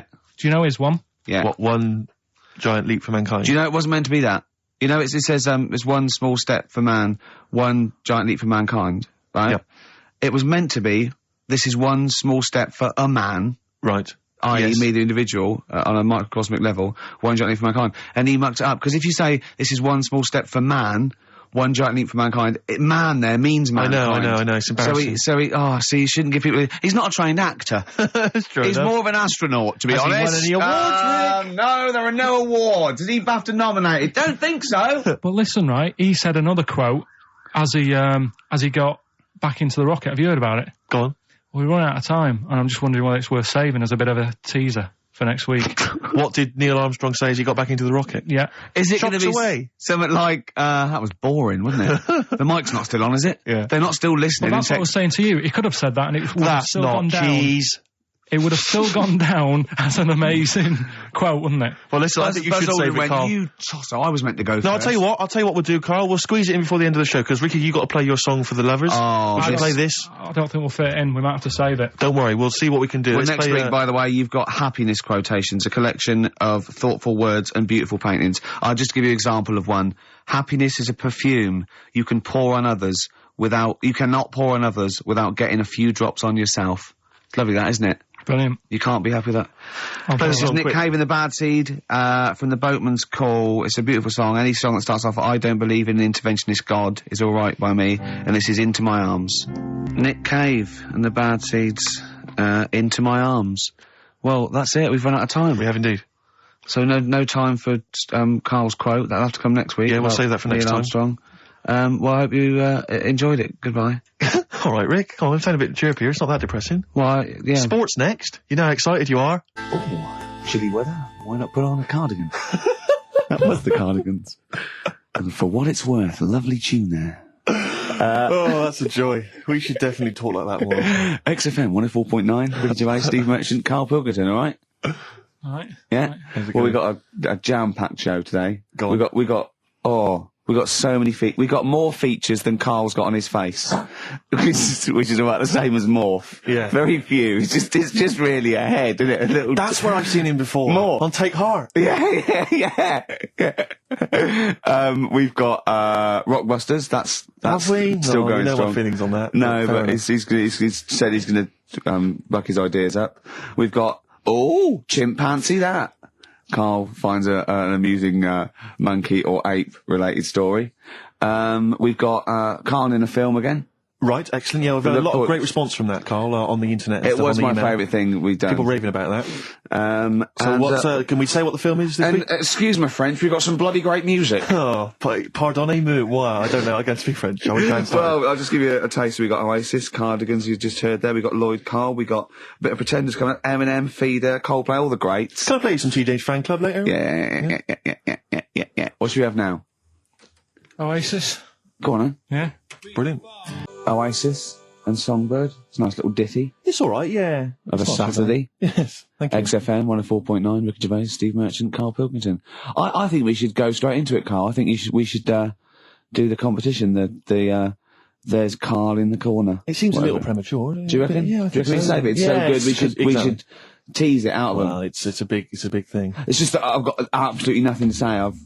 Sure. I haven't really. Well, I mean, like often I know you'll have spoken to Carl in the week. This week, for some reason, I've been speaking to him. Oh, right. I spoke briefly to him about Michael Jackson, the documentary. Yeah. Now, of course, I thought that was extraordinary. Amazing, and I asked amazing Carl's piece of opinion. work. Yeah. And he didn't mention to me the fact that Michael Jackson likes to climb up in trees. No. He didn't mention anything about his bizarre relationship with children. He didn't mention anything about his obsessive billionaire spending sprees. Right. He didn't mention anything about the mannequins he has in his thing, or the fact that he drives around his sort of 7 hotel suites in Las Vegas in a little kind of old people's scooter. The only thing of note for Karl was he said to me, "Did you notice how big his hands are?" I'll tell you what, though. I did. What? Yeah, how are you looking? The man's got, like, a face that he's had reconstructed. Well, I can't know. say that. It's libelous. Yeah, But, he hasn't. He's got an oddball He's had two nose face. jobs. Yeah. And you're But looking at his hands. But I think it's because you look at him and he looks a bit like... there's a bit of androgyny there, but it's sort of like it is quite a petite sort of old lady's face in a way. But then you see these labourers' hands come out. That's always the way with a tranny, isn't it? You know what I mean? What, you can't accuse him of being a tranny? No, he's not. No, he's not. What are you saying? No, I know He's got not. enough issues now. You're accusing him of being a tranny. I like him. I thought he came out that brilliant. I thought it was really... I really felt sorry for him. No, I think he cleared up a few things as far as I'm concerned. I thought it was a fascinating piece of work. But I did like the shopping spree. That was great. Extraordinary, 'cause he's just got going such around bad just taste. pointing. I know it was bad taste, wasn't it? It was like one of those bazaar shops. Yeah. You know what I mean? There's anything, sort of a gift shop, but they're trying to make it look like Ming. But if And it's sprayed gold. If he'd been living in a trailer park, he'd have been ordering, one of those porcelain dolls dressed like a Harley Davidson I know, bike yeah. rider, or an Elvis commemorative plate. It was the kind of billionaire equivalent of that. But the hands were a giveaway. It's the same as those sort of What do you mean the hands transvestites. were Well, giveaway? it's like you get What was it about his hands? I didn't Well, even see you know his when you hands. get like a cab driver or something, right? And he decides to turn transvestite about 60, and he goes on Kilroy. Do you know what I mean? It's that way. He's got a twin set of pearls, and he goes, "I've never felt so comfortable." But his hands are still big. He's got a little wig, and he's got the lipstick on, and he's with his teenage kids who are going, "Kill me." Do you think But he's it's been having surgery on his hands to make them larger? bigger? Yeah. Was that why he was wearing that glove? You must be Exactly. Yeah, But I think he wants to be a goalkeeper. Right. And they said, you can't, Michael. You got a big hands. It would help him climb the trees. Yeah. And he can play tennis now without a racket. Yeah. So what did you make of it, Carl? Were you intrigued? Michael Jackson thing. It's it was all right, but like that got a load of attention in the press, but the Trisha program got nothing. Okay. Which I know, was that? Steve called me up in the week, right? Like 10 o'clock in the morning. I was at work, and he goes, You should think so at 10 o'clock. Should think you've been Preparing this show. Most people go to work about 8 or 9. You watching Trisha and that? I said, no, what is it? He goes, oh, you'll be loving it, right? Freaks. Was it, Help Me, My Mum's a Freak? Siamese twins. Right. So I couldn't watch it, but he said, oh, it might be on again, because they repeat stuff on ITV2. Right. So I had my dinner late, right? Instead of having it at like 1 o'clock like I normally do, Yeah. I had it at like 2:30. Yeah. Sat in the office, put the telly on, ITV2. These Siamese twins. Did it blow your mind? It was amazing. We talk about a lot of things on the show quite a lot. The Airy Kids crop up a lot. I was waiting. It's been 10 minutes and you haven't mentioned the Airy Kid. Right, and last week we were talking about Siamese twins, weren't we? So it was weird that this programme was on, but it was amazing. I mean, what I did think you you can't refer to them as Siamese twins. I think they're known as conjoined twins. Why? I think Siamese is maybe considered derogatory or as an old antiquated phrase. Yeah, I think it's because the first famous ones were actually from Siam. Right, but anyway. And that doesn't exist anymore. No, it's conjoined, Carl. Yeah. Get the phrase right. But you'd think that if that's happened to you, that wouldn't be that sort of offensive. The names that you must get called. Right. You think that's the least of your Siamese worries? twins, I'd say, well, that's, yeah. Now, were you stunned by where they were connected? Just live with it, we'd say. Right. Because they were connected, of course, at the forehead. Oh, Sort of, which was quite extraordinary. God. What if one had bad breath? That wasn't a question that Trisha asked. Annoyingly, because I know that much of the audience was thinking that. There's a few things that didn't crop up. What questions would you have asked of them? Because what things did you feel weren't mentioned?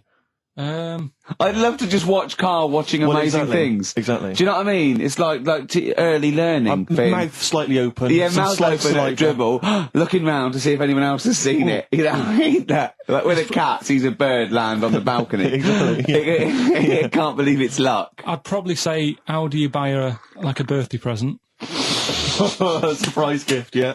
Because everything's ruined. Sure. Right? I'd probably ask, Yeah. Well, did you not think it was interesting that one of them had a boyfriend? Well, that was a bit weird, wasn't it? Uh-huh. But what was the other thing that I was thinking when I was watching it? I was thinking if one got into crime and was sent to prison, right, what would happen? How would you handle that? It's brilliant. It is brilliant. If a chimp could talk. And what was the other one? The other thing was, what did he talk about? Because it's not as if you can say, oh, well, guess what I did today? Do you know what I mean? Yeah. So...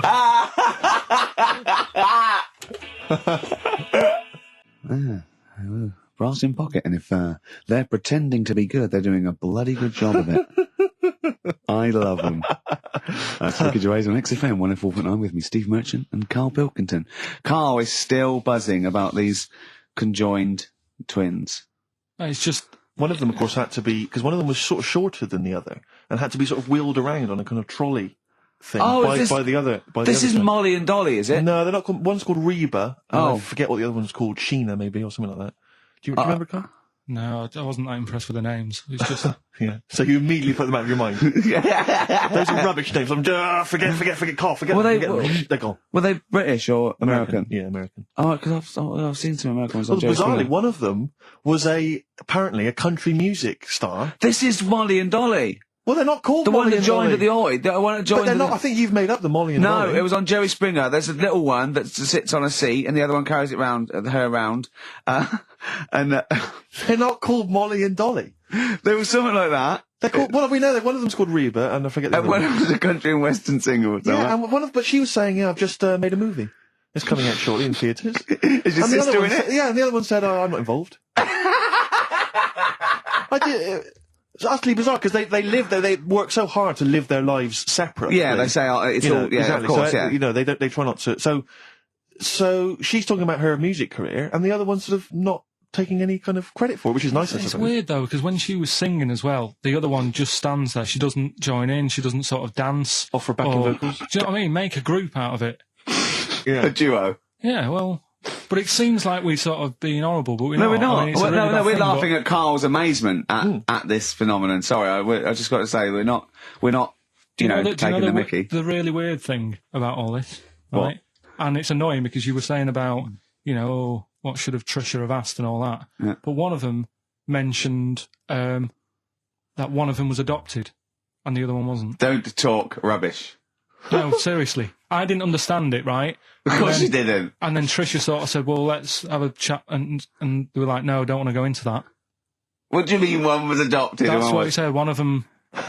don't quiz me on it, but that's what was said. Hi there, Hello there, I'm a multi-millionaire, and I've just seen your orphanage. I'd love to adopt one of your children. You'd like to adopt one? I'd love to adopt a children, because I've got loads from around the world, so I'd love to adopt one. I'd give you $10,000 towards your orphanage. We'll speed it through then, yeah. Okay. We've actually got 2 left. I only need one.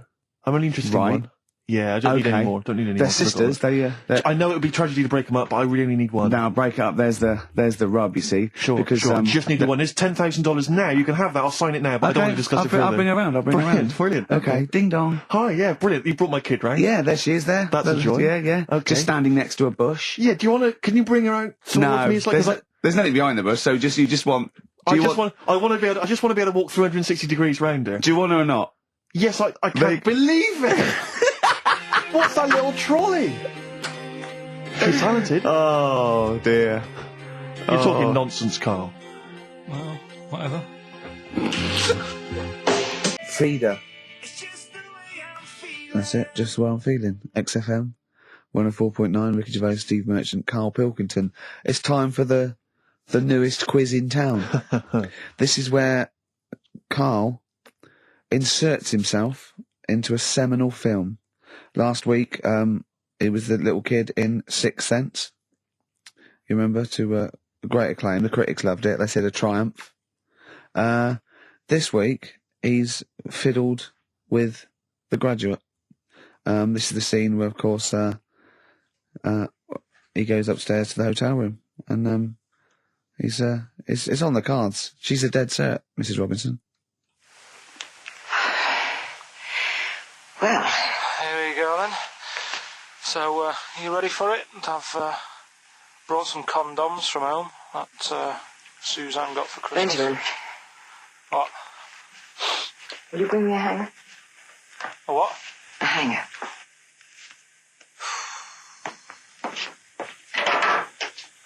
Tell you what, I've got wood. What? Just saying, I've got wood. I've got metal ones as well. What sort do you want? Either one would be fine. All right. There you go.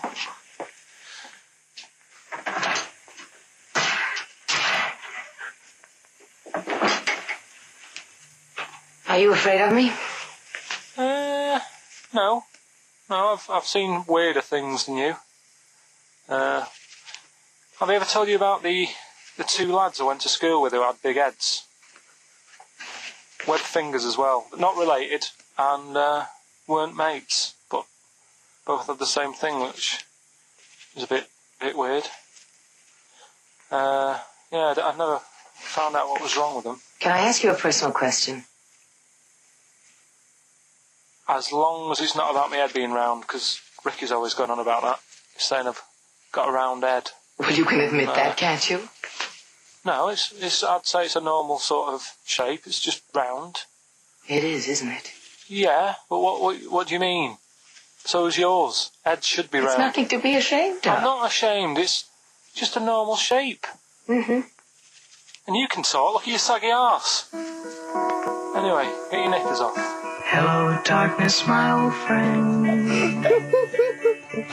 Oh, that was a joy. Oh dear. It was an absolute treat. Now, I should say that obviously the prize is a copy of The Graduate. Now, bear in mind that XFM is giving away these prizes. Yeah. Carl is so cheap that he wouldn't even buy it on DVD.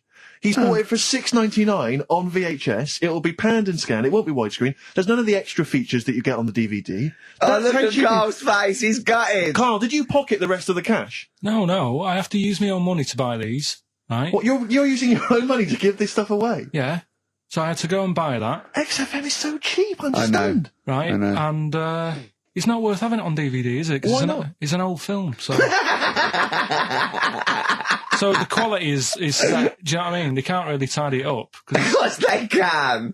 They do it from a print. They don't do it from the video. They don't get the video and go, let's make it into a DVD. An old Betamax copy that someone had knocking about. Well, anyway, it's the same film, though, isn't it? Fine, okay, well, you're right. Yeah, but anyway, you can win $6.99's worth of The Graduate.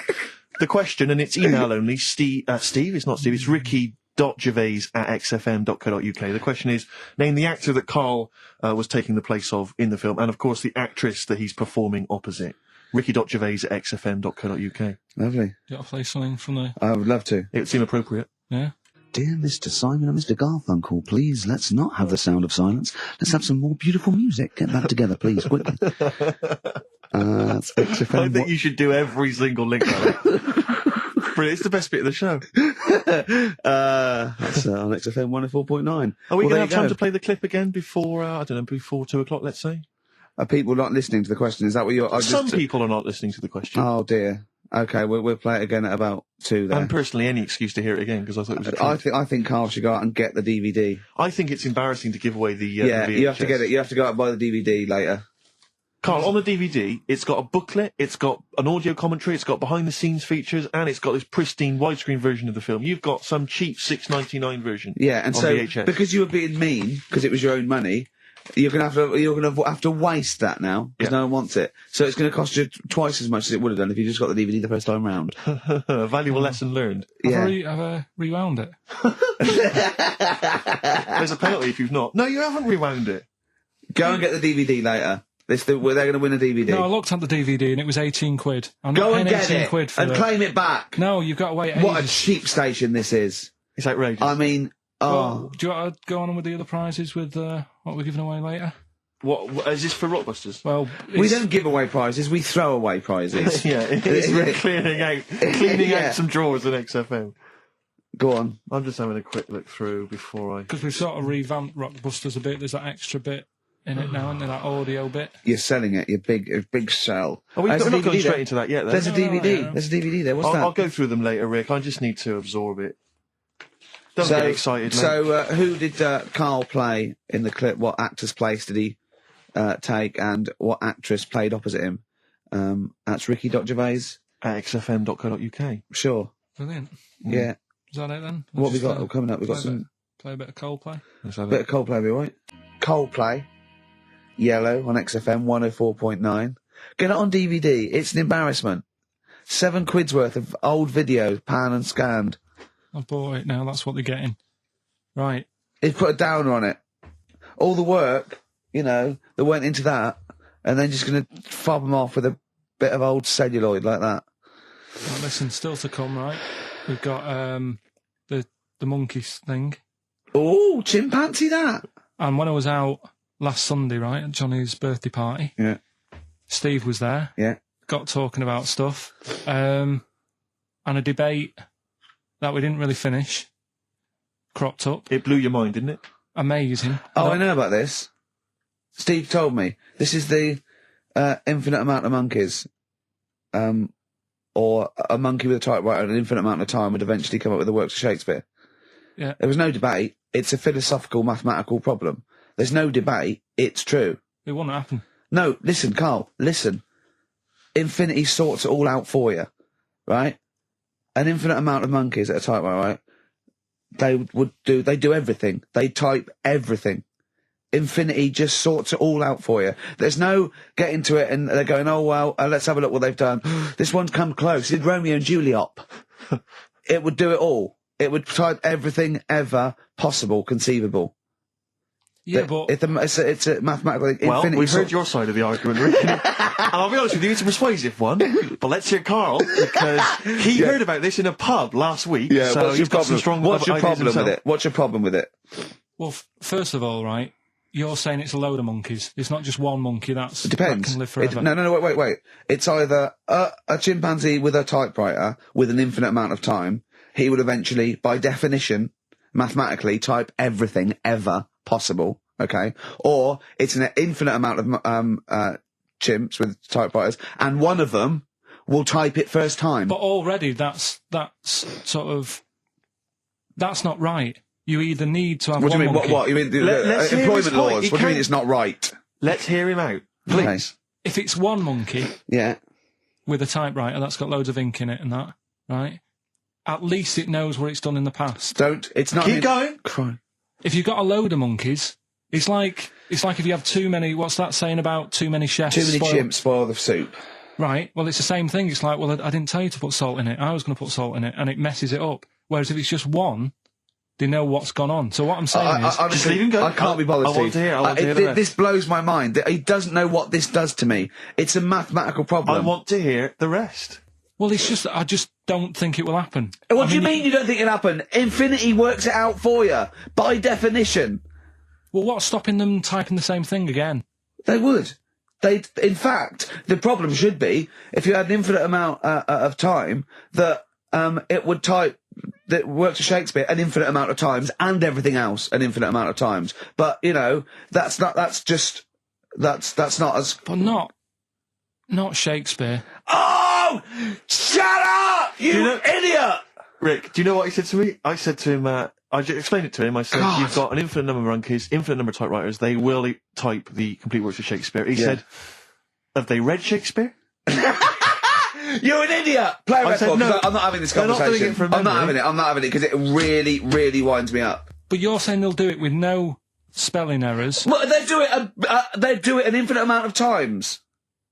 And they do it wrong an infinite amount of times. And they spell the last full stop wrong an infinite amount of times. And they do it and they get one thing wrong in Hamlet wrong an infinite amount of times. They do everything an infinite amount of times. But are they going off a story that they've... Play a record, Karl, because I'm going to knock you out! I'm just saying... Shut up! Do they know the story? Oh, they're monkeys! Oh, Christ. Lloyd Cole. She's a girl and I'm a man. Good that, innit? On XFM, 104.9, Ricky Gervais, Steve Merchant, Karl Pilkington. As ever, Rick, there's always someone who steps in to defend Karl. Okay, what is the defence? What is the defence? Here's an email from Scott Coomer. He says, Karl is actually right. I've got an A-level in statistics and probability. It doesn't matter how long they have and how many monkeys you have. You cannot guarantee they would type the complete works of Shakespeare. Infinity makes it probable they would get it right, but not definite. Yeah. Well, yeah. Yeah. That's what I was saying. No, you weren't saying, Carl. You don't understand it. Infinity sort of sorts it out. That if they do anything, they nearly do everything, won't they? No, I mean, they'll give it a good shot. No, that's not the point. But the I'd point be is surprised if they did one page right. Right, listen. It's not to do with consciousness. It's not to do with them aiming. They are just bashing away at the keyboard. It's like they're used to show that there isn't consciousness. They chose the chimpanzee because it can type, presumably, hit the keyboard. It's because they hadn't come across you at the time. Yeah. It's to take out thought out of it. It's to take out reason and trying, right? It's just random. They're saying that if you typed enough things, if the computer was left typing everything, if you left it for an infinite amount of time, and they chose Shakespeare because there is meaning behind it, and it's difficult to get it exactly right, to show you that Infinity would come up with it's not just Shakespeare, it's every novel. It's everything. Fairly eloquent there from Gervais. A quick riposte, please, from Karl Pilkington. No, I'm just saying, what I don't understand, if it hasn't read it, then how does it know where it's gone? Listen, right, okay, listen, right, Can I just explain to people, right? Some people have said, why are you cruel to Karl? He drives me mental with things like that. What do you mean, let me just take a breather. How do I do your editing? He keeps coming in the week. You know that I work here properly, in the week, don't I? Yeah. I've got a proper job, Yeah. Should be 9 to 5, but I normally get in at about 8 o'clock and work. A lot of people getting 8 o'clock. Working hard, trying to do my job. 3 times this week, I've been rushing around. I walked past my little studio. He's sat in there, all right? Now, because I've got this sort of job, I can get away with it. I said to him, if I was a doctor, would he keep coming to me practice? If you were a doctor, there'd be severe problems with the NHS. Well, imagine that. The standards would have lowered so much if you can arrive at the hospital, you're a doctor. We'll pop in, I'll go to lunch, don't we? We have a little lunch break, don't we? I go, come on, let's go now. He goes, I'm busy. I go, come on, let's go now. He's going, no, you're doing me head in. Well, when I was talking about the monkey conundrum with Karl, he said to me, right, if I had a day off work, and I was, say, watching the TV, and with one hand I was typing a typewriter, would I type Shakespeare? I mean...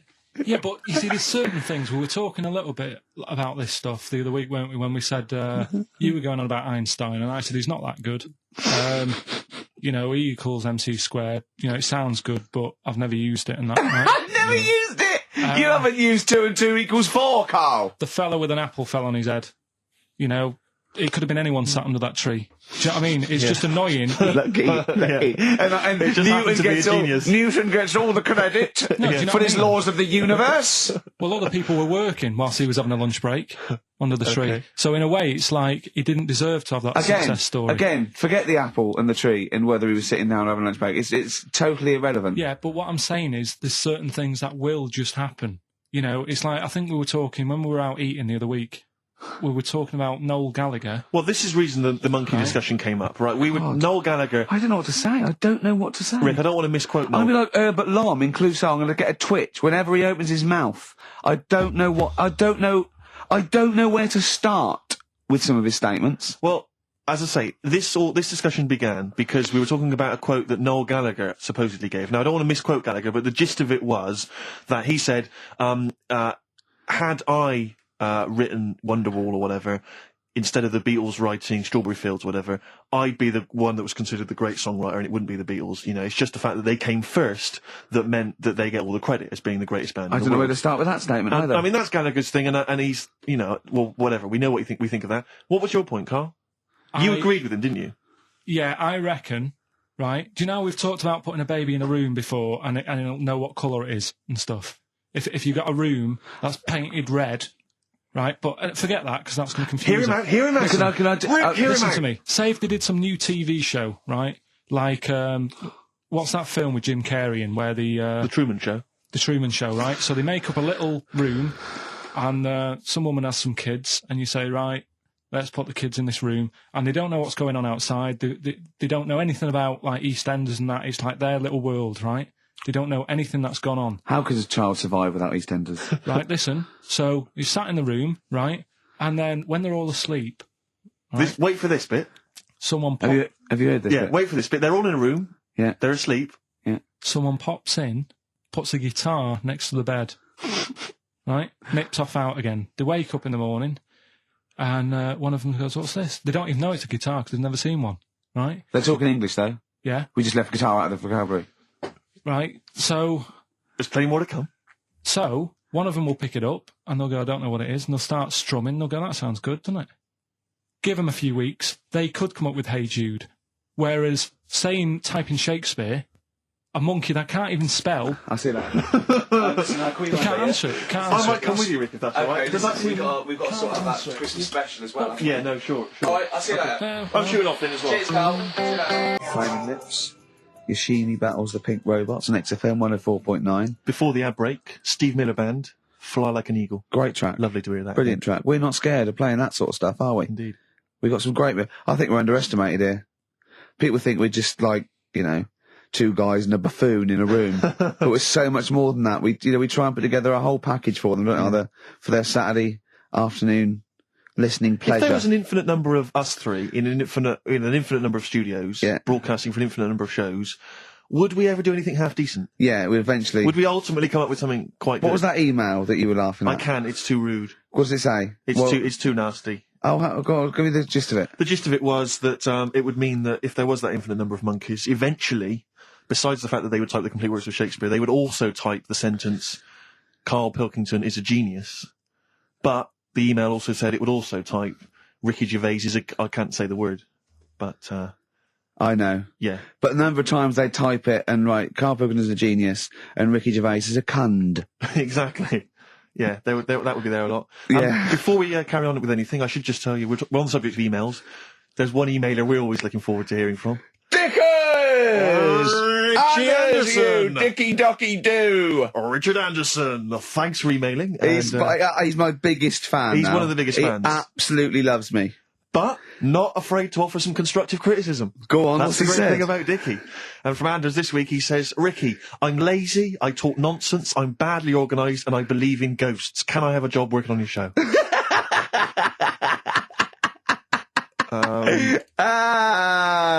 Possibly, Anders. Maybe send in a CV. Or email a CV. He's put a little bit of all of us in that, hasn't he? Oh, I'll ask him if he's a goggle-eyed freak, Steve. All right, calm down. Well, no, I didn't mean... there's no need to get insulted. No, I didn't necessarily mean you, did No I? need to get nasty. Well... I was thinking about that, actually, Steve. Oh, God. Just talking of the old... What? What? Talking of the what? No. Do you know, like... This better be good. No, you don't have that many girlfriends and that. What do you mean? Carl, why are we on this? I was defending you in the whole monkey discussion. Come on, what's your point? No, What's your point? What's your point? No, what's the point? What's the point? I just was thinking... If there was an infinite number of Steves? You're an odd-looking fella. Come on, Carl, get to the... No, you know I know that. I've told you that Cut loads to of the quick. times. What do you mean, you know I know that? Well, there's no point pretending anymore. Steve, I'm flabbergasted. But also, you don't like spending money, right? He's mean and weird looking. Valentine's Day. Are you sort of, You've got to love him now, haven't you? what are you happier with? The fact that no girls like you enough, right? This is really mental. Or are you happy because you don't have to spend any money on a card for someone? A little from column A, a little from column B. Right, let's have more monkey news. What have we got? No, we've got We've got so much to get into this show. Insults, We don't need stupidity. the insults. I think we've got enough. We don't need the Yeah, insults. there's no more insults. No more What insults. angers me with Carl is, he's been planning that. No, I haven't. I was thinking about it on the way in because Valentine's Day is coming up and I'm not a big fan of it. Right? Condoms? You bought your girlfriend a box of condoms for Christmas. I don't think you can have a go at me. To be fair. No, but I don't just treat her on Valentine's. I'm always... Do you know what I mean? You don't even treat her on Valentine's. You don't even treat her at Christmas or on her birthday. When do you treat her? Hang on a minute. Wait a cotton picking minute there. Oh, why I order. Wait a minute. What was that? Tiffany Dog. I treat your girlfriend better than you, and I've only met her twice. I took her out last night and she enjoyed herself. Where'd you go? Until she had to write the cheque. Where'd you go? To a chippy. A really... No. Play a record! To a chippy? No, a quality one. Right. Oh, God! Under a £5 for 2 Oh, nice cod lots. wrapping. Not newspaper, greaseproof paper. And bread. And Ash. And sometimes on XFM 104.9, I'm Ricky Gervais with me, Steve Merchant and Karl Pilkington. Right. We've got so much to get through. All right. London's shit, innit? Sorry. Shouldn't swear on air studio. Never swear on an on-air studio. Yeah. Apologies. Not really swearing, is it? I'll tell you what swearing is. Graduate. You're going to play that again and give a winner. Give a winner. Well, let's hear it. So it's Karl Pilkington featuring in The Graduate. Yeah. Well, Here you go then. So, you ready for it? I've brought some condoms from home that Suzanne got for Christmas. Benjamin, What? will you bring me a hanger? A what? A hanger.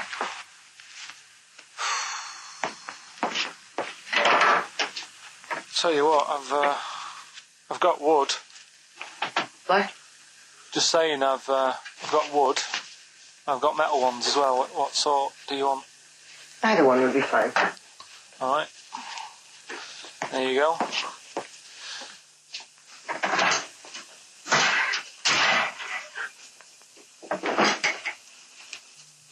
Are you afraid of me? No. No, I've seen weirder things than you. Have I ever told you about the two lads I went to school with who had big heads? Webbed fingers as well, but not related, and weren't mates, but both had the same thing, which is a bit weird. I'd never found out what was wrong with them. Can I ask you a personal question? As long as it's not about my head being round, because Ricky's always going on about that. He's saying I've got a round head. Well, you can admit that, can't you? No, it's. I'd say it's a normal sort of shape. It's just round. It is, isn't it? Yeah, but what do you mean? So is yours. Heads should be round. It's nothing to be ashamed of. I'm not ashamed. It's just a normal shape. Mm-hmm. And you can talk. Look at your saggy arse. Anyway, get your knickers off. Hello, darkness, my old friend. Oh, dear. A classic, an Oscar-winning classic. Oh, Karl Pilkington in The Graduate. But what was the question, Steve? The question was, which actor was Karl Pilkington taking the role of? Well, and that's easy. which Everyone knows actress that. was he performing opposite? I know that. And the answer's Ricky. Hoffman. Mm-hmm. And Bancroft. Anne Bancroft, Dustin Hoffman, and the $6.99 VHS cassette is going to Laura Gomez because she says that she'd be happy with the VHS, not the DVD. So best of luck to her. I hope she enjoys that. All right. Yeah. What we do next week? I've got loads of. I quite like hearing Karl in a sort of seductive environment. It gives you another insight into him. It gives you another dimension. I know. E.T. it is then. X. And the track X. Have you seen 8 Mile, Rick? I really enjoyed it. You'll notice Exhibit makes a little cameo in there. Yeah, and that last bit, that wrap off at the end, was lovely. It was so. It was just like Rocky or something. Shall we have a wrap off maybe next week? Yeah, The three yeah. of us. Yeah. Let's try and master the art of talking civilly to each other first before we start making it rhyme. Oh, Rockbusters, Karl? Yeah. I'm not a champion of Rockbusters, as you know, but I think it's overstayed its welcome. But I'm willing to go I along think with Karl's just giving the fans what they want here. it. Okay. It's a popular thing, isn't it? Got some good prizes. The press are behind it. Let me tell you what the prizes are. It's a dance music compilation, Cream Trance Anthems 2003. We play a lot of trance on this station. I put that on quite a lot and danced to it myself. There's the original motion picture soundtrack to the forthcoming film adaptation. When you've seen the film, I'm sure that will mean more to you. You like that, don't you? It's a good movie, yeah. Nicolas Cage I haven't playing seen himself it. and a twin brother. And it's written by Spike. It's directed by Spike Jonze. Joined at the what? No, they're not joined at the hip at all, or at the face. And we've also got the best one-hit wonders album in the world ever. What have we got on there? We've got things like The Crazy World of Arthur Brown, brilliant. Nana, 99 Red Balloons. The Rembrandt. In fact, it kicks off with Nana. Sure. That's followed up by I'll Be There For You, the theme from Friends by the Rembrandts. Yeah. And, of course, Breakfast at Tiffany's by Deep Blue Something. Brilliant. Deep Blue Something. Is that the worst name ever? I think it possibly is. No, Sixpence None the Richer. Sixpence None the Richer. That's a pretty bad name. Okay, again, I know we've got a lot of chill-out fans who listen to us, so the best chill-out album ever. Yeah. Bear in mind, of course, all these prizes collated by Carl from, I guess, people's drawers. Yeah, maybe their looking in the drawer. Oh, dearie me. What is it? The only thing probably worth having is it's topical, if nothing else, Carl. A 7-inch by the White Stripes. Merry Christmas from the White Stripes. That was their exclusive Christmas single. So if that's early, isn't it? You get that. It is worth A lot of people have got to wait 11 months before that's released. Yeah. Or is it last Christmases? Exactly. And I have never heard of this DVD. Go on. I like to think of myself as being fairly familiar with TV and films, but I have never heard of Stephen King's Rose Red. Welcome to DVD. a place evil calls home. And it's on DVD. It's certificate 12, so don't imagine anything too shocking.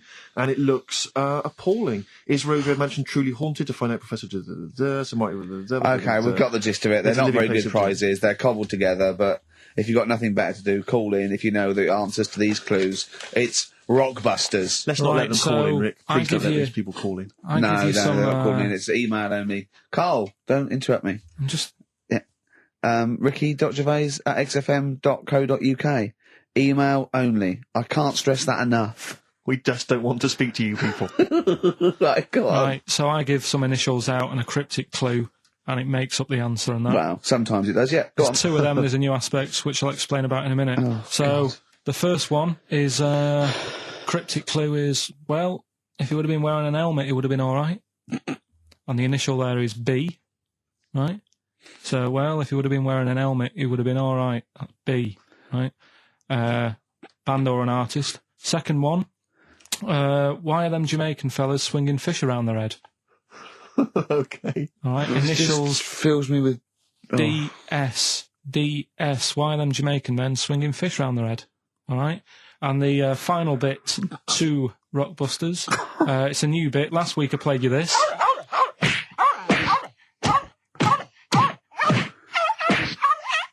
His face goes along with it. That's someone beating up a dog. That was Smack My Bitch Up, right? So here's some sound effects and that, and they make up a song. I could listen to him talk all day. Let's have a listen to the effects.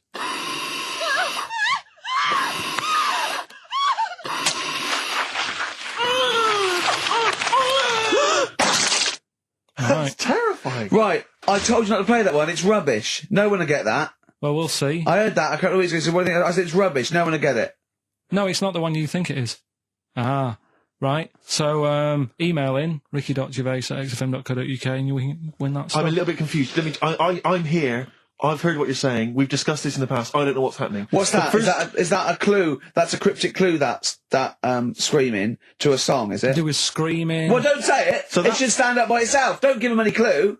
Hang on a sec. So this is the name of a song. It's not a band or an artist. Yeah, the sound that's effect. So the song. first two are bands or artists, and the last one is the name of a song. I said we should abandon this. I said we should just pack it in. What, the show? Yes. Come on, someone talk. I'm looking at his face. His headphones are too loud. Instead of turning them down, he's just grimacing, going, "These are too loud." I don't understand it. Yeah. How have you lived this long? How did you make it to 30 without getting squashed or eating something deadly poisonous? I told you, I used to choke a lot. We've had an email from... placebo, the bitter end. We've had an email from Andrew Forrest, who has just simply entitled it, Karl Pilkington. Oh, Karl Pilkington. What do you think of that? That's got to be your new name from now on. I had a mate who used to use it. What, he used to call you that? Yeah. Was that your nickname at school, Pilkington? No, it's not my nickname. It is now. No, it's not. It is now. Pilkington. Pilkington. Oi, Pilkington. Oi, Pilkington. Pilkington, do my homework. Where do you live? Where do you come from? Pilkington? No, there's this lad who called Mark, right, who used to go to school with, who used to call me that. And his mum, right, was like obsessed with cleaning. And I was never allowed in their flat. He makes the place look untidy. So she used to, I don't know if it was just me or all his mates, but I used to turn up and she goes, Yeah, he is in, but you know what you've got to do? And I used to have to go round the side of his flat, and he had a computer, right, which he used to play. I didn't have one at that point, but he had one. And I used to have to go round the side of the flat and stand at his bedroom window with his window open, and I'd be sort of leaning in playing the game. You are joking. I'm not. His mum. You had the weirdest upbringing I've ever heard. The things you were willing to do. It's the strangest. What is this town like? No, I stopped going. Was there always music? Like, there's the horse in the house there. Oh, look at these two kids with big heads and webbed feet. All right, Ronnie. All right, Reggie. What was it like? She was obsessed. It is like you've grown up in a cartoon made for children. Yeah. No, his mum was really obsessed with cleaning. Can I play through his window? I used to... Mrs. Ramsbottom, can I play through Mark's window? Alright, you know what you have to do. She used to be up till that 3 Is in the that morning. Pilkington again? Have you washed your hands? What up till 3 in the morning? Washing? She used to be up doing the tiles in the kitchen. Washing until 3 in the morning? Until 3 in the morning. And for ages and ages, that's saying that out on the tiles, I used to think that came from, like, his mum. Because she was out, like, cleaning them late. So, till I was about 13, I thought that saying, out late, on the tiles, was... And now you're not confused by anything. Well... There's no misunderstandings in your life now, is there? So he was allowed to walk in and out of the house, was he? No, he was all right, and he used to come round to ours a lot, and my mum used to get these pies from Hagenbach's, right? So... I don't know what that is. It's at that bakery where they used to chuck the cakes out the back, I'll tell you about. Yeah. Oh, and you're at 6? He loved it, but I could never go round to theirs, or if I did, it was like, well, yeah, he is in, and I'd go, all right, and then I'd walk round the side of the flat, stand outside. Why did you ever knock at the door? Why don't you just go around and knock on the window? Just to check he's in, because he wasn't always in his room. You If he say was it in was the a- lounge, he'd have to go to his bedroom, and then... That's You where say he'd To it meet you. This is the strangest. And you'd play a computer game through the window. You say it was a flat. It wasn't like a 5th story one, and you had to get in one of those kind of cleaning contraptions and, like, winch your way up. on the I first love the floor. idea of that. So, Oh, Pilkington. so, Right, we're done Rockbusters. so What have you got me any chimpanzee that? We've or? got monkey news still to cram in the next... Like, Let's do monkey news 25 now. minutes. I need some monkey no, news. I think we've done enough here, right? What do you mean? I think we've done enough here. We'll play a little song, eh? What? Play the verb. All right. Hey? Go on. He's getting all stressed because I screamed. Sparky Stream, Teenage Fan Club. I'll tell you, I'm sick of the screaming, Rick. I'm sick of that. I mean, no wonder Carl hates you, and that is the word I don't use often, but he does, and I've spoken to him in the past, and he loathes you. Monkey news. Give us one of the screams so the audience at home gets a taste of it. I'm taking my headphones off. No, and I'm not stepping going to away. scream. Go on, let's see what... Right, that come wasn't on. what you were doing. Was it worse than that? Yes! Right, come on, monkey news. It's not called monkey news. It's not called monkey news. Chimpanzee, we're not going to pack all the monkey stuff in. We've got a quarter of an hour. What other show can say that? We're not going to pack in all the monkey news. We've got 15 minutes, but we can't get all the monkey information in. Right, come on. You're going to love this one. Go on. Let's have the jingle. Oh, chimpanzee that! Right. I don't know how recent this was, Oh, God. 17th century? but it happened in Hackney, right? If you're outside London, that's in a place in London.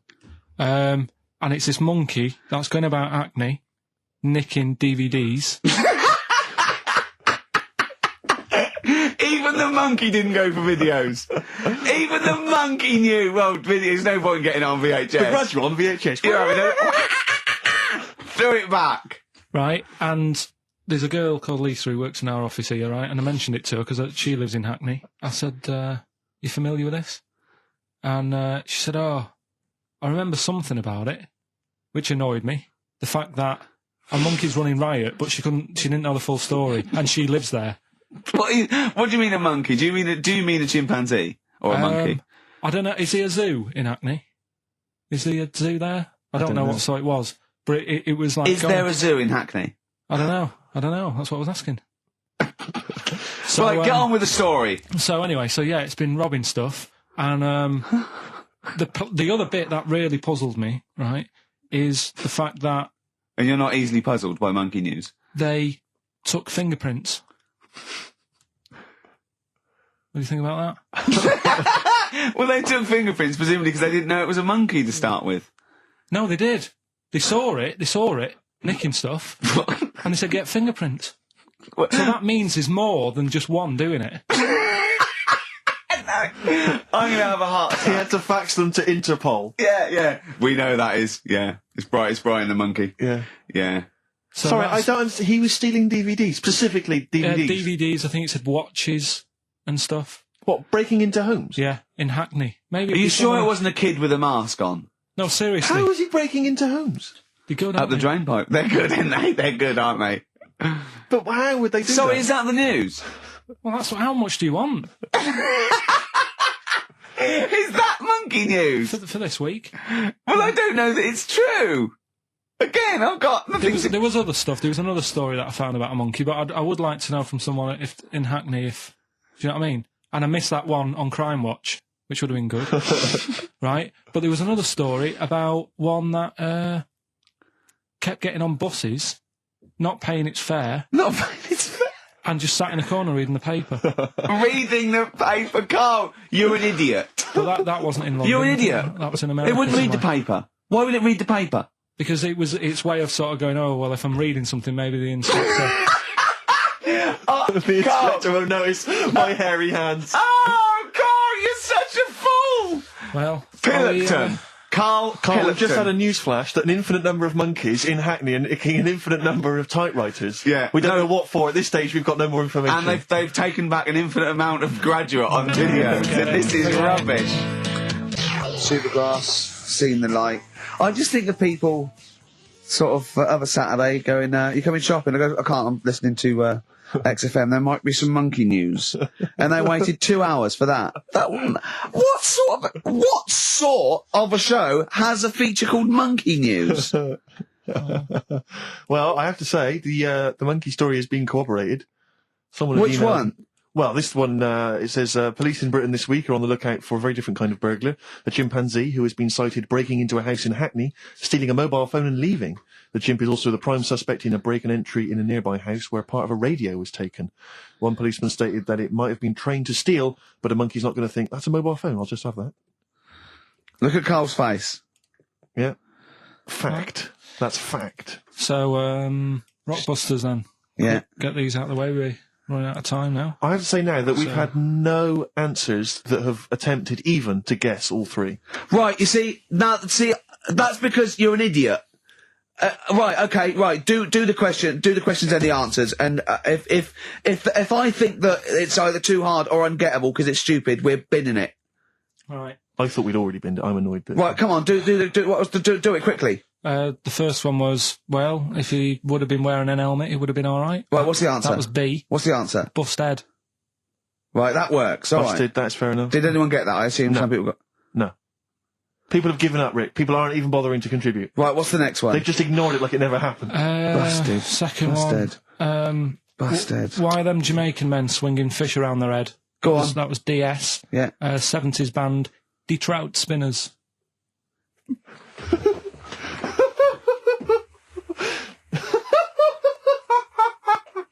The Detroit Spinners have become the D-Trout Spinners. Yeah. Okay. Brilliant. And then the final bit, I play you some effects. Let's hear this. It's terrifying, Carl. It's sinister. Well, what's happened there? What was happening? No. What's the answer? That was Born Slippy. The woman was having a baby. The doctor tried to grab it. It fell onto the floor. That's in your head, Carl. That's just a load of screams. That's in your head. Oh. Do you know what? I haven't even got onto Born Slippy. I'm still on the Trout Spinners. Well, let's put a song. That's it. I don't know what to say. Steve, a song for the ladies, surely. Did anyone get any of those? Let's end with Nick Drake and the beautiful Riverman, and we'll see you next week. And hopefully, Rockbusters will be Trout Spinners. Ditched. Trout Spinners. Well, don't keep saying it. You say it like that. Well, don't. Doves, Caught by the River on XFM 104.9. I'm Ricky Gervais, Steve Merchant, hello, Karl Pilkington and everything. No, I'm going to be honest with you. Go on. A little bit hungover, don't feel very well. Yeah. I don't know if I'm hungover or still a bit drunk, but I don't feel... You sound like you're still a bit drunk. Yeah, so what I'm worried about... you do every week, so... But what I'm worried about is that the standard will slip. Yeah. if I'm not right on the ball. And the other thing is, I haven't had a lot of time to prepare the show today, so I don't feel, 100%. Yeah, I haven't done it. Carl. Right. Look. Have you finished that sentence? I don't make me laugh because it hurts as well. And there's the other side effect to me being a little bit hungover or drunk or whatever, right, is that I can be annoying. Right, yes. Because just to amuse myself, I sort of like turn my body off a little bit and just poke and like that and annoy people and that. I want to sort of like. Well, you do the physical equivalent of freewheeling. Don't you? You just I sort of want to climb on Carl and go to sleep on him. Yes. Do you know what I mean? Yes. They both annoy him and it'd be comfortable. Yes. Which is, can be annoying. Just a little thing just to make this show a bit easier. If you'd put your hand up when you want one of us to speak, because I'm not quite sure when the sentences are finished. The hands are up. Okay, good. So, the hands are up. Okay. Okay. Good, alright. Okay. Are you gonna just keep them up the rest of the show, or? No, Carl, do what you... Huh? Good, alright. Do you want to, is there an excuse as to why you're a bit hungover? Too much wine. Okay. Last night, yeah. Yeah. Good. Thanks for that. Because this is the only work you've got to do all week, isn't it? Unless I'm very much mistaken. You don't have to do anything. You just sit at home eating cheese. Yeah. Then occasionally you do a bit of sort of shadow boxing. And that's exercise. And then you sit and watch TV. Yeah. Is that roughly what you did this week? Yeah. Uh-huh. So this is the only 2 hours you had to do anything for all week. This is you had to prepare for this. Yeah, but who can plan a hangover? Right. You'd think that. Carl, you said you had some stuff. Yeah. What have you got? I love the fact that, whereas I was a little bit slow, Carl there leapt into action to keep this show afloat, keep the pace up. Go on. Right, well, Carl, are you hungover as well, or? I'm just a bit annoyed because I'm with you. Do you know what I mean? He hasn't got much to do all week. You're having a laugh. What? What angers me is I kind of hope that maybe I could have quite a long career in radio, and I sort of feel like I don't know, the word sinking ship. Those words spring to mind. But... Because it feels like, Carl, you're just a chancer anyway. You weren't even supposed to be on air, and we've made you into something of a household name, and that's cool. Household name. And Ricky's already a celebrity. He's got it stitched up. He's got corporates. He's got, voiceover work. But I've got nothing. I'm running on empty. I'm not, nothing. I've got nothing. I'm sort of dependent a bit on this. Yeah. Financially. And, go on then. What and you two are sort of bringing it down, really. Right. Do you reckon I can get my own show, Carl? Carl. Tell them what I did out there with a bit. No, Carl, tell them how funny I was out there with a bit in that a minute ago. So anyway, come on, I'm bored of this. I'll tell you what. Will we tease them with what we've got coming up next? Yeah, Carl, tease us after the next record. I think we've already got them for 2 hours. Yeah, we've hooked them, Carl. Don't worry, this is textbook radio. What's this? Badly Drawn Boy? Yeah. Badly Drawn Boy. You were right. XFM 104.9, Ricky Gervais, Steve Merchant, Karl Pilkington. Carl, you were saying what's coming up? Right, over the next 2 hours then, last week was a bit of a mess. Don't be silly. So I've sorted it out. We'll be doing the same features. Right. We've got... I think that was the reason it was a mess, if I'm honest. Well... you've tightened it, you tightened the ship. Tightened it up, and also keeping people for longer. Okay. Right, so, tell me your plans. What have you come up with? Tell me your ethos behind this, then. Right. Always show your workings, Carl. Always show your workings, Carl. Alright then, so last week we started good sort of play on words that we had going. Go on. The well-known film Educating Rita. Yeah. That's become, thanks to Karl Pilkington's brain, it's become... I've tweaked it a bit, and now it's Educating Ricky. Brilliant. Right? And that was a new feature we started last week, if you weren't listening, where I teach Ricky stuff. What did you teach me? Taught you about that little Chinese hairy kid. Yeah, you didn't teach me anything. You said there was a kid that was born that was slightly hairy than other Chinese people. Where the saying, chewing the fat, came from. I enjoyed that. Was good. That was interesting. Good. And a man who had a beard because he was being abducted for 3 days. Again, that was rubbish. Lest we forget. That taught me more about you than about alien abduction. But what happened last week is... Go on. We sort of talked about it all in one go. And you can't... Whereas this week you've done what? You've spread it out over the show. Well, I've spread it across the 2 hours, because I always found that if you try to be taught too much in one go, you just can't take it in and it'll be wasted. Is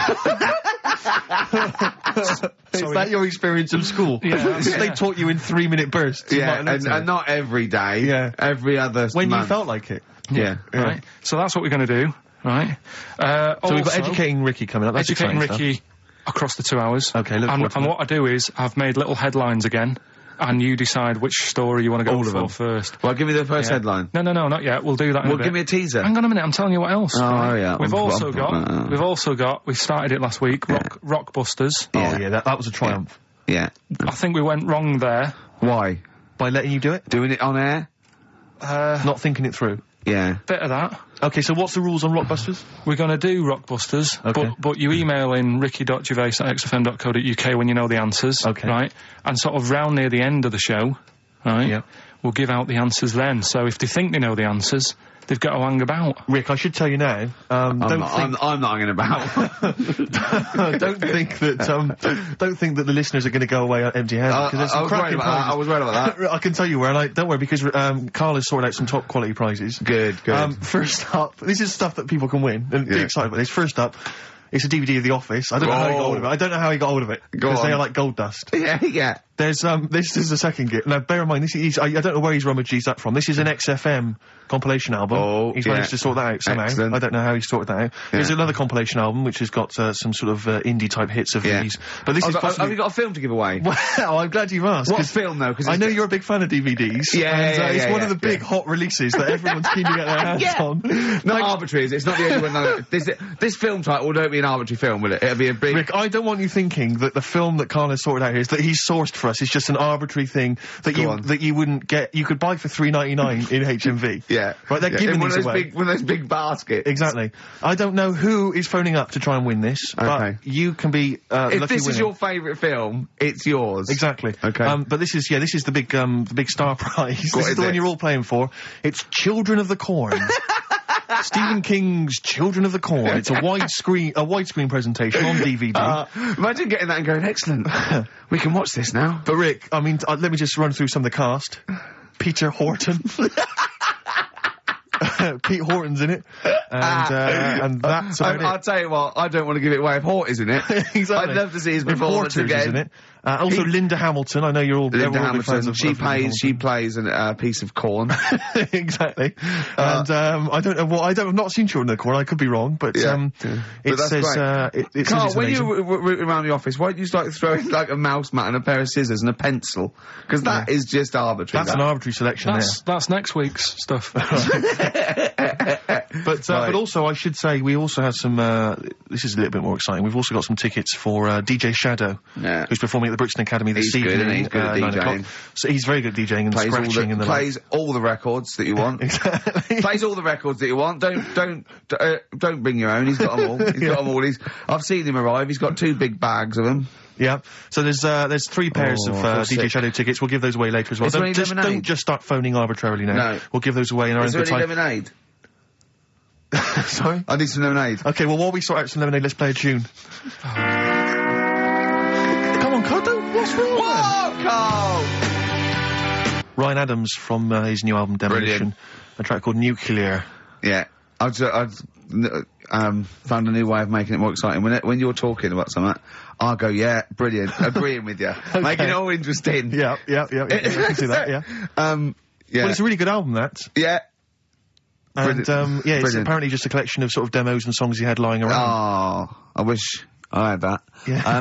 You know, we're giving away those DVDs and Children Look of the forward Corn. to that, Children of the Corn. I've got an interesting anecdote about, the Office. Carl, me and Carl went out, right?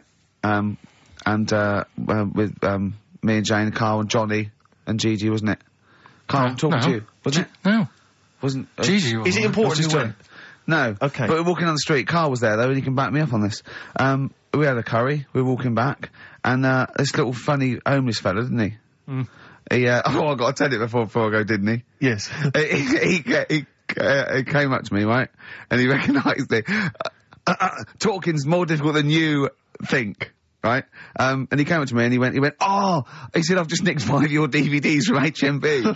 And he shook my hand. He was so happy with it. And I went, right, excellent. He went, all I do is I just swing the bag over the top. Like that, when I'm going out. And he had a bag full of DVDs, didn't he? And he was so pleased to tell me that he'd stolen. That great. He said they're going like hotcakes. Yeah, he said they're going, of course they are! Yeah, you're nicking them. I know. We get paid for them, though, don't we? So not the stolen ones? Don't we? No. What do you mean? Did you sign them for him? I know you idiot. What, so, he just nicked 5... Yeah. Well, Yeah. you say he was homeless, was he? Well, he don't know, maybe. No. Surely, how would he have seen the show? He'd just walked past Curry's one morning. Dixon's. Yeah. Yeah, that's any idea. Seen a trailer for it, thought, interesting. I don't know if he was homeless. I didn't go into his home Sure. life. He But, shook his hand, though, and... but he made Carl look smart, do you know what I mean? So, but he wasn't Northern, was he? No, it was like, do you know in the Fast Show with Paul Whitehouse, when he did that character, that shady character? Yes. The spit of that, you know, Was like it? a ponytail, t-shirt on a bit too big for him, and just the movement and everything really like a cockney, little cheeky chap type person. A little cockney cheeky chap. Yeah. And, he just said, it's you. He said, Yeah. you got your DVDs, got 6 of them from HMV, going like hotcakes they are. And then off he went, whistling. Yeah. Well chuffed with himself. Yeah. Going like hotcakes. What was he going to do with them then? Probably sell them. Yeah. How does he sell them? Where does he sell them? Does he go up to people and go, do you want an office DVD? They're not nicked. Yeah. 4 quid. Yeah, exactly. Are these stolen? No. No. They've still got the tags on them. Well, it's like those people who, you're those cab drivers that you'll meet at sort of 3 in the morning who've just got a car. Yeah. And just went out with a car. Yeah. And just, I'll pick people up and charge them. Yeah. I got in one once, I said to him, a guy just pulled up, I said, he said, I was in like, East London, going back to, North London. I said, going to, Swiss Cottage. He went, sure, hop in. We set off. He went, do you know the way? I said, well, not really, no. I thought you'd know the way. You're in a cabbie. And he went, no, don't really know the way there. I said, have you got an A to Z? He went, no. I thought, well, if you're going to go out just on the, just winging it as a cab driver, Yeah. 2 things, take a map and a torch. He didn't have Yeah. either. He said, well, I'll probably get to Camden.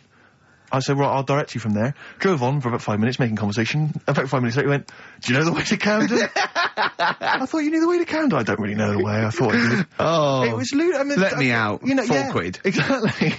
And that's, I don't know who's got that sort of time on their hands, that they just think, it's 3 in the morning, I'm at a loose end. I think I'll go out doing a bit of cabbing. Wow. Yeah. Because your dad was a cabbie, wasn't he? Yeah, he was, yeah. Couldn't stand it, but it's good money. He was he wasn't like a chancer, though. Black What cab. was he doing when he put that little Forrest Gump in a wheelie bin? That was part of the cab company thing. They had to do like a charity event once a year, and he did it one year. Never asked him again. Tell us the story again. No, I'd rather not, because we got a few sort of complaints about it. Why? Why did you get complaints about it? Because he put a kid in a bin, and it's not the thing to do. So. But we could use it as a sort of sobering lesson for people. Yeah, tell it like a, you shouldn't do it. No, yeah, but that's how I did it last time, but people still didn't like it. All the stuff I tell you, we don't take the mickey out of people on purpose. No. It's real life, innit? And that goes on in life. Yeah. My dad was saying that in hospital, though. Do you know I was in hospital? Yeah. He did some jokes about old people and that. And he said, at the end of the day, if something makes you laugh, it's funny. And if it makes you laugh, you can't help laughing, can you? Do you know what I mean? So, what are you meant to do? And laughing's good for you. Yeah. So, But being laughed at isn't as good for you, is it? No, but there's probably more people laughing at one person, so if you balance it out, there's only one person who's upset and there's a bunch of people laughing. So, it's... Genius! Give me an example of that. Give me an example. Well, for instance, Karl Pilkington as he talks and the people listening. Yeah, no, give me an example of like, so, I can't, because again, that's what I'm saying, I can't tell you the story, because there might be someone out there who... This person might even be listening and think, I forgot about that and you brought it all back to me then. Yeah. So I prefer to leave it, but I think people know. Why did he put him in the bin in the first place? Because he was getting out of hand. What was he doing though? You see, I can't explain. You can, don't be silly. I prefer to leave it, honestly. What was he doing? Was he annoying him? He was annoying my dad and the other people in the cab. Right. And he thought, how can I deal with this before it gets too out of hand? Yeah. He pulled over and put the lad in a wheelie bin. I'm gonna burst. So we'll leave that. Right. Yeah. Right. How old was the kid? I'm not sure, but I mean, it was a trip to sort of Blackpool, so I'm guessing... Do you think it was one of the rides? 17. This is rubbish. 17? Yeah. Oh, he's quite an old lad then. So, a big lad. Yeah. But let's Did he pick him up? He picked him up and put him in a wheelie bin. Every Charlie says it. I like it. And then on the way back, he got him back again. He said, right, you won't do that again. On the way back? Yeah, he left him there for a bit. He left him there, what, they went to Blackpool and Yeah. he left the kid in the wheelie bin? Yeah. Did he? Yeah. What, was the kid in the wheelie bin when he drove back? Yeah. Did he not get out? No, because how do you get out? It's tricky, isn't it? And he wasn't a normal kid, was he? Let's leave it. He wasn't a normal kid. Right then. So, Is your father in prison? I think he should be. Can we put a song on? Yeah, go on then. Feeder, come back around. XFM, 104.9. Ricky Gervais, Steve Merchant, Karl Pilkington. I asked Karl in the week, right, what animal would he never trust? Even if he got to know it and it was a pet and everything, what animal would he never trust? What was it? Was this a wasp? Yeah. Why wouldn't you trust a wasp, Carl? I just think that They're shifty? all other animals, if you get them at an early age, you can sort of make them like you. You can train them. A wasp, Nothing. never. Is there anything do you think there's anything you could do that would kind of win the favour and win the trust of a wasp? What would you have to do you think? What if you had it from a little grub Yeah. and you fed it, you had its favourite marmalade?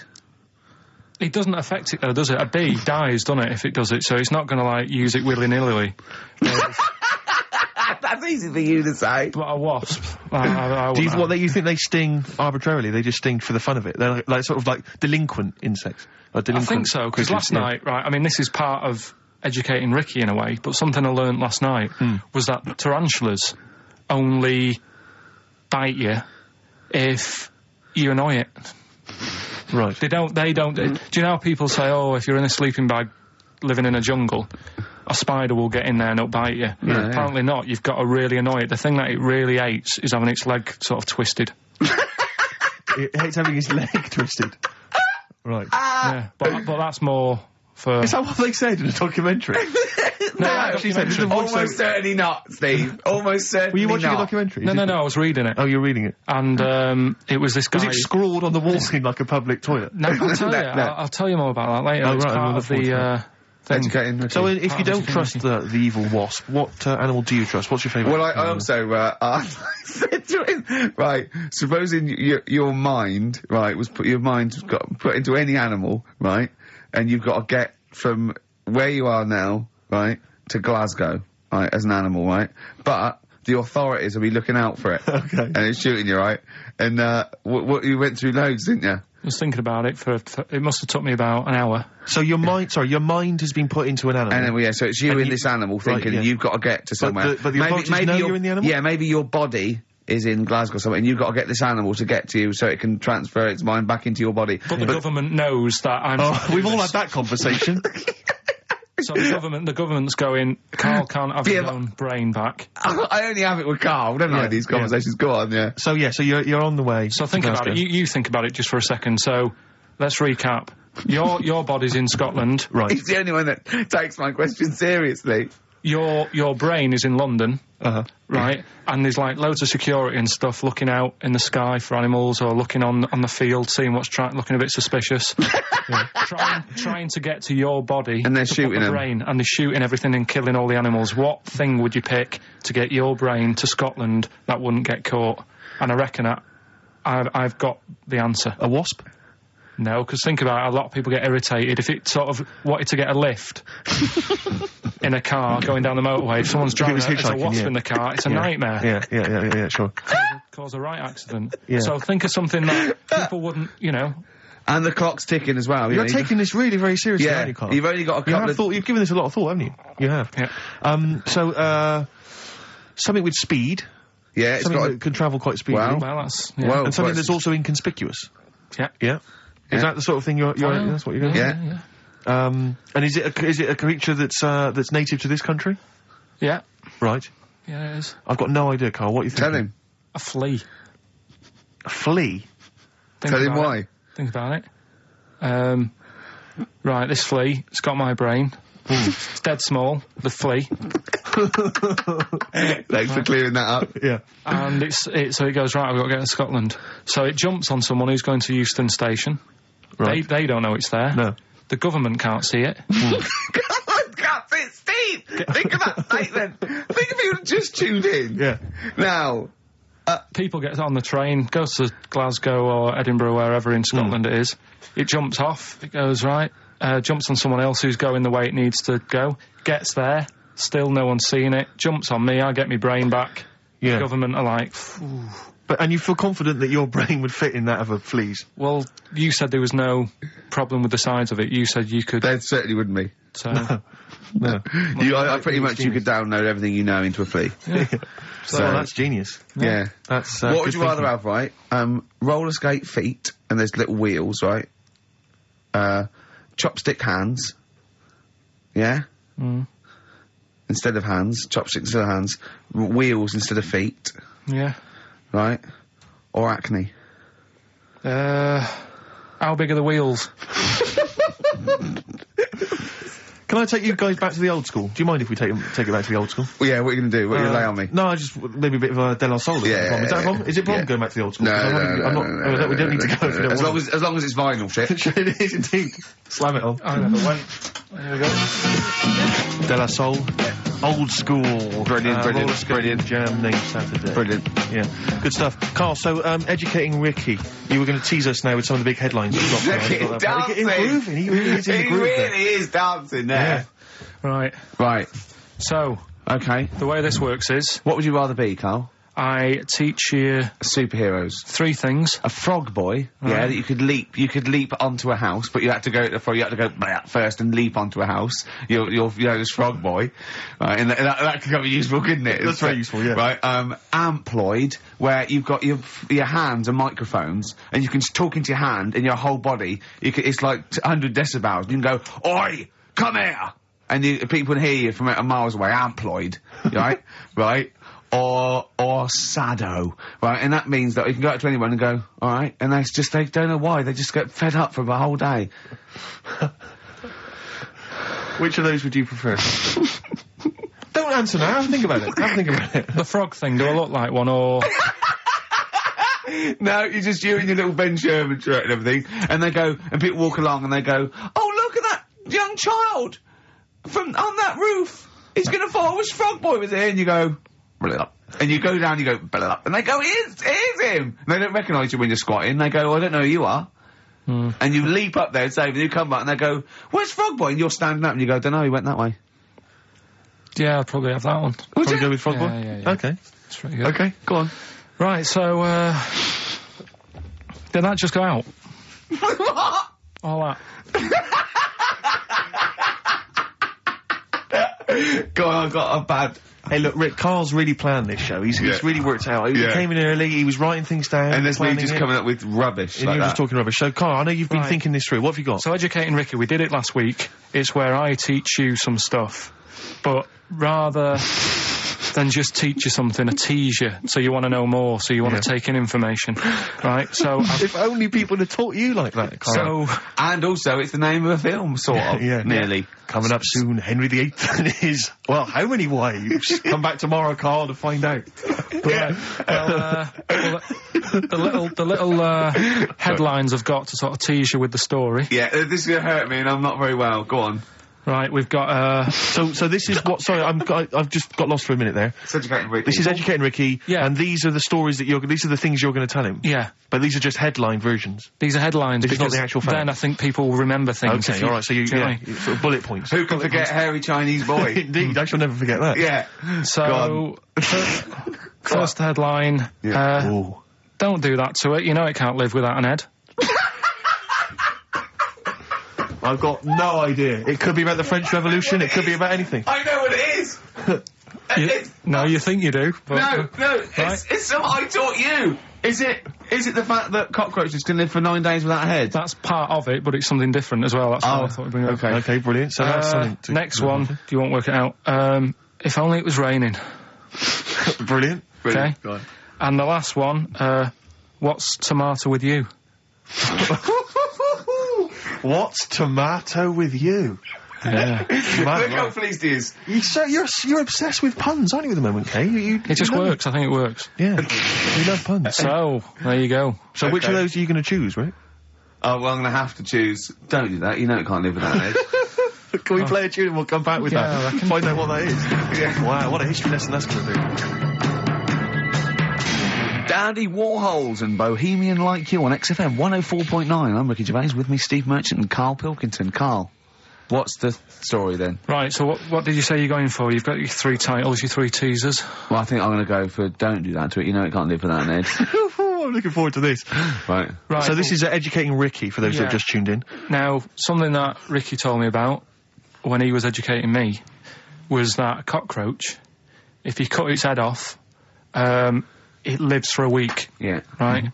And the only what reason it dies is 'cause it can't take on water. Sure. It doesn't have a great time in that week, though, does it? No. I mean, it doesn't get much done, I don't imagine.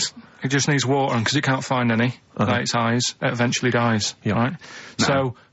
So what? No, it's not. That's not. It's 'cause Anyway. it can't drink. Anyway. So have you heard that one about worms? Okay. I might have. Go on. If you cut a worm in half, Yeah.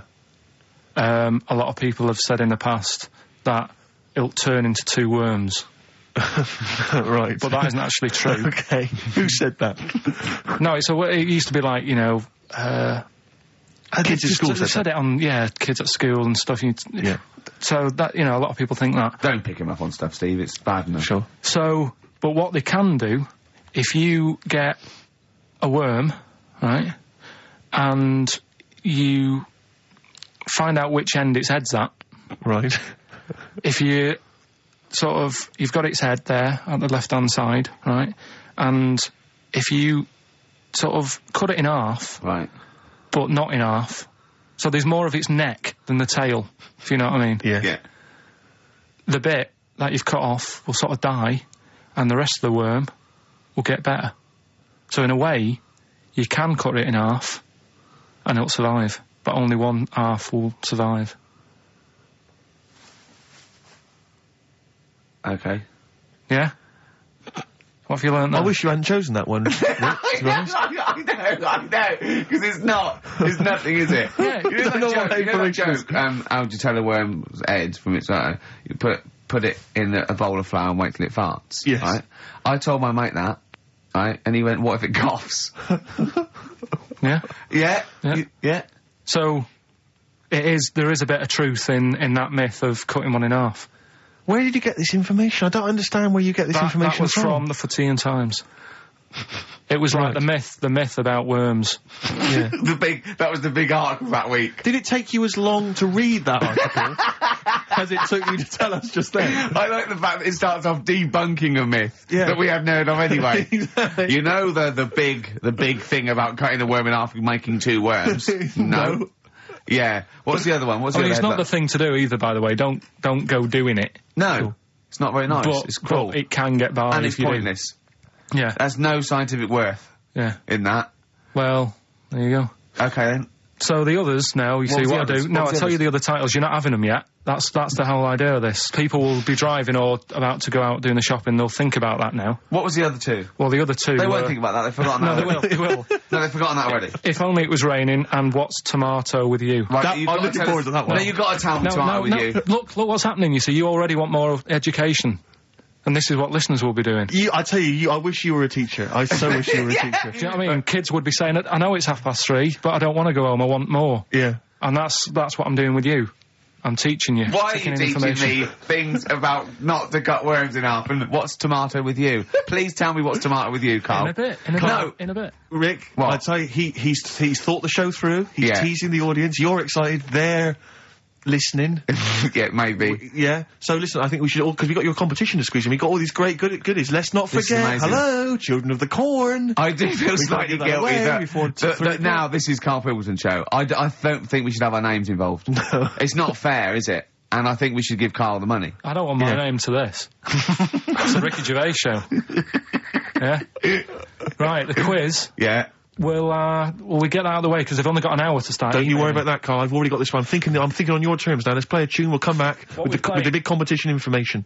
All right? Money Mark. We've got a classic from Money Mark from his album Push the Button. Play that, Carl. And afterwards... Are you excited? You got the competition? Look at his face. He's so excited now. He's thought this through. He's loving it. Rockbusters. What? Agreed? Yeah. Yeah? Yeah. Should we do that? Yeah. Brilliant. Go on. You're rejuvenated, are you? Yeah, let's You're go feeling for it okay? now. Second hour. Yeah. Yeah. Hangover finished with? Yeah, It's all done? Done. Good. Done. I had some water. Excellent. That'll often sort it out. Yeah. Well done. Flea is the best way. He just had an argument with a punter. Someone called up and said, I don't think a flea's very good. How would the flea know?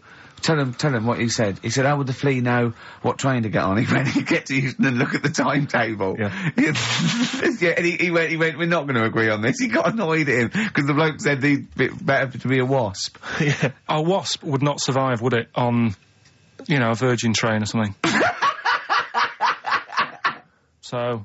Why wouldn't it? It just wouldn't, because people really don't like wasps, so somebody would end up clouting it and killing it, and that brain would never get to his body, so... Yeah. Right, it is quiz time. Hooray! This is the moment we've all been looking forward to. Go on. Do you want to tease them with the prizes? No. Not really, because they might not bother phoning in. Or it's not a phone, or is it? It's an email. Alright. Okay, well, a quick reminder then. We've got to the office. I don't want people to think that we'll just keep plugging the office DVD. We've got nothing else to give away. No one gives anything away. No, those that's just why. hanging around in Carl's little room. Did you get a guy from HMV just to nick these from HMV and carry The them out? beard and the ponytail. Was that the story? So we got the Office DVD, obviously. We got the remix, XFM's remix album, Volume 2. That's sort of remixes of various tunes. Quite a good little compilation album here. One of those kind of the best Coldplay, Travis, Oasis, blah, blah, blah, blah, blah albums in the world ever.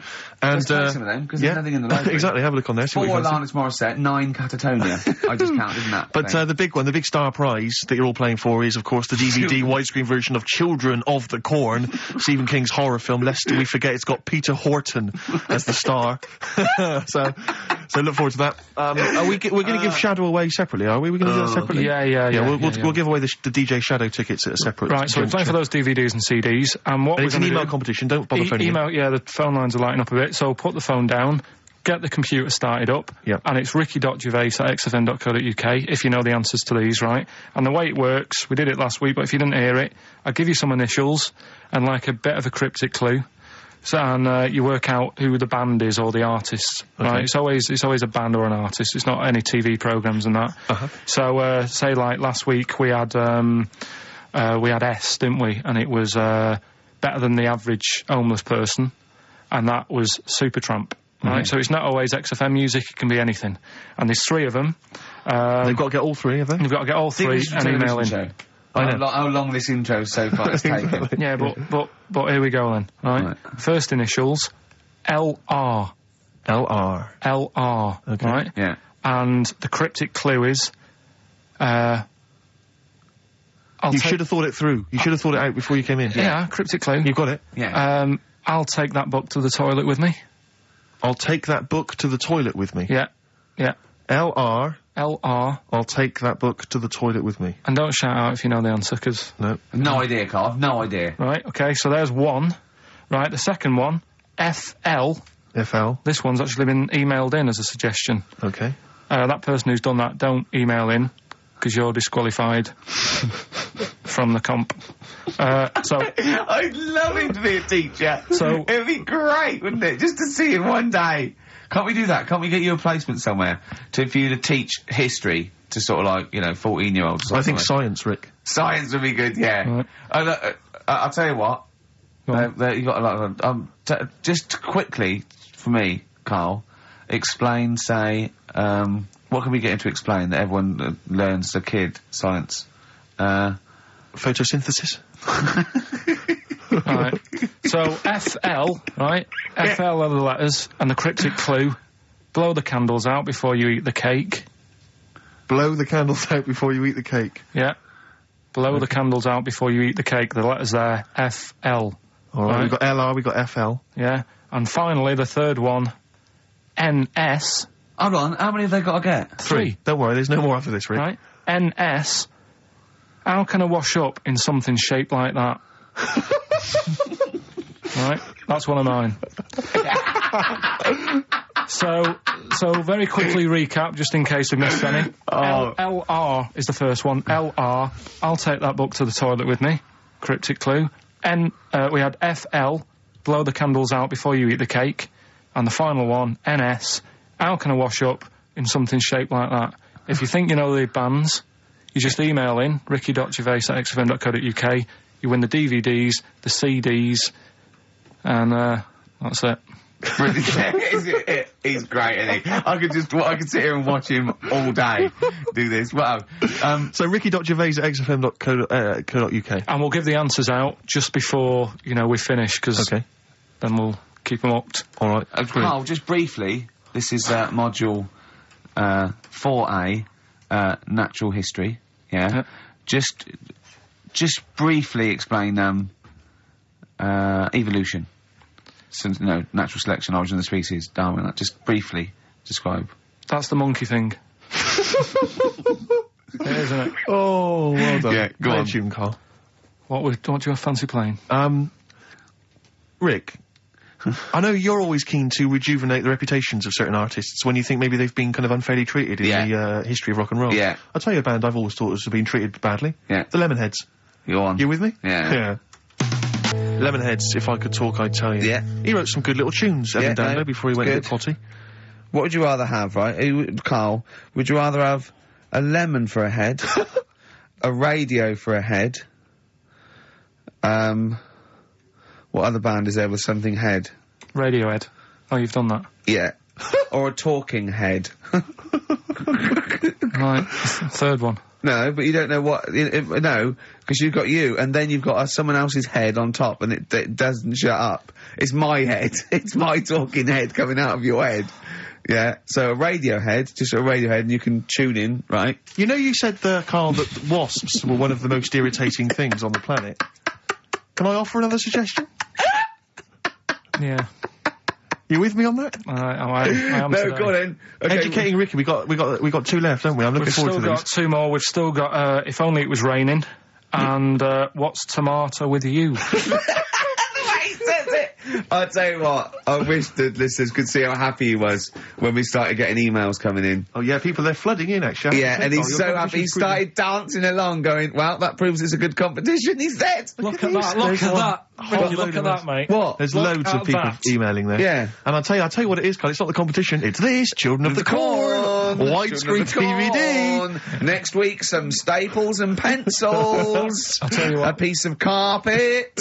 Tell you what, right? What? Now we've got them and they're staying. Something we've still got to do. Yeah. Is He is running the show now. He's doing well, isn't he? Because I've done nothing. I've done nothing towards this. I'm coming out my hangover a little bit, if you're worried. remember. So, go on. Remember last week we started a new feature called That Song's Got a Good Story in It. And, Brilliant. I love your catchy titles. They're excellent. Right, and the idea was it was a story in a song, which meant that if it was played on the radio, you couldn't just, fade it out, because you've got to have the full story. Yeah. Right, well, last week we started the feature with Stevie Wonder, Living for the City. Yeah.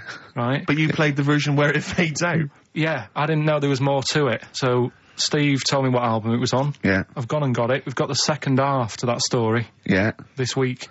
Yeah. So, you've got half the story. What was it? What had happened is, the lad's living in Mississippi. There's not much going on there. Mississippi. That's someone off Rainbow's mum. Yeah. Living, Mississippi? Yeah. His dad's... His mum was a cleaner. Yeah. Trying to get by. They didn't have a great life, but they still looked after the kids and stuff.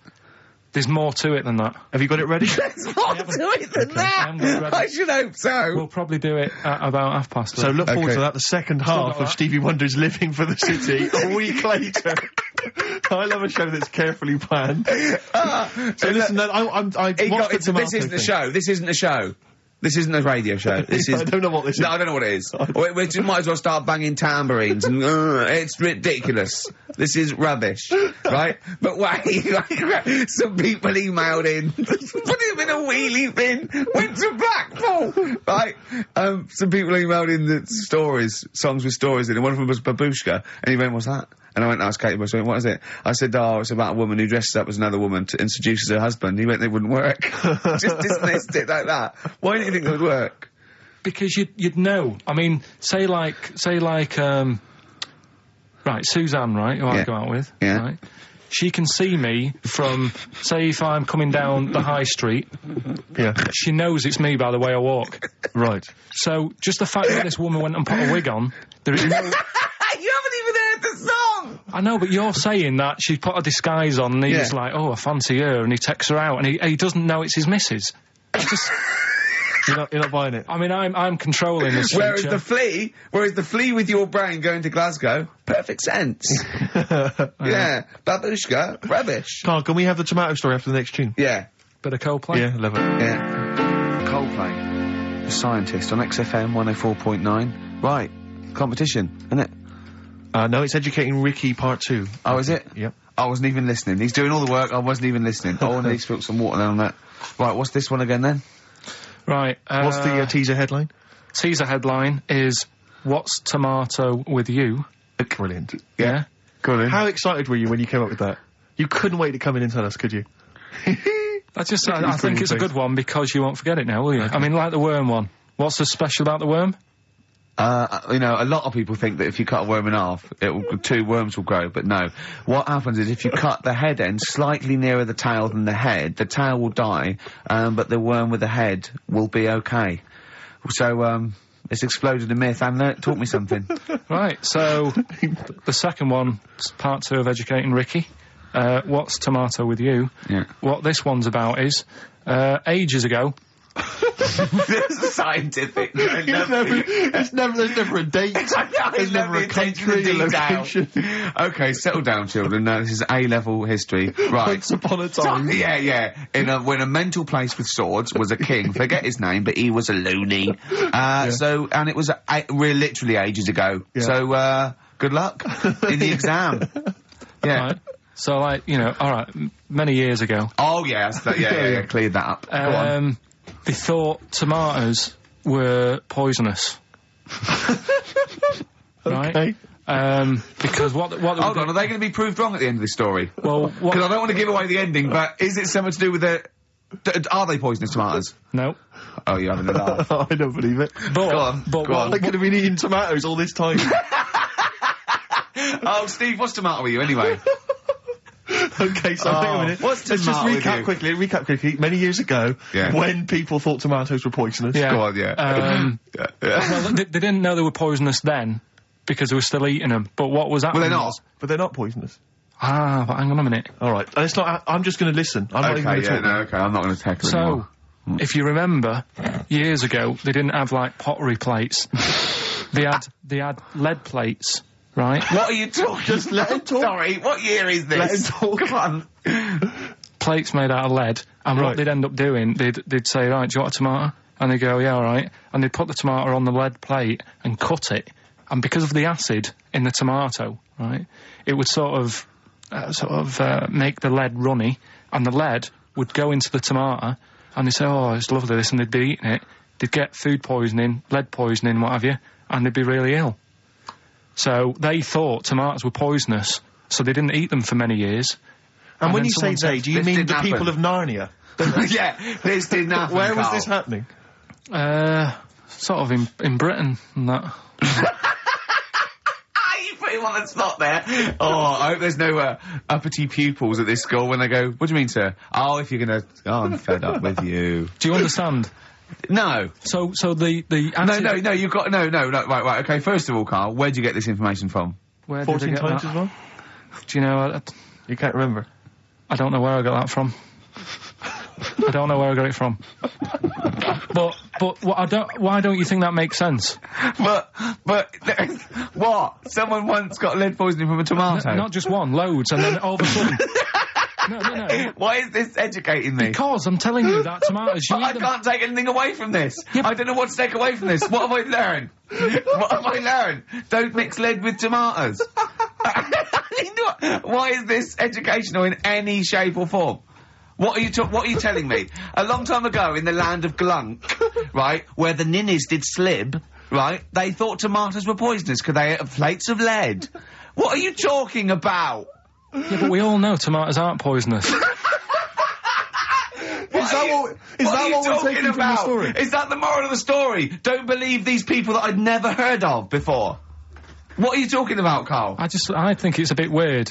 It's a bit weird, yeah. Is these the same people that were spreading those malicious worm rumours? My hangover's coming back. I've got to get some water. Play a record that was rubbish. I'm eating. Hey? I'm eating. So am I. Carl, you have to carry on. Right, yeah. We're all eating. Those crisps, food crisps.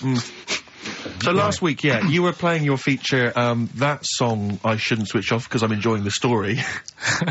And we played Living for the City, only you played the single mix, which doesn't have the entire second act, if you will. Yeah. So, Carl, you've not heard it before. You're excited. Heard it before. You're excited to hear the second act because, as far as you're aware, there was a young guy. He's living with his family. They're fairly impoverished in Mississippi, but you know they're happy. They're getting on all right. But you're not even aware that he's moving to the big city.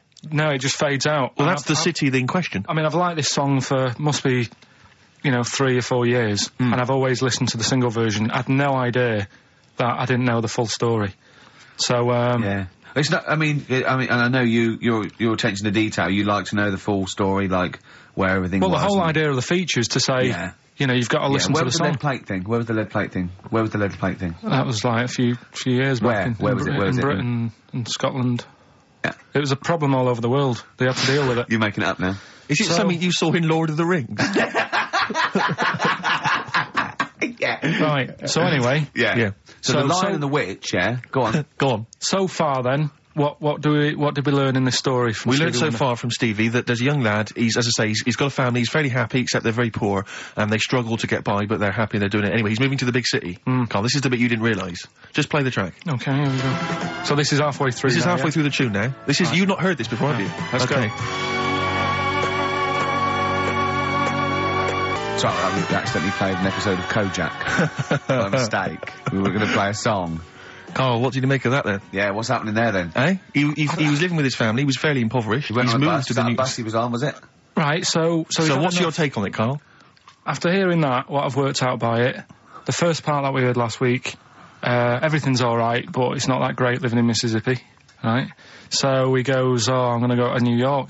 There's plenty of work there. Yeah. They'll sort of accept me as, and everything. So he goes there, and the weird thing is, he's hardly, been in New York for a second. He gets on a bus, all of a sudden some cop is arresting him. He's like, what's going on? And then he's got 10 years. I mean, what you can't hear, because the levels are quite bad. I mean, I work with sound. I can't really hear what's going on. You're criticising Stevie Wonder, I'm sort of guessing that he didn't pay his bus fare or something. And 10 years. He got 10 years for that. I really don't know what was going on. Right. Oh. But you're not happy because obviously it's quite Do you think Stevie Wonder left out some vital ingredients in the story in your education? Like where it was, or at least he got where it was. You can tell what year it is. It's right in the mid-70s there, that funky New York 70s sound. All right. Yeah. You're pretty disappointed, aren't you? You're pretty worried. So what went on? Yeah. You're aware, Carl, that because that shows quite a bad image of New York. It's quite an intolerant city, by all accounts. They arrested a guy. But it is quite seemingly bad for being black. That's one song where you shouldn't go to New York. Killing a Georgie Rod Stewart. That lad, he was doing all right in Scotland and said, I'm going to go to the big city. He got done in. Yeah. It seems to me it's that you don't go there if you've got problems. Don't think New York's the answer. Right. Oh, hold on. Yeah. So what you're saying that if you're a bit fed up with your life, but you live with your mum and she's really nice and you got friends and life's not that bad. Yeah. Don't go and be murdered, or what? What are you saying? Don't go and be murdered. Well, don't go leave home. What? Go on. Leave home, but don't go to New York. Right. There's other places. Where would you go? Sheffield? Don't know, but yeah. But so, you're a little mank lad, weren't you? You're in your garden. We had your train set. Your brother blew up. There was a horse next door, and you thought, I want to go to London. So, do you know what I mean? You're like that. Yeah, but you're in many ways like the fella in that song, and like Georgie. No, because in many ways you are a bit like Georgie, aren't you? I had a car, so... No, are you a little bit like Georgie in many ways? I didn't get on a bus, I had a car. So I wasn't going to have the problem he had, for a start. Right. But, I mean, I suppose there's loads of things you can look at that story and take out of it. That's what I like about the feature, right? What? So... That's what you like about the feature? The feature that we're doing. Oh, right. That song's got a good story. If you had a time machine, where would you go? What year would you go? Probably the 60s. Okay, would you go forward at all? What's your favourite year in the future? No, I don't know. If someone could tell your future to you, if someone could, you wouldn't want to know. No. Straight away, you knew that. Straight away, there was no hesitation. Yeah. You've thought about this, haven't you? No. You've thought to yourself, if someone can reveal my future, Carl, you've got to do one of these things, right? It's not, like Quantum Leap, like a fella in Quantum Leap. What's his name? I forget his name, but yeah. Yeah, and you've got a little fella with Hal, and he's telling you that, right? Would you rather go back, and you go in someone's body, would you rather go back, you could go back to be, a donkey that's carrying Mary to Bethlehem. You could, be a Saigon prostitute in 1975. All those GIs queuing up. Think about it. Or you could be Moby Dick. Which of those would you be, Carl? Think about it. Probably Moby Dick's the best option, isn't it? Okay. So What work have we got? Play a tune, Carl. After this, we need to educate Ricky for the final time. Final time educating Ricky. We've still got to give away these tickets to DJ Shadow, and we've got to give the answers to your magnificent we've only got a competition. quarter now. It's not enough time in this show. It's packed. Race for the prize from the Flaming Lips. Competition answer time, is it, Carl?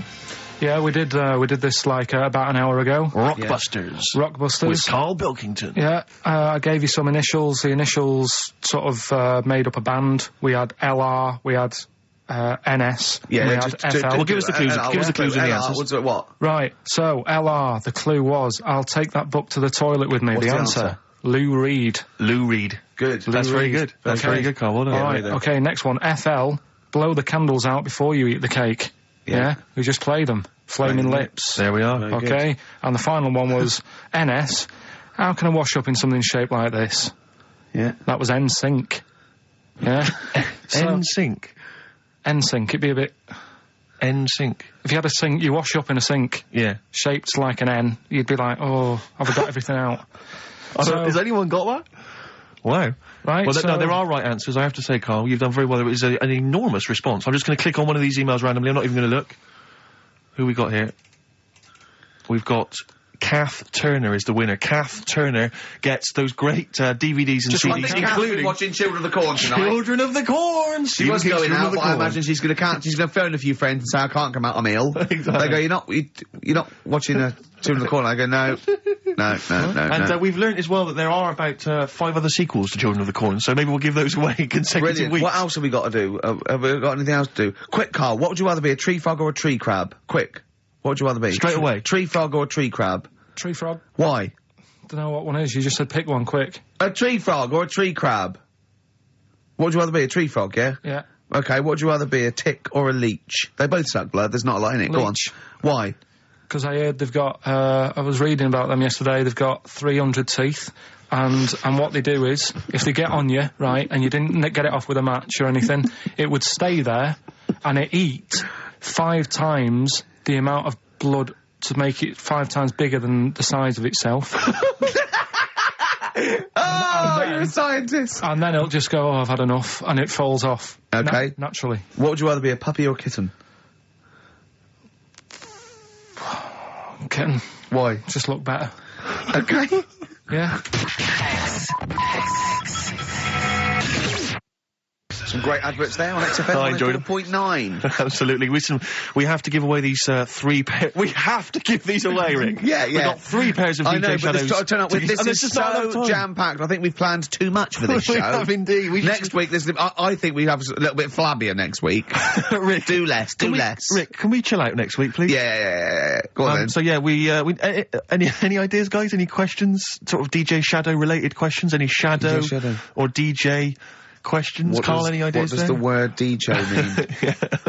Yeah, it's too easy. I'll tell you something I do know. Go on. Right. But I can't really get a question out of it. Go on, just tell us. There's a shadow somewhere. It's already good, isn't it? I'm loving it already. No, right. There's a shadow. I think it was in America. Yeah. And it's on a quiet road. I'm guessing somewhere like Boston. That's what you mentioned. Okay. Right? No. Somewhere like Boston. And people at night used to see this shadow moving about. And they'd go, what's that? Right? And it got known, the town, the little local town got known for this shadow, but it didn't cause any problems. People What are you used to- talking about? Well, it was like, Just, you've lost me. What are you talking no, about? do you know like some places get famous, like Scotland's got the Loch Ness Monster and that, but No, it doesn't go cause on, any. yeah. But it doesn't cause any problems. Doesn't exist, go on. Right. So there's this shadow walking about on the road. What do you mean? No, what's he again? Rubbish. Right. So he's walking Nonsense. about. Where did you read this? Where did you He's see walking this? about. This was on the internet, and I'm Oh, sure. sorry. Sorry. I thought it was shite. I didn't know it was on the internet. Right. So this shadow is moving about, and Independently of an object. yeah, and the local mayor and that is like, yeah, it's a bit weird, but it's not harming anyone. The mayor involved. Was he elected to that post? Hey, mayor, we got a problem down here. Seems like a shadow. Well, it's not causing any. No, it's Is just it causing any problems? yeah. Go on. But that's the thing. It was left for years, and then it did start causing problems. I see, that's it. If you leave these shadows to go unchecked, Rick, they go crazy. Yeah. You let them run amok in the Yeah. city. Yeah. You've got to stand What down did it do? on What did it Roman do? shadows. What did the shadow do? It was pushing people off the bikes. It was what? It was pushing people off the bikes. Oh, I'll find out more for that next week. Right, that'll tease oh, them. you're a maniac. We'll do more on that. We haven't had time for educating. Please never have children. Right, listen. You are Just promise me now you'll never have kids. We haven't got time. Okay, now listen. for- All right, DJ Shadow, have we got time for these to give these tickets away? Yeah, if they just call up, we'll. No, I'll tell you what. I've got a question. Right? Go on. Where does Karl think this may have taken place? If you've been listening to the show, where do you think this evil shadow has been running amok? Let us know. The number, Karl? Good question. 08 700 800 1234. So, Excellent. but that's it. We are actually out of time. We are indeed. now. Have I got time for a song for the ladies? It's a bit tight. I was Why? told to finish It's now. 5:02. I know, but we've got to get finished early today. So Why? just because we have, and we're wasting more time talking about why we have to. Oh, this is pathetic. So they call up. Where did they see the ghost? Yeah. And you've got to pick the tickets up from reception. You can go tonight, see DJ Shadow. That's Shoddy. it. This Right? is shoddy. Right. See you then. Richard Ashcroft, Science of Silence on XFM 104.9. I love that. Yes, correct. He's one of my favourite artists now. I just think, he's so, I don't know why he's not ballistic. He's got everything. He's like one of our best rock stars. I'm Ricky Gervais. Hello there. You're Steve Merchant. I am indeed. Karl Pilkington over there. Big day today. Really? Yeah, for Karl. He hasn't been looking forward to it. He's been whinging in the week. A couple of things. He thinks he's overworked. He thinks he's overworked here, and he's stressed, and he's got to do DIY. MTV are coming in, right, to give him the chance of his a lifetime to do just a little screen test, and he's going, well, I'm not going to look good, am I? They're not going to have a why. He said, well, I've got a round head and I'll be wearing headphones. And he's not made an effort. He thinks, oh, they'll put him off. He said, I won't even press record. He's got a spot on his head. I mean, you know, Karl, you're also not looking forward to it. You're not excited about it. It's a great opportunity. Why is it a great opportunity? to get on MTV. No, but It's money for old rope. Yeah, but look what's happened to people like Jeremy Speak, whatever his name is. And all Jeremy that. People- Spake, yeah. Yeah, and Yeah, slightly different. why is it? Well, See? you're making it in the industry, and you've got something to give. He happened to be around when they were filming an airport. Do you see the difference? All right, the other one then, who's on a boat. Same thing, she's although at doing least she had a incredibly well. skill. She had a skill, you know. She can sing, you know. Well, it's just. I think it can all go wrong. Do you know what I mean? Well, of course it can.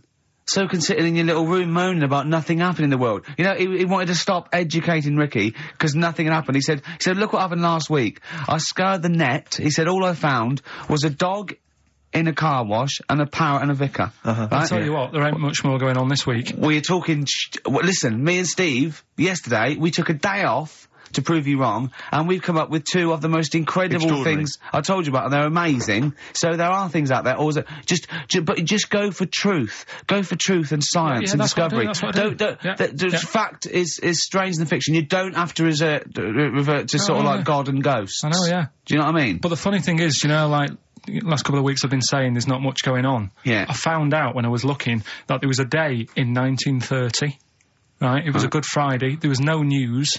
There was nothing going on. They had to put a music video on or something on the telly because there was nothing going on. Play a record. We're going to play some classic tracks today. This is Debaser. Pixies, Debaser. I was looking forward to playing that. Came and said, Karl, I'll play that. I was looking... he put it on. Lauren just called through and said, we played that in the last half hour. Embarrassing. Yeah. So It's really what is the embarrassing. point of having a producer if he doesn't check things out. So, I mean, it's a good track. I mean, I'm sorry if you heard that twice in the last hour. Go on, so what I do is listen to everything all the time. I've been running around. I get in early on a Saturday. You got in about the same time as me. I went out and bought you some biscuits, so you're happy. I put the coffee on. Yeah. I've sorted what prizes we're going to give away. I've been running to the library getting you certain tracks. Yeah. I can't listen all the time. I'm doing my best. Well, I'm not sure it's good enough, Tom. I mean, I'm worried when MTV come in, if they've heard this kind of shoddy production, they're going to start to wonder what... Is it the same songs every 5 minutes anyway. Sorry, are you sort of overworked because you were on Zoe Ball show talking? Oh, hello, what's going on here? Well, I thought he was exclusively on our show. No, I was in the car. I seem to remember, Rick, he was a nobody that got a chance to come on air and talk about that. And guess what he was getting auditions with MTV? Guess what he was talking about on Zoe's show? Oh, hello. All the jellyfish stuff and all that. About Can't getting believe it. Recycling material that you've done on this show. I phoned in, right, and I went, stop doing materials. He just hung up on me. Well, I had a job to do. Who do you think you are? Your ego has just gone through the roof. Hang on a minute. What? I had a job to do in the week. They asked me to drive the desk for Zoe, right? They didn't say talk. Zoe, if she talks to you, you can't just ignore her. Yes, you can. Well, you Who can't. is she? Who does she think she is? You made a promise to us, a pact, that you were our kind of monkey. Yeah. What can I do? If someone takes time off, I've got to do it. It's my job. Yeah, but you don't have to talk. You don't have to use... You're the head of production. We've given you this special gig. This is like taking you out weekends. Yeah, exactly. If we find out you're getting too much excitement in the week, we'll have to just calm it down. Well, get another little... Well, that's it now anyway. It was only last week. I feel like kind of solid. I feel betrayed. It's like you were having an affair behind our back. Yeah. And you rumbled it. He was doing all the stuff. He was doing all this like, oh yeah, jellyfish and this, jellyfish Yeah, because she was asking. And I thought it was a good way of promoting this show, actually. Oh, did you mention the show? Yeah, I did at some point. Did you? What did you say? I just said more about that on Saturday afternoons. So you talked twice? I only heard you talk once. So you're talking all the time? Well, about 5 times in the week. In the full week. 5 times. Deary me. And one, it was just stuff. You could never be a monk, could you? Chatting away all the time. Right, what have we got? I blame Ball as well, to be honest. I feel Ball's slightly responsible for it. Yeah. She can't find her own, gibbon to get on the show. She can't find her own kind of, loser, then don't start stealing ours. Outrageous. Well, coming up, right, maybe we'll get Fatboy Slim in. Indeed. Next Saturday, if you're listening, Slim, come in on the show. What's his name? Ernie or something? What's his name? Norman. Oh, yeah. Right. Ernie! Yeah. I don't know. That's great, Ernie Ball. Yeah. He wouldn't change his name. Ernie Cook, that's it, yeah. Right. That's great. Anyway, coming up today, we have got Educating Ricky. Right, okay. Is this the last one? You've promised it might be. I believe there's a book out that might help me with this feature, so we'll see how it goes. I was thinking of new features in the week. I've got, what did they come up with? I wanted to do Celebrity Fact Club.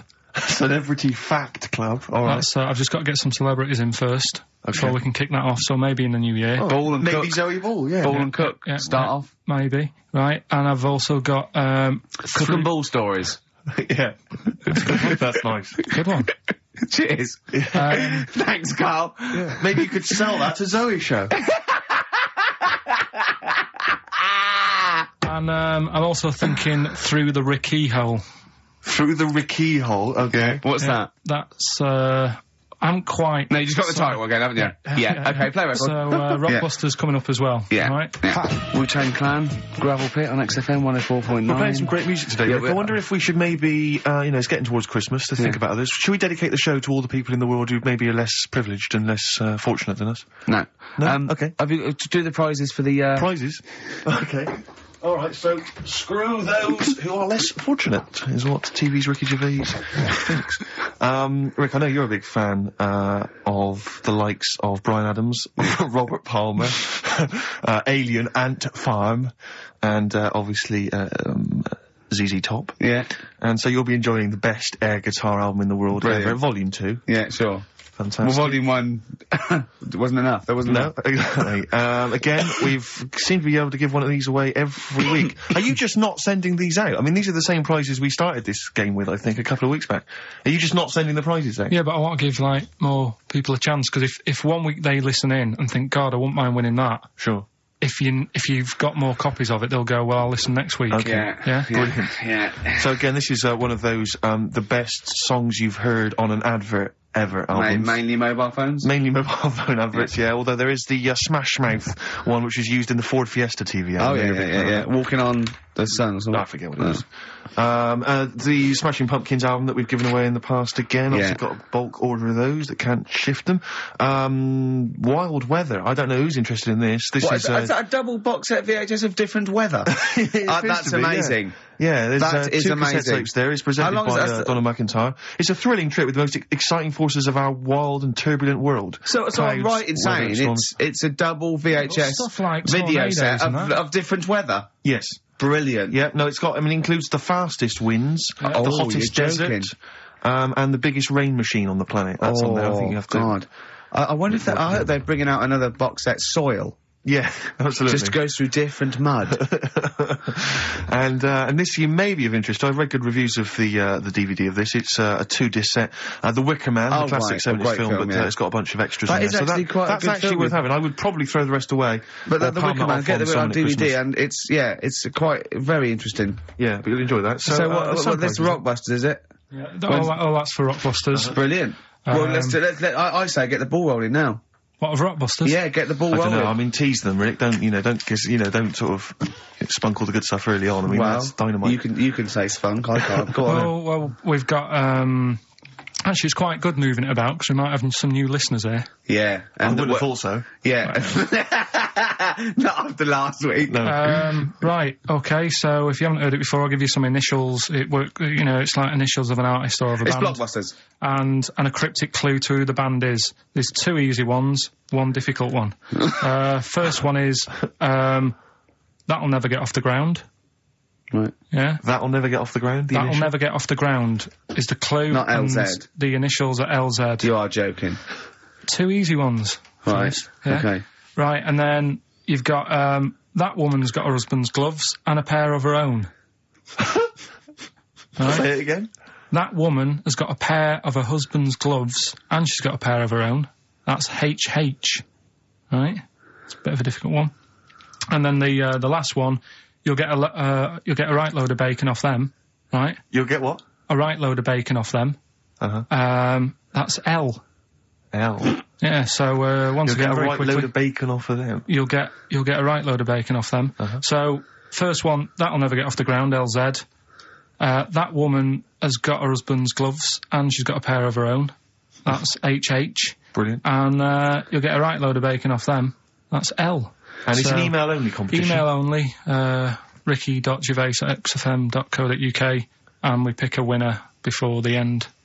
So, and you can win that Wicker Man. The weather. Best of the weather. The best of the weather. That would be amazing. The best of the weather.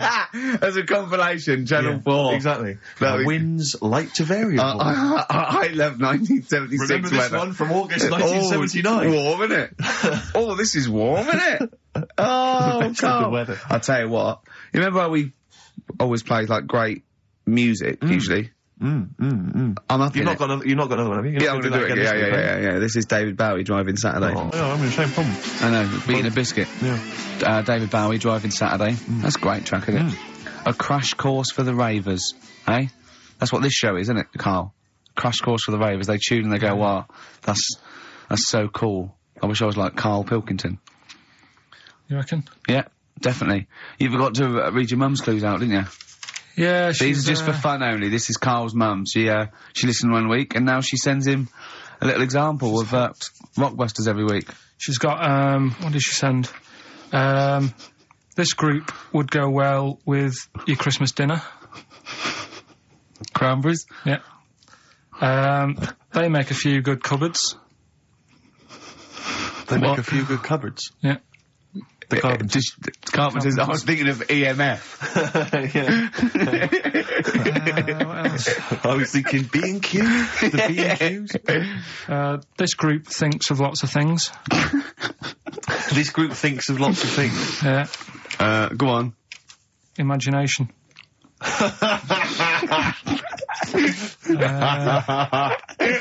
I think they're the best ones. Yeah, they're the best ones. Obviously, we want the worst ones then.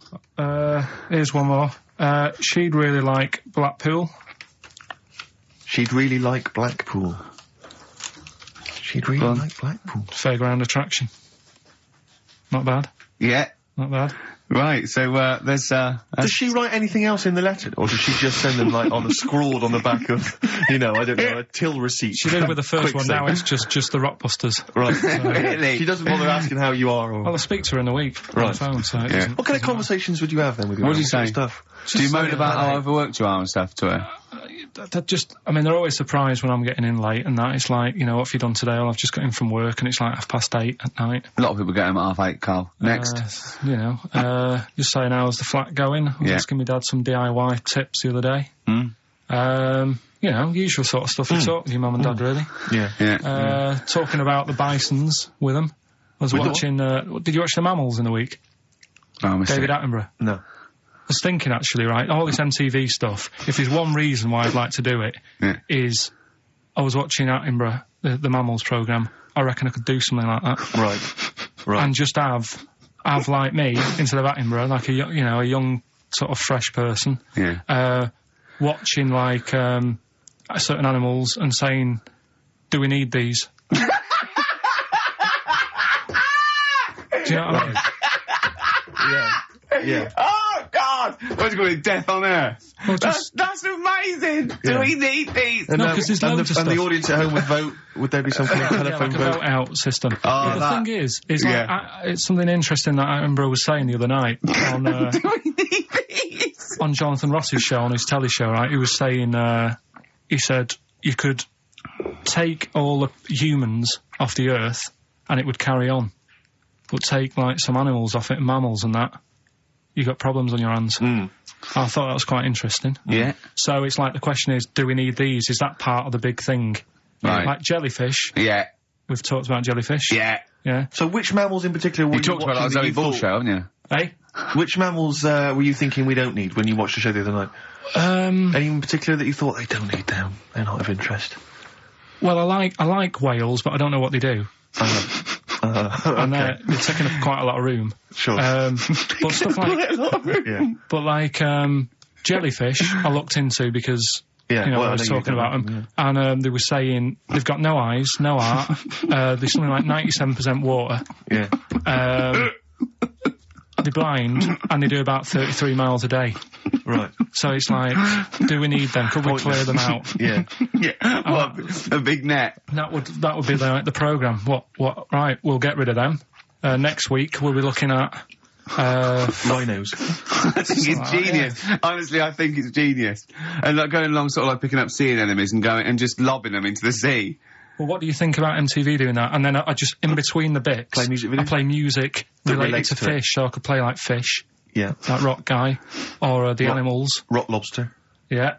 Or, what else could I get This could in run there? and run. What other songs have got animals in them? The Monkeys? Could play the Monkeys. Yeah, there's about 1 million, so let's not start this. No, but, do you know what I mean? So do we need this? So MTV flies you around the world to the most incredible exotic locations. You sort of climb up a tree or whatever next to, I don't know what lives up a tree, some kind of rare parrot.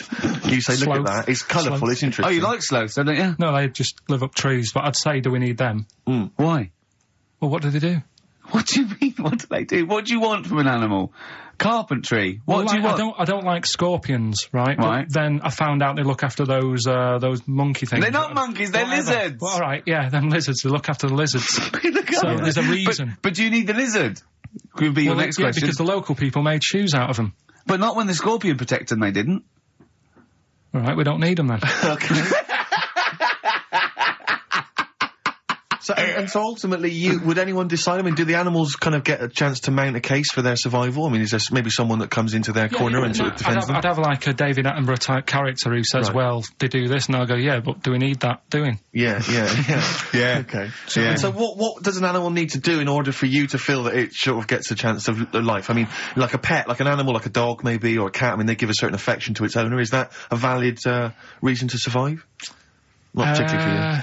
Not really. No, okay. I've been saying that, though. Blind people use dogs, so they are useful. So dogs are useful. Farmers St. Bernards, they often save people, don't they, in snowy weather? Cats. I'd have to think about it. Okay. Keep the mice down. Yeah, but you got Rent-A-Kill. Okay. So what I'm saying is something that will affect the world. Right. I think you'll find everything does. Except Carl. I'm not sure what effect he's having on the world. I tell you what, though, Steve. Right? Did you watch the mammals? I did see the mammals. They had bison on it. Right. The weirdest looking things you've ever seen. Yeah. They've really you're on dangerous ground here, Carl. but they've really got it's like, decide what you want to look like. Okay. It's just a mismatch of stuff. It's got a really big hairy head. Yeah. And like you. Sort of bald at the back. Right. Sort of it's like someone you went to school with. Was there two of them? Oh, brilliant. From the album Original Pirate Material, it's obviously The Streets, and an album track from that, It's Too Late. Fantastic, isn't it? Yeah. I know everyone's raving about it being, one of the albums of the year, but it is, I think. It's great. That's brilliant. I love the backing as well. It's just so good. The lyrics, the things you go, they're my favourite band of the year. Next week, then, we'll do all our favourite songs of the year, shall we? No, I think it's got to be 2 weeks' time, hasn't it? 2 weeks, is it? Yeah, we'll do I'm the away Christmas next week as well. What do you mean you're away next week? What are you doing? Zoe Ball show? I'm going up north again. Why? So Claire's going to be here with you. Okay.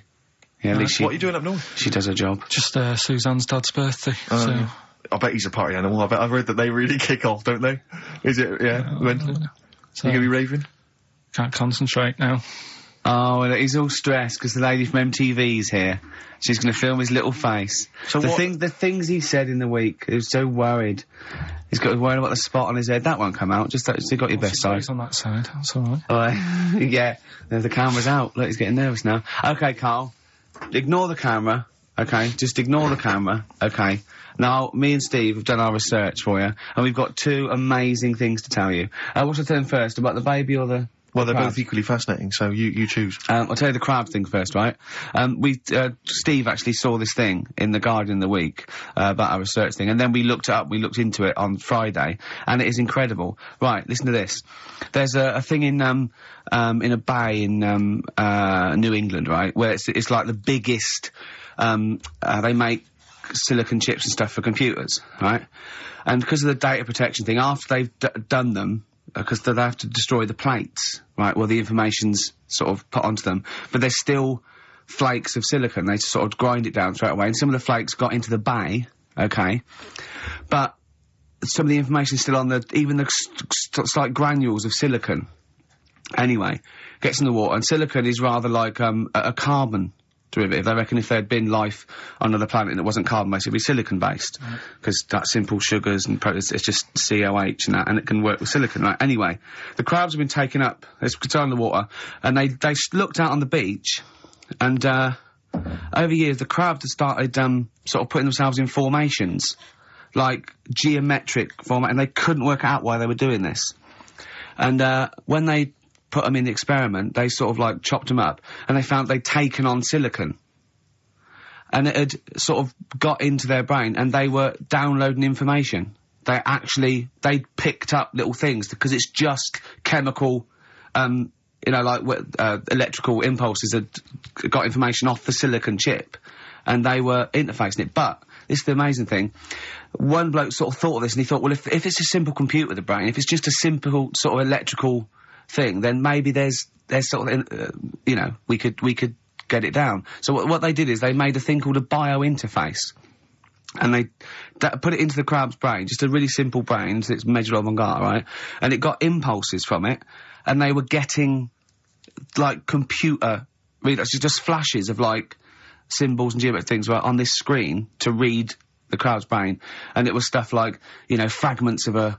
what made them do this in the first place? Because they saw the crabs behaving differently. They were behaving differently to each other. They were just like, intelligent.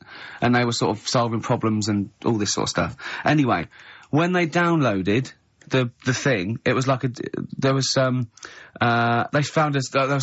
found one of the secretary's names where it had been on the silicon chip, where it was just like a flash of a computer screen. But the most amazing thing is, they downloaded a memory, right? It was like a snapshot where it had been burnt onto the retina of the crab, just a snapshot or something, and it was like a picture of the beach, like a couple of years ago, right?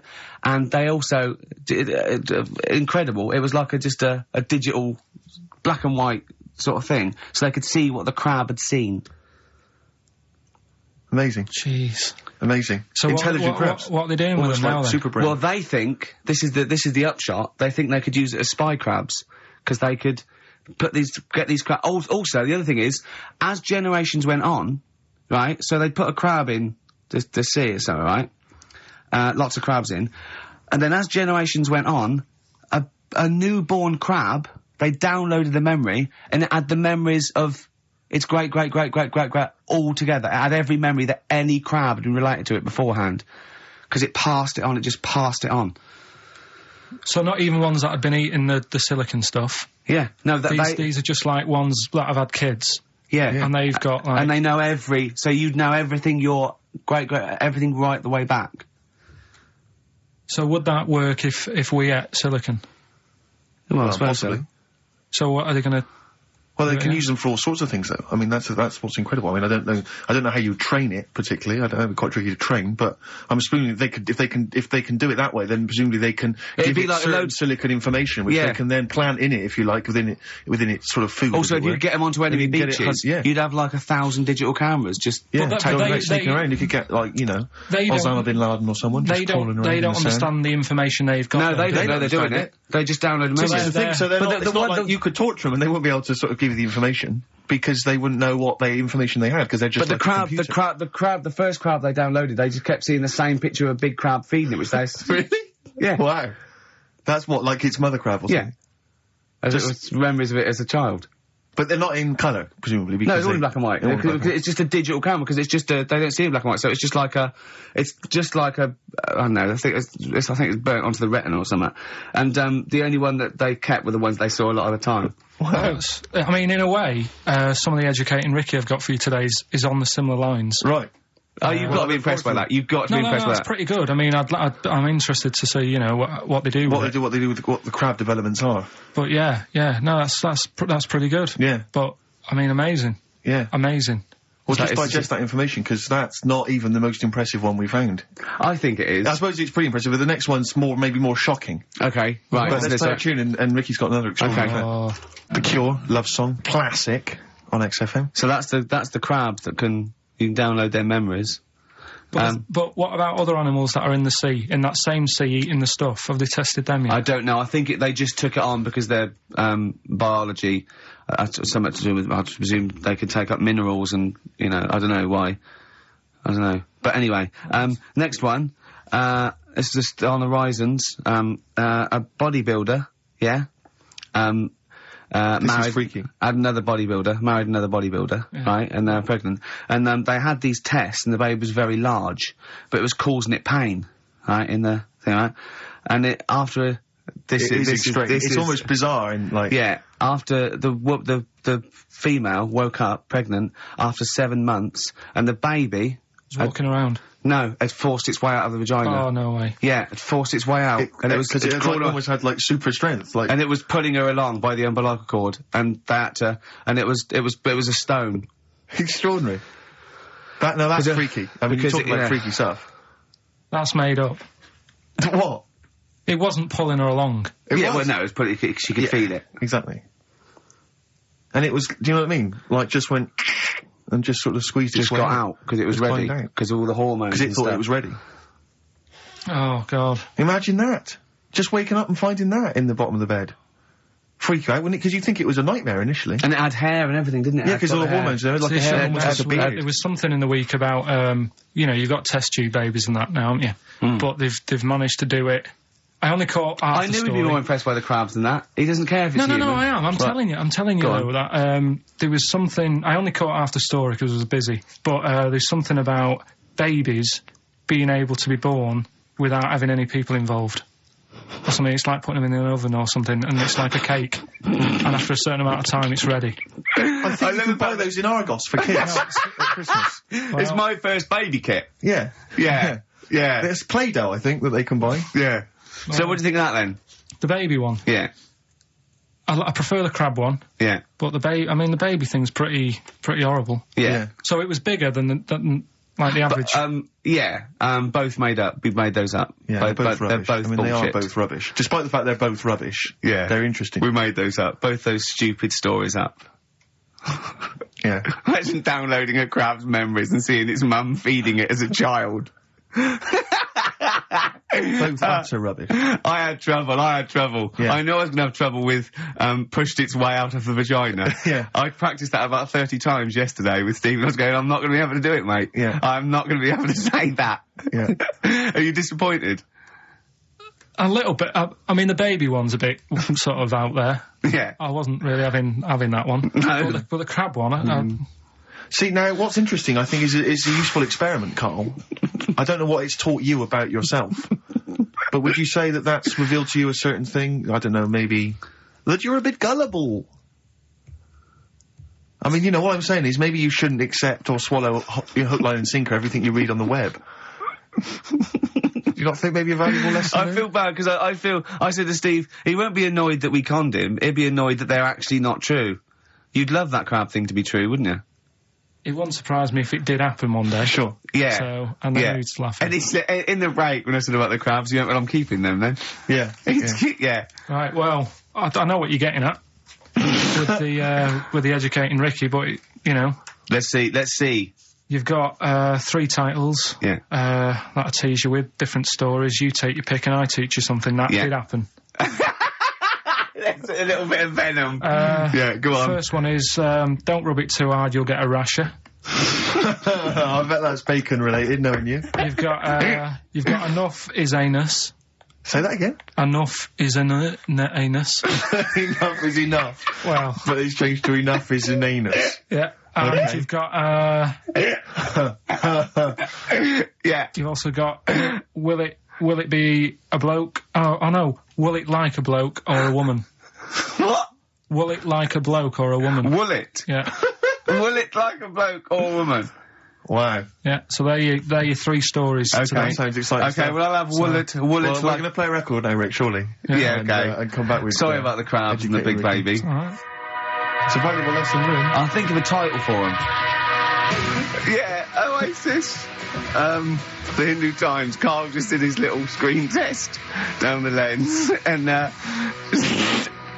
he said, just look at the camera.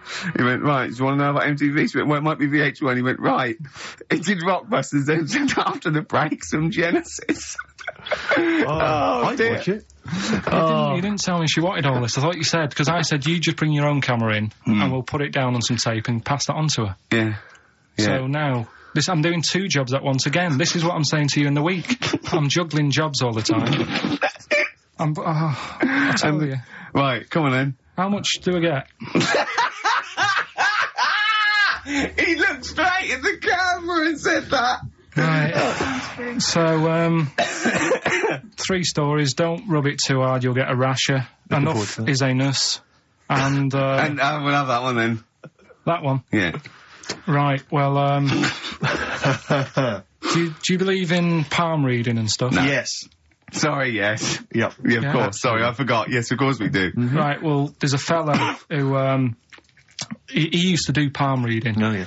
But a lot of people, he found that when he went up to him in the street and said, do you want your palm reading? He was like, a lot of them were like, you know, oh, I'm a bit ashamed of my nails and stuff because they're a labourer or they're a cleaner or something like that. I know a lot of labourers are slightly embarrassed by their nails. Yeah. No, but...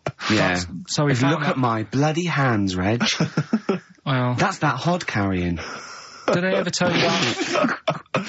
Did I ever tell you that I got picked at school to make tea and serve biscuits to old people because I've got good nails? No, go on. Is there any more to the story? Well, that's about it. I mean, we used to do, like, I think the head teacher must have been getting something, maybe getting his mum in there for free or something in this old people's home. So he offered the kids of the school, he said, right, all sit at your desk and put your hands on the table. And everyone did. And he walked past mine and he said, not bad. Yeah. And he said, you've got the afternoon off. You can go and serve biscuits and tea to the old people. What did you say? I said, all right then. Was good. Yeah. Good afternoon. But anyway, what did you do? He just sort of walked around and went, you all right, do you want bourbons or digest? I bet you get on with old people, wouldn't you? I'd love to see you, maybe especially the senile ones. Yeah, no, but I'd love to see you on VH1, just in a link. They just go, you know, they've just played Robert Palmer, right? And it comes to you in a little park, And you just sit next to an old lady and go, all right? And you go, yeah, not too bad. You go, what do you think of London? Crap, innit? And she goes, yeah, it's awful, innit? And you just have a talk. And you go, all right, well, she doesn't like it. In excess. Yeah. That's what I'd like to see. I still think my idea is better. But so what are you going for then? Oh, you've picked one, haven't you? Yeah, so this fella... So there's palmists going around the streets. Yeah, he's going round and randomly trying to give palm readings. They're losing money hand over fist. Yeah. All right. So they said he's what he's done. He's reading people's bottoms now. Sorry, whoa. You just, I didn't quite follow that. He was a palm reader. That wasn't making money. So now he's going up to people in the street and saying, can I see your arse? Basically, yeah. So from being a palmist to an arsonist. Well, they just, that's what he does. He said these same sort of lines and that you get on your hand, you get them on your bottom, and he can read them. Right. Yeah, he's not a pervert or anything, or making up as he goes along. No, that's it. That was that. So, if a man came up to you in the street and said, can I have a look at your arse? Can I read your arse? You'd drop your trousers, would you? No. If he went up to him and they said, oh, I'd rather you didn't because I'm a labourer. I've got bad fingernails. No, that's why I've seen... That's what a lot of labourers, they're showing their cleavage, you think, but actually they're having their arse read. Absolutely. That's that's what it is. And then, right... So is that the end of the story? Yeah. But then because... That's it. Educating Ricky is there's a bloke who reads arses. No, but You're then, a mentalist. But no, but what are you talking about? But then, do you know, like, now and again I come up with a little jokey line. Thought I'd make an effort today for VH1 or MTV. Yeah. Little line there. Don't worry, it won't last. It might just be a splash in the pan. Okay. Phil Collins next. Yes, let's play some Phil. Let's play some Phil. Oh, this is the best show. I mean, off air, obviously. I'm sure people at home aren't enjoying it as much as we are, but Carl is continuing his, what do they call this? A screen test. Yeah, that was let down by Radiohead. Carl, what are you thinking? What are you thinking? I just think it's not right, really, is it? I'm trying to do a job whilst trying to get another job. Yeah, I mean? But a lot of your presenters are on MTV now. Yeah, but... all of them have got Zane in their name, but, you know... Yeah, it's not really right, is it? Go on. But, right, so, you better get that out of you. Karl Zane Pilkington. Educating Ricky, will we carry on? Yeah. Right, you've got left. Don't rub it too hard, you'll get a rasher. And, will it like fellas or will it like women? Well, you said wool before. Yeah, will it. Go on then, I'll have will it. Right, now this is similar to the one you were talking about before, right? They found out that, Scientists. Oh, yeah. I've found out... 17th century? That, like now, 1 in 10 rams are gay. 1 in 10 rams are gay? Yeah. Yeah. So that was like, wool it. That's how I could get that in. They got a load of gay and straight rams. Right. They worked out which were which first. They said, right, that bunch there is a gay bunch. They looked better, they just had more pride in their appearance. And the other ones, you know, the straight ones, and then they gave them to this scientist and said, right, go on, do what you got to do. And they took the brains out of all of them. Just to check. And they did tests on the brain, and it worked out that they've got something smaller in the brain. The gay ones have got something in the brain that makes it smaller. And they said, right, well, that's probably how it's going to work on males. On like, males and females and, like, humans. So you took from this that gays have smaller brains than straight people? No, there's something in the brain. Right, So if someone's saying, you know, oh, I'm a gay, or they're not sure or whatever, they will now be able to find out. So you can go to the doctor and to find out if you're straight or gay. Is there any gay in my brain? Let's have a look. You've got a little bit of gay in you, yes. A little bit of gay in there. Yes, you've got the, you've got a little bent cell there. Well, that's why they did it, anyway. I don't understand how they could differentiate which were straight and which were gay to begin with, before they then gave it to the scientist. Wasn't that what the scientists figured out? How could they tell? There's one theory that it's genetically determined. There is one. There is a theory that's genetically determined, but I don't think it's as easy as pulling a sheep's brain apart and finding a little pink sort of like blob in there and going, right, we've taken the guy out, now he's going to go and shag some ewes. I don't think it's that straightforward. Although homosexuality does occur at a similar sort of rate in animals, I think. Yeah. Yeah. So you knew that, didn't you? So that's that one. I mean, I just like the idea of the farmer figuring out which is straight and gay. Well, that one's wearing quite a camp-looking neckerchief. Yeah, so I'm thinking maybe he's gay. Is that? Yeah. I love the fact they can. That one's a big fan of Sophie Ellis-Bextor. Yeah. They put on ABBA and see which ones dance. Exactly. That's how they. Which one? Yeah. Well, Put on like Barbara Streisand and see which ones sing along. that shit is rubbish. What did I find out? Did you just say that is rubbish? No, I found out other stuff in the week that didn't make the top 3. Wow. We haven't even had the. This must be mediocre stuff. Then. This must be really bad. Yeah, or it might be dubious. Go on. There's a woman in Ireland who has been with a fella for 11 years. Yeah. She always saying to him, you know, when are we going to get married and that? And he's like, oh, we don't need to. You know, we're happy and that. You know, like I am with Suzanne, it's like, there's no point, really. Yeah. Unless you have a kid, I don't think you need to, do you? Right. So, he was like, we'll do it in time and all that. Anyway, he comes home from work one day. He says, oh, go on then, we'll get married. She was so shocked, her hair fell out. Did you get that? Wow. So that's extraordinary. What did he say? Oh, I'm not marrying you, Baldy. Yeah. Well, she was so shocked her hair fell out. Yeah. I love the idea of it just going to the ground. Fell out. Yeah. What else? Right, that's rubbish. That's rubbish. That's rubbish. Next. You've also got, it's weird, isn't it, Rick, that the stories that we made up are more plausible than the facts he's actually giving I think us. we tried too hard. I think we tried to... That's what he's willing to believe. He's willing to believe that a woman's hair fell out when her husband came out saying, let's get married then. Oh, you old romantic. Well, then, here's a good one. Go on, then. Right, in Dubai, this woman went to Dubai for her holiday. And she was over there, and apparently in the markets... Bit by spider? They sell lizards. Oh, go on. Right, just like for people to buy. So she buys one, not knowing that you're not really meant to take him out of the country. Sure. Puts it in a bag. Yeah, as you do. What have you? And then she gets to the airport when she's going home. She's thinking, I can't really leave it in my bag. So she puts it on her head. On her head? Wears it as a hat. She wore the lizard as a hat? Yeah. People on the plane were just like, yeah, everything's fine. You know, they're doing the cross checks and that. Yeah. Have you got your seatbelt on? Yeah. There's a woman there with a lizard hat. Everything's going well. She gets off the plane at Manchester Airport. Lizard sticks its tongue out. Yeah. The air hostess says, what are you doing with that? She goes, I've had it. Lizard said, I just found her in Dubai. They said, I've had this with me all journey. And they said, well, you shouldn't have done. And they took it off her. Yeah, I think that is true, actually. Yeah. Yeah. So what about that? Yeah, good, yeah. Yeah. That educated me. Right, what, any more?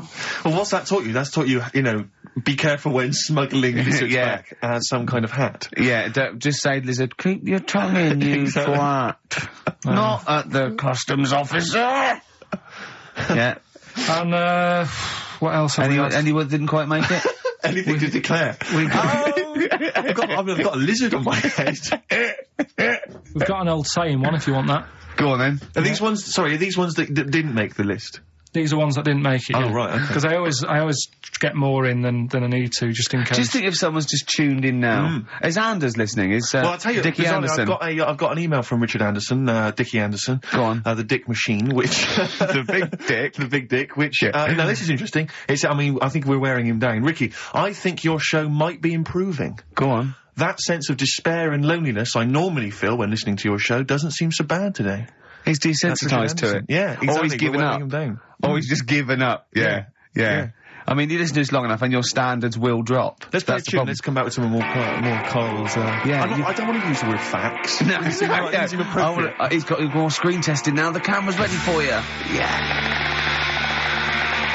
Feeder. Just the way I'm feeling. That's my favourite feeder track ever.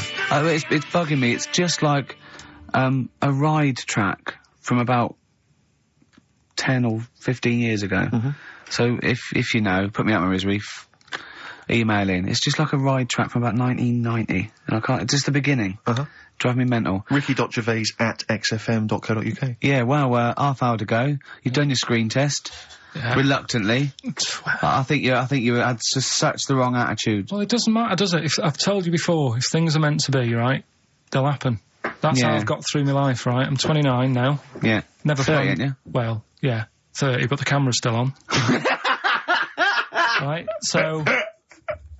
and everything I've done in my life, I've never sort of planned it. Do you know Is what that I mean? how you stormed through your exams? Well, your GCSEs? look at the school play doing Little Donkey. I wasn't planning that day to do the drums. It just on the night I couldn't help myself. And you stole the show. What happened? What do you mean? When all the kids were playing Little Donkey, I wasn't meant to be doing my drum set in that track.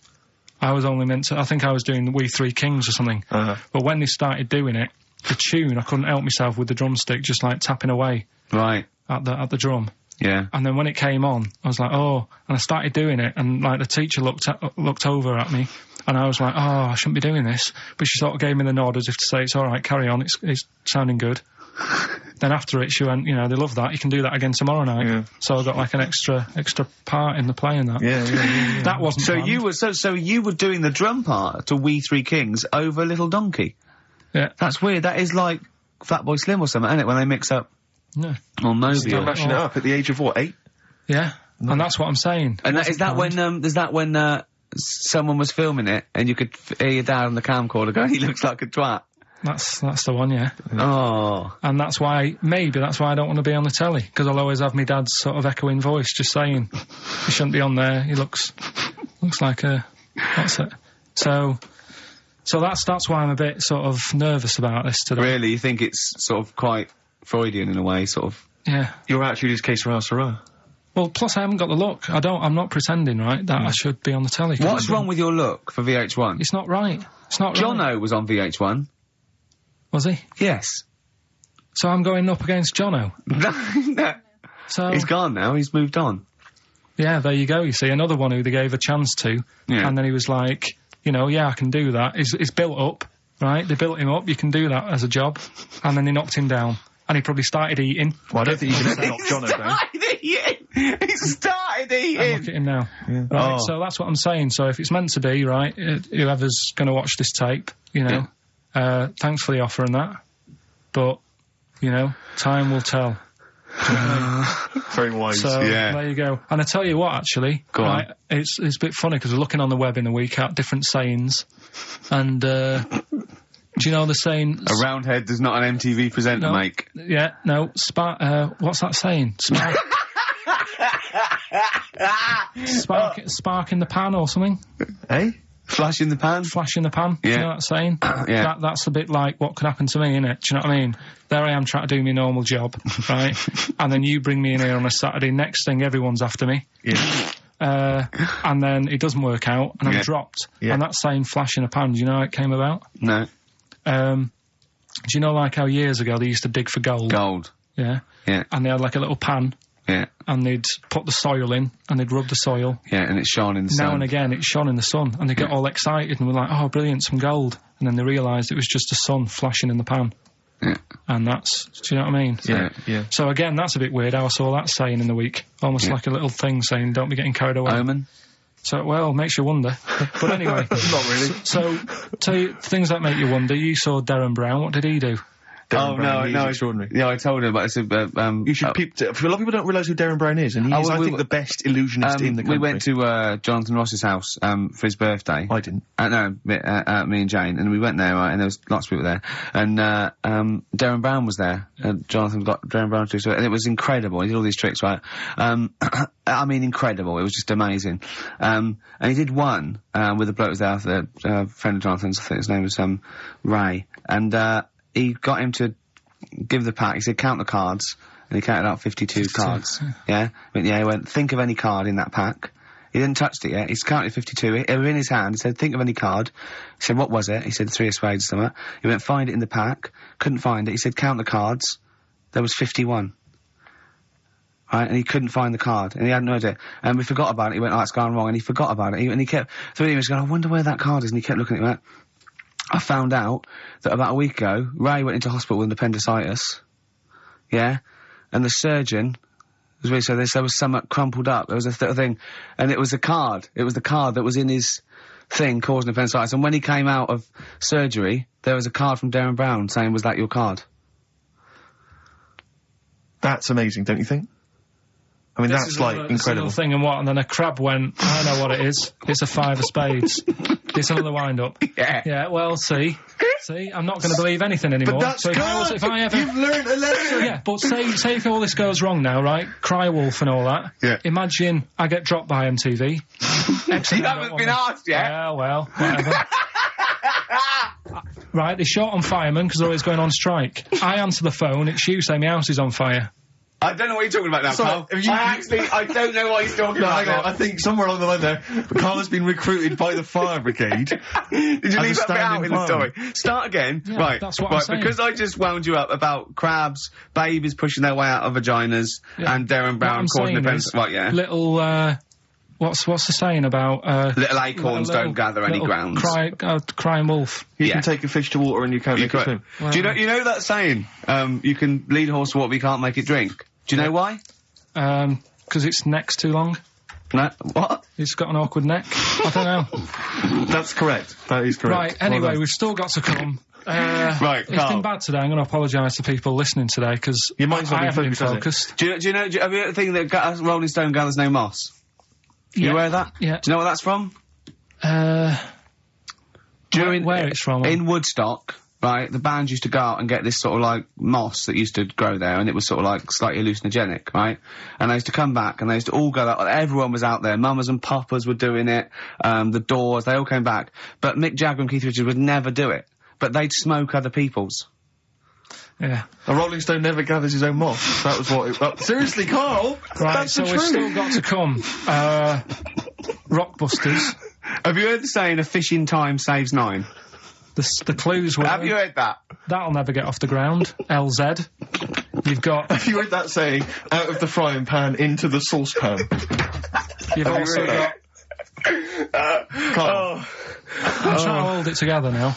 Well, yeah, no, we're trying to teach you something, Carl. Yeah, but you're not. Why? Because at least my stuff that I tell you, if you went into a pub and told someone... What? There was a blind girl, she hit her head, she could see. What's that? Well, just don't get down if your eyes are bad. Right, we've... No, go around headbutting Right, things. go playing a Carl, song. play it. Oh, Carl, come on.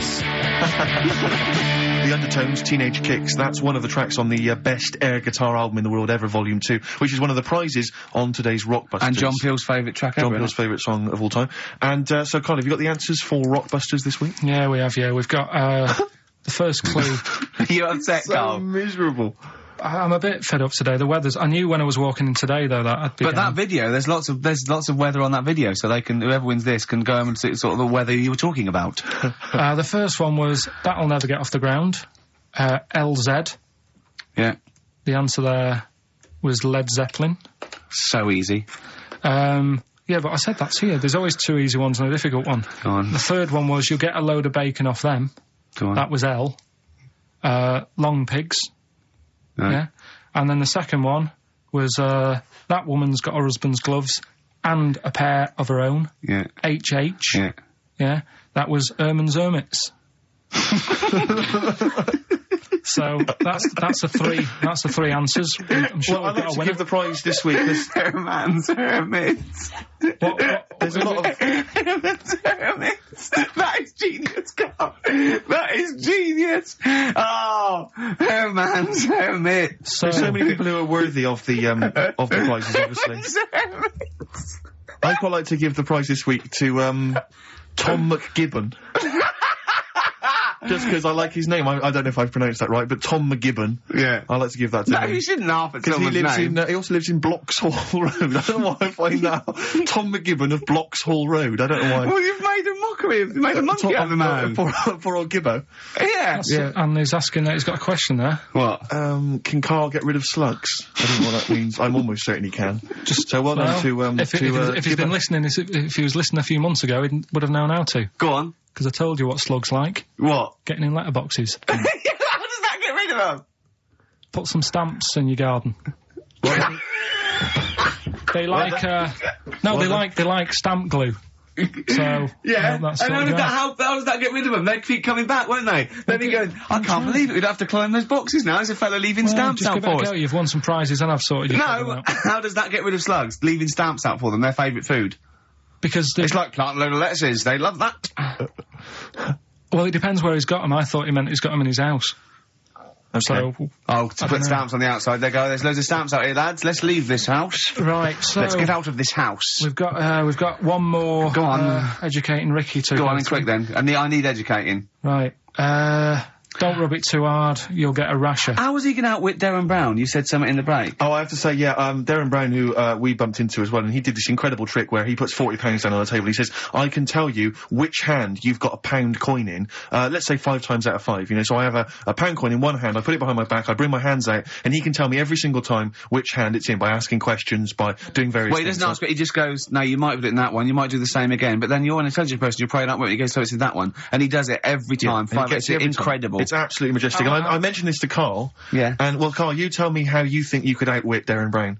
Because your dad used to do this trick, you told me. My dad used to play this. Yeah. How old were you? Dunno, probably about 10. So you probably weren't as sharp as you were now, then.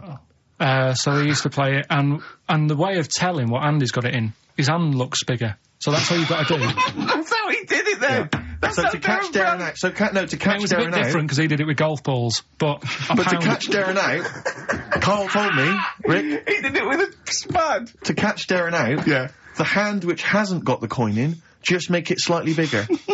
Extend it slightly so it's slightly larger, and that'll catch Darren out. He'll never be able to stop that. That's how he did it. Or just put £1 in each hand, and wind him up. Just go, no, you're wrong. You are brilliant, Carl. Yeah. Do this one. Did your dad used to do the one where he takes your nose off of your face and puts it between his fingers? Did you keep going to the doctor? Yeah. Yeah, go on. Right. You know how that's done? You know he's not actually taking your nose off. It's his thumb. Go on. It is his thumb. Last one. Yeah. Don't rub it too hard, you'll get a rasher. It's been a mess today. What do you mean it's been a mess? It's been a mess. What has? This. What? The show? Yeah. How has it been any worse? It's just all over the place. There's no sort of... It's not tight like it normally is. And she'll be going away with this, thinking that's what the show would be like. She listens to the show. She knows it's a shambles every week. Go on. Well, don't rub it too hard, you'll get a rasher. Yeah. Do you know the saying, ham it up? Yeah, go on, yeah. Right, well, do you know what it means? Well, it means to overact. Right. Well, years ago, with actors in musicals and stuff, the actors used to look pretty ill on the stage because they didn't have proper makeup and that. Right. Right. So what they used to do, to make themselves look... Rub their face in pigs? Well, they got bacon, rubbed it on the face, and it made the face a bit sticky because of all the, like, you know, the pig fat and bit of lard and stuff like that. And then they'd go and get some bricks. Bricks? Yeah, house bricks. Rub them together, make some sort of red dust from the brick, and then put the dust on the face. And the fat and the lard and that would make the dust stick to the face. And they'd look well under the lights. And that's where they'd smell great as well. Yeah, well... Lovely. Everyone likes to smell of bacon. No, but... So that's the old, ham it up. That's where it comes from. You know, if it's true, I've no reason to think that it's not. So that's your third Educating Ricky today. So, what have you learned? Nothing. Absolutely sod all. You've got your hamming it up. Yeah. Rams are gay. They know which ones are gay now. Now! And, at last, thank God. The fella who can hand read, an arse. If you missed the rest of the show, what are you going to make of that? If you've just tuned in. You are a maniac, Carl. And you've had your screen test. I reckon we'll be seeing you on MTV or VH1 in the near future. How much is it? How much? I mean, she can't answer. What do you reckon I'll get? Because you see, the annoying thing is, I've just bought a flat in London. Yeah. In central London. Yeah. MTV's in Camden. Yeah. I wouldn't have bought in central London if I'd have known I'd had to go there. That was to make my life easier so I could walk to work. So now I've got to go out of my way. So I need to cover that. To be truthful, I'm not sure that the MTV gig is a certainty yet. She's pretending she's not sure, but she can't wait to sign me up. Yeah. I reckon you maybe start off with a few little interstitials, just like, you know, what do you think make of that? Or Carl says, and, you know, a few of them. I recken you'll make a few grand. Why has it got to be music? Why can't it be? I think that idea on the animals is good. I can do film stuff. I'm talking about films. Elephant Man. Love that. Go on then, do a film review, quickly. Right, well, today on film review, we're doing classic films, and today we're looking at Elephant Man, John Merrick, one of his better pieces of work. It's a sad film. I've never really been able to watch it all the way through. Sorry, John Merrick's better piece of work was him being the Elephant Man, played by John Hurt. Yeah. Go on then. Sad film. When I was younger. Tell us a bit about it. What is it about? Who's John Merrick? It's about a fella who's got a funny head. Right, tell us this. And, he lives in, I think he lives in London, in like about the 1930s or something like that. And he's being picked on all the time and stuff. And, first time you watch it, you'll probably cry a bit. And then the second time you watch it, you're just sort of thinking, God, that would be bad. Sort of having a head like that being picked on all the time. Then the third time you watch it, you might think, how does he get his jumper on? Then, don't know, probably bored of it fourth time. but it's well worth watching, so Elephant Man. Brilliant. Yeah, see it. Brilliant. I think if you want to get on TV, Carl, you'd be better as the subject of maybe like an omnibus documentary. Living with Carl. Or maybe one of those appeals in Comic Relief. It doesn't all go to the people abroad, you know. There's some people in this country that need our help. See you later. What is it? That's the Libertines, Time for Heroes. Oh, yeah. So, Carl, what a great day. Carl, he's done his screen test. That's going back to MTV now, to the big wigs to have a look at. Shouldn't mention wigs. We've had Rockbusters. We've had Educating Ricky. We had Educating Carl. Yeah. Yeah. And Claire here next week, so... Yeah. But you'll be back for the big Christmas spectacular. Yeah, and that's that. I've not been happy today. Go on, why? If someone's listened for the first time today, it is normally better than this. It's not. No, it is. It is. I don't think it is. So, I really don't think it is. So that's that then. So I'll see you in 2 weeks. 2 weeks, yeah. All right, enjoy yourself. Cheers. Best of luck with MTV. All right, I'll see you later. Okay. See ya. Cheers.